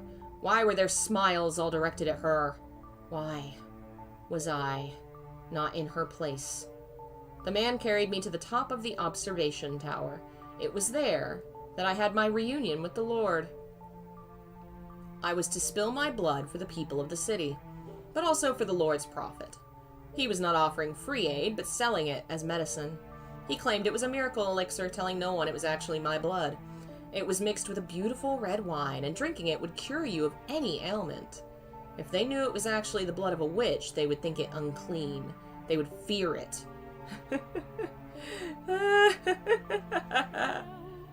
I remained imprisoned for a long, long time. In the beginning, the swordsman guarded me, though before long, the flaxen-haired young man showed up as well. Presumably one severed arm wasn't enough to keep his sister healthy for long. In listening to their conversations, I learned that to ensure no one else could get in, the observation tower was sealed with 3 locks. The Lord, the swordsman, and the young man each held one of the keys. I was their secret, locked away in the tower for them to drain my blood away from wandering eyes. Time went on and I grew progressively weaker. I lost the will to eat and the will to live. My only view from the tower was the clouds through a window high up on the wall. Occasionally a pigeon would fly in, sometimes a butterfly, and I would glare in envy as it fluttered around, free to come and go as it pleased. And soon it was spring. Every spring the church held a festival to pray for the coming year's harvest and the people's well-being. I could hear the bustle from far below through the window as everyone rushed to prepare. I heard the flaxen-haired girl's voice who had regained her health drinking my blood. I heard her brother's voice who had betrayed me. I heard the nun's voice who played saint in my stead. I heard the barbaric swordsman's voice who chopped off my arm. And I heard the Lord's voice, the root of all my suffering. I heard people praising the saintess, though I, the true saint, was locked in the tower. I heard people thanking the Lord for his generous donations and miracle medicines, though it had all come from me. propped up on my suffering, they cheered and clinked glasses of my bloody wine. Those merry, peaceful, cheerful, spirited sinners' voices resounded in my tower, and at noon on the day of the festival the church bell tolled. 1, 2, 3, 4, 5, 6, 7, 8, 9, 10, 11, and with the 12th chime, I died. As the bell's last peal faded into silence, the tower door swung open. Standing on the other side of it were the 3 men. They must have wanted to drain a little more from me to use in the feast. But they arrived at the worst possible moment. The flaxen-haired young man was the first to express his consternation. Why? I never wanted her to die. Was she not eating? The Lord gave my corpse a casual glance and said stone-faced, "Seal the tower off. Understood? No one finds out about this." How can you be so calm? Do you understand what you've done? Pinning the blame on me. How nice it must be to be able to distort reality with panic. The swordsman, who had been silently observing the Lord and the boy conversing, interjected, "You're just as guilty as any of us." Not only did they not mourn my death, they argued over whose fault it was. There was no regret, no remorse. The young man muttered absent-mindedly, I never wanted her to die." What did his intentions matter, though? It was his betrayal that had ultimately tethered me to this mansion. But the fact that they didn't grieve my death, and instead squabbled amongst themselves like filthy rats, was the final straw. How could I not despise them? I don't believe I actually had the power to perform miracles when I was alive. It was all faith, the illusion of belief. I was neither a saint nor a witch. The blood wine was only effective because people placed their faith in the other saintess. I was only ever human. But then, in that moment, an actual miracle occurred. My father bestowed upon me his power. Or perhaps it was the devil who lent me his strength. I was looking down upon my own dead body, my own wretched self. There was nothing beautiful about the pile of bones I had become. I could almost smell the rotting flesh. That was once a saint. I laughed at the thought. It was absurd, ridiculous, and infuriating. They would pay. Those who had cast me into this hell, who had mocked me, who had done this to me, who had made a witch out of me. Hatred coursed through me. Revulsion at everyone on these grounds, still smiling. They would know just whose dead shoulders their little party was resting upon. If they wanted so badly to call me a witch, then a witch I would be. I would kill them. Every last one of them. Place a curse on their souls. And so I made my wish. Most people might consider it a curse, but to me it was most certainly a wish. And my father, or maybe the devil, granted that wish. From the garden, there rose a scream. The flaxen-haired young man knew that voice better than anyone. He went deathly pale, darting down the spiral staircase until he reached a window. A young girl was on her knees, vomiting blood in the grass. The young man let out a yelp as he descended the remainder of the staircase. As soon as he reached the garden, he lifted the girl in his arms, but she had already perished. Realizing this, he cried to the heavens, saying the one thing he should have kept to himself. The witch killed her. The blood of the witch killed my sister. The wine you're drinking is no medicine. It's the blood of the witch. You're all drinking witch blood. Crushed by the loss of his only family, the young man picked up a silver fork and plunged it into his own throat, ending his life. Naturally, there was an uproar. Goblets of wine crashed against the earth in rapid succession as the people holding them fell to the ground or vomited and convulsed. The nun was the first target of their outrage.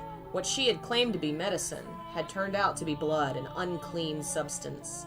The blood of a witch, no less. A servant of the church, a servant of the Lord, had given her followers blood to drink, and at this their indignation surged uncontrollably. The people surrounded her, tying her up and throwing her to the ground. As they prepared to inflict righteous justice upon her, the swordsman soared down the stairs and into the garden, plunging his blade into anyone standing near the nun. The cries of agony ringing through the church grounds were ear-splitting. It was no longer a place of God, but hell on earth. Hell built up by the hands of man. Hell painted red with the blood of their brothers. The people armed themselves with anything they could find and went after the man. As much of a beast as he may have been, he stood little chance against such numbers. It is the fate of a beast to be exterminated by those he terrorizes. And once he was gone, the nun had no one left to protect her. She too was consumed by their frenzy. All that remained was an inextinguishable inferno. Hysteria and despair, madness and outrage, and no outlet for it. It was a revolt that made the slaves' uprising at the Lord's Manor look like a game. Eventually, their rage found a new target, the Lord. It was only natural, for he was the true villain.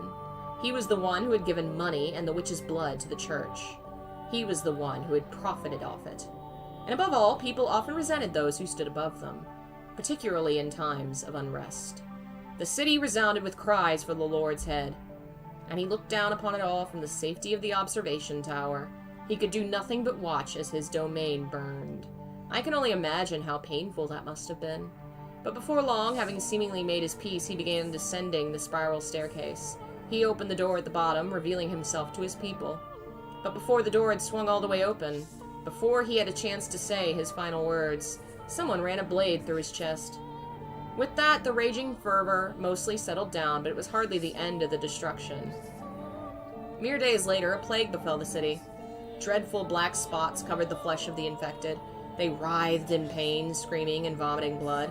Ghastly howls echoed through the streets as though the whole city had been possessed. It became a cursed land. In their diseased haze, the people muttered again and again, "We have been cursed by the witch." In less than a week, the entire city was dead. My body was left abandoned at the top of the observation tower, and as if to seal the curse away in their final days, the people shuttered all the windows, wrapping the house in darkness. It's possible. That was no miracle either. You can easily explain what happened to them. Locked away for so long in that dirty tower, maybe I caught some kind of disease. And then when people drank my blood, they too were infected. Hardly anything out of the ordinary about that. The first to die, the girl, had already been ill. Her body merely chose the worst possible time to yield to her ailment. That was all that had happened. Indeed, it was nothing more than a fluke. An improbable stroke of luck. An unbelievably unfortunate accident for the city and those three men, and an indescribably fortunate accident for myself. But I wish to believe it was a miracle. That even if my blood didn't have healing properties, and even if I wasn't a saint, my wish, my curse, was what caused that uprising. That was my miracle, granted to me by God or the devil. I choose to believe that, and that my miracle took on its true form thereafter. My curse had brought death upon the three men, but for whatever reason, my rancor was far from sated. They had died, so what? Death is but a transient agony. It's nothing compared to what I went through. So I made my next wish. I wished for their reconstruction. I wished eternal suffering on their souls. I wished to trap them in a never-ending cycle of pain and hatred. This was my wish for the flaxen-haired young man. He treasured his dear sister, and he desired a quiet life, so I wished for him to have just that. And I wished for his dearly beloved sister to love him more than anything in the world, for his world to be destroyed by love gone too far. This was my wish for the beast-like man. He was conscious of his tendency for violence, and he yearned to be more human, so I had his inner beast toned up just a little.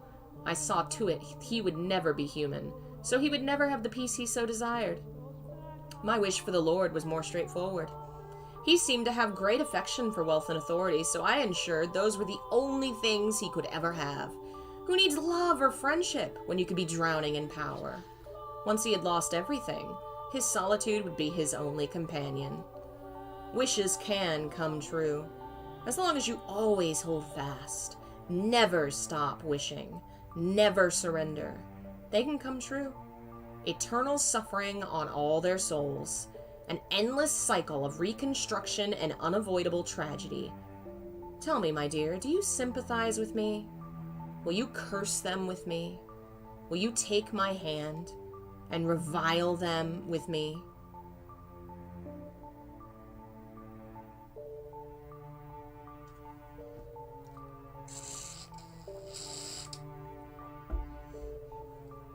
This time, when my body crashes into the tower stairs, I'm unable to make a noise. The obstruction is less mental and more physical. The excruciating pain. It's so intense, I can't even eke out a scream. My vision is distorted, my mind thick with fog. I feel like I'll fall into a bottomless pit if I loosen my grip on my consciousness even slightly. Through the haze, I see my own severed left arm. Reflected in a pool of blood, I see my face, large chunks of flesh peeled off. Look at you trying to crawl up those stairs like a worm. How pathetic. It's like I'm looking at my old self. I can barely form a coherent thought. I can't lament her inhuman fate, can't mourn for her, or be shocked by the revelation about the 3 men and her history with them. Pain, it fills every corner of my mind. Every nook and cranny of my body. You figured it out by now, haven't you, my dear?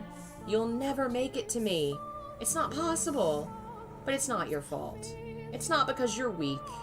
There's simply no one who can bear this pain. You're allowed to give up, to rest. There's nothing wrong with that. The pain, the crushing weight, it's miserable, isn't it? But all you have to do is turn back, and it'll all go away. The witch whispers her sweet temptations. You've put in a fine effort. There's no shame at all in throwing in the towel. Her voice is soft, gentle, pleasant, and saccharine. Concede defeat.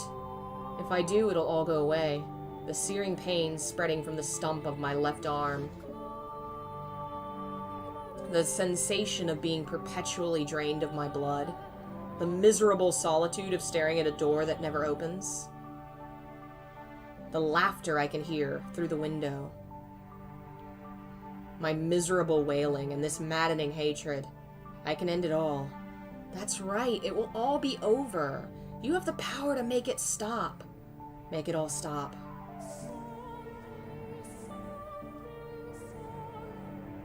No! I can't let that happen. No, I have to get her back. At my side. I'll do anything to take her back. Even if it means I end up 1,000 tiny scraps of meat. I will not give up on her for any reason. You won't, will you? Oh, such beautiful resolve. Willing to sacrifice yourself to save the girl. Like a hero of legend, or maybe a fairy tale prince. No. I am no hero and I am no prince. I am a human, an ordinary man. I don't have any extraordinary potential. I'm not a courageous leader or a charismatic general. I'm just a regular man in love with a regular woman who refuses to lose her. I don't need any other accomplishments, only that. That's all I need, because I'm just a regular man. My one act of resistance. It doesn't matter what you say. It doesn't matter how much you cut me up. Nothing changes what I have to do. I have to take her back and set her free of this mansion, nothing else. And never will I back down on that. Arms or no, as long as I can move, I must push forward. I must make my way to the woman who waited for me for so long. Up, to the top of the tower. Forward, ever onward.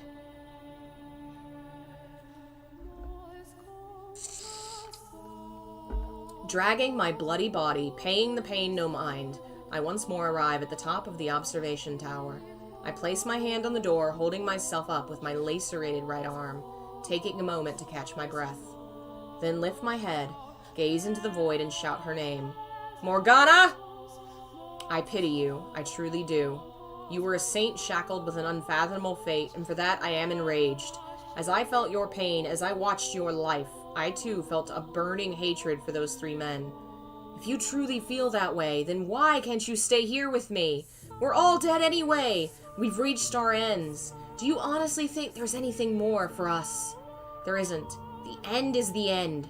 So what do you say, the three of us, me, you, and Giselle, torture the three of them and everyone they cared about? Make them suffer here for all eternity in this house. And that way, you and Giselle can be together forever, too. That's not an option. Why not? Because hatred only brings you pain. Oh, that's brilliant. You spouting stupid platitudes at me. I can't believe my ears. Save your nonsense moralizing about how hatred does you no good. I won't hear it. I'm doing just fine for myself, my dear. In fact, I've never been better. I feel wonderful. Did you think that would be enough to persuade me, really? How disappointing. And here I thought you understood me. Morgana, why don't you say what you really think? Go right on ahead, hate them as much as you want, but keep me and Giselle out of it. Why didn't you just say that? I do feel bad, truthfully, for all the time we spent together. Never once did I ask about your life. I was so focused on myself, and in the end, I pushed you away. That you did. You wanted to be with Giselle, so you pushed me out. I wish I had asked you sooner. It wouldn't have changed anything, though. One puny man knowing what I went through would hardly be enough to erase the loathing that I bear. It would have turned out the same regardless.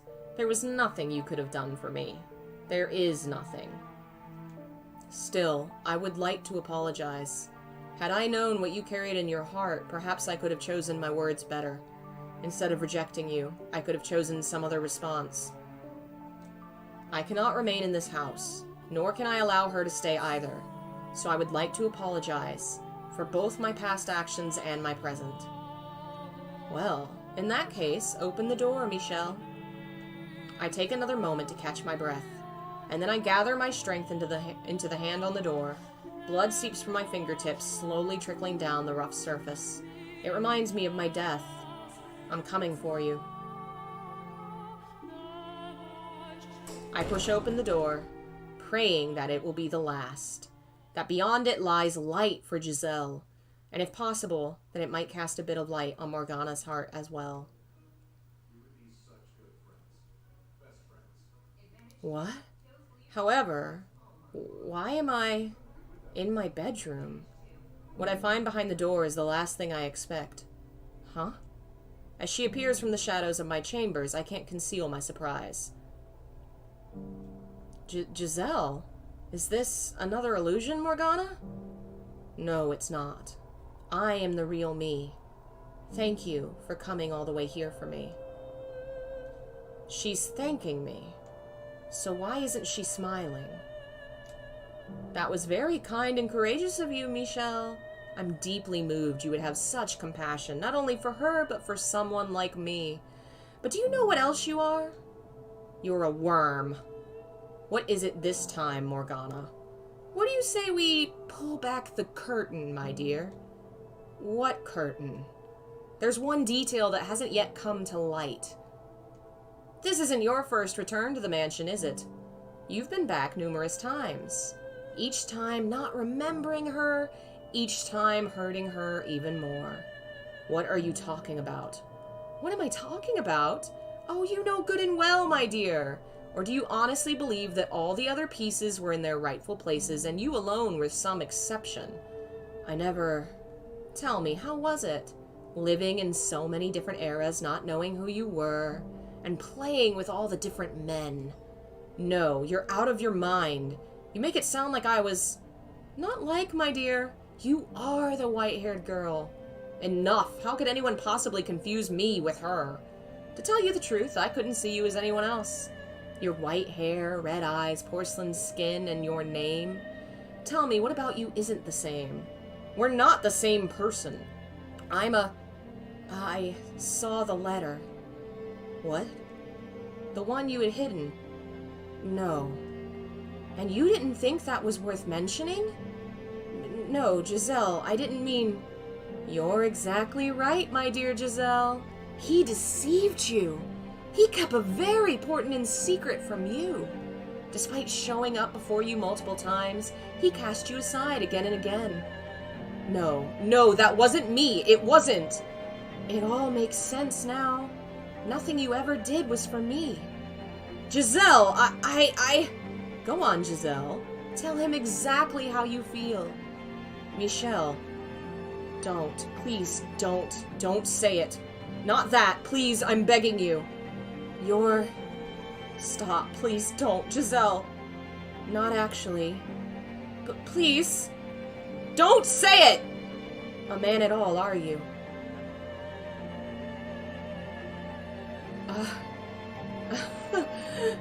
You're disgusting.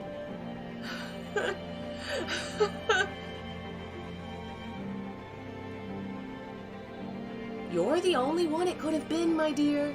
The only one who could have been the white-haired girl. The next moment, my whole world comes tumbling down. I could have borne anything. Losing my arm, having my face torn off. Any amount of pain, I could have handled it. For you, I could have done it. But this, hearing those words coming from your mouth, being rejected by you, that I cannot. Those words, they bury me alive. And you're the one person I never wanted to hear them from.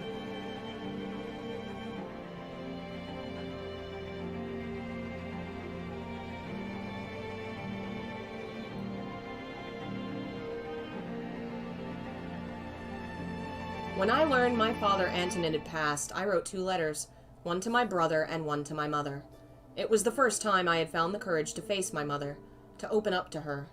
I wanted to show her who I was, convince her I wasn't cursed, so I could be myself when I returned to the capital with Giselle. Dear Mother, there is something I wish to tell you, something that means a great deal to me. So I ask of you, please hear me out, and I ask of you, please accept it. Mother, I no longer bear any resentment for my present lot in life. Nevertheless, I would ask of you to concede one thing, that I was never cursed, that I was always your son, that I am Michelle, not Michelle. I have found someone who I care for dearly, a woman, and I love her with all my heart. I would like to spend the rest of my life with her. I do not wish for much, simply to have a quiet life with her. To go through our days together, man and woman. That is the one thing I want. Mother, I know you're aware that my body is no longer female. I am a man. My heart is male, and I ask of you to please accept that. I have no grudge with you. In fact, I am incredibly grateful to you for bringing me into this world. With love, your dearest son. Shortly after sending that letter, I was killed.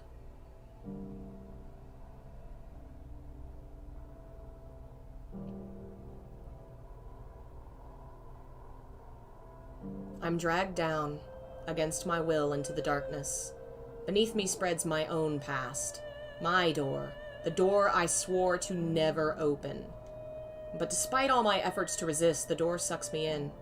Into a world I never wanted to see again. A history I never wanted revealed. A past I never wanted anyone to see. Nonetheless, the door opens. Yes, so to explain, because the game will never really explain it since they are from a time period that doesn't understand it. We will learn in this chapter, which we're going to do tomorrow. I'm sorry for stopping there, but we have to stop. Okay. He is intersex, which means, I don't know, like, the best way to describe. Intersex basically means you are not exactly male or female in, you know, I don't know how to explain. It's not like, yeah. He was born with certain genitals, so they thought he was female, because it's the Middle Ages. But then he grew up, and when he went through puberty, he didn't get female puberty. So that is intersex. It happens in different ways.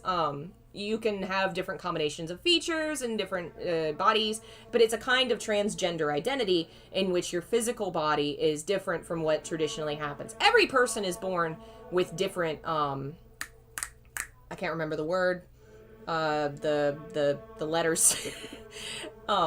there's a lot more variation in physical presentation of gender than we know, other than just like, you know, two different kinds of things. But scientifically, it's way more complicated than it looks on the surface. But to this time period, to these people, they have no chromosomes. Yes, thank you. They're so much more complicated than just, you know, the way that we see things. But back then, they didn't even have a word for it. So it's a very, I don't remember if I saved. I think I saved. It's a very tragic story we're going to be seeing next time. Incredibly transphobic. We will skip over the absolute worst part that I can't even... I will explain what it is in some short detail, but not too much. Yes. He is a trans man, basically. He calls himself a man. He kind of comes... Like, in the modern day, there are people who are intersex who wouldn't say that they are male or female because they're intersex. But Michel, growing up, we learn in his story, we will see this, he identifies as a man. So he is a man. Yeah, there is a lot coming that's going to be really hard. And honestly, it is really personal to me. I do not talk about it a lot, but I am non-binary. I am under the transgender umbrella. And I identify really heavily with Michel's experiences and the way that he feels. And I really get emotional about this chapter. So I'm going to take a break. We're not probably going to do Tolkien tomorrow, because honestly, this hurt my voice a lot. And I think I need to save up my energy for this. We'll do this tomorrow at like 3, I think, and continue then. So everybody gird yourself. But we're going to turn and get to that happy ending soon. We will save these two lovers, and they will finally be together, and it will be lovely and happy. But before that, we have to suffer. So I will see you guys tomorrow. Bye.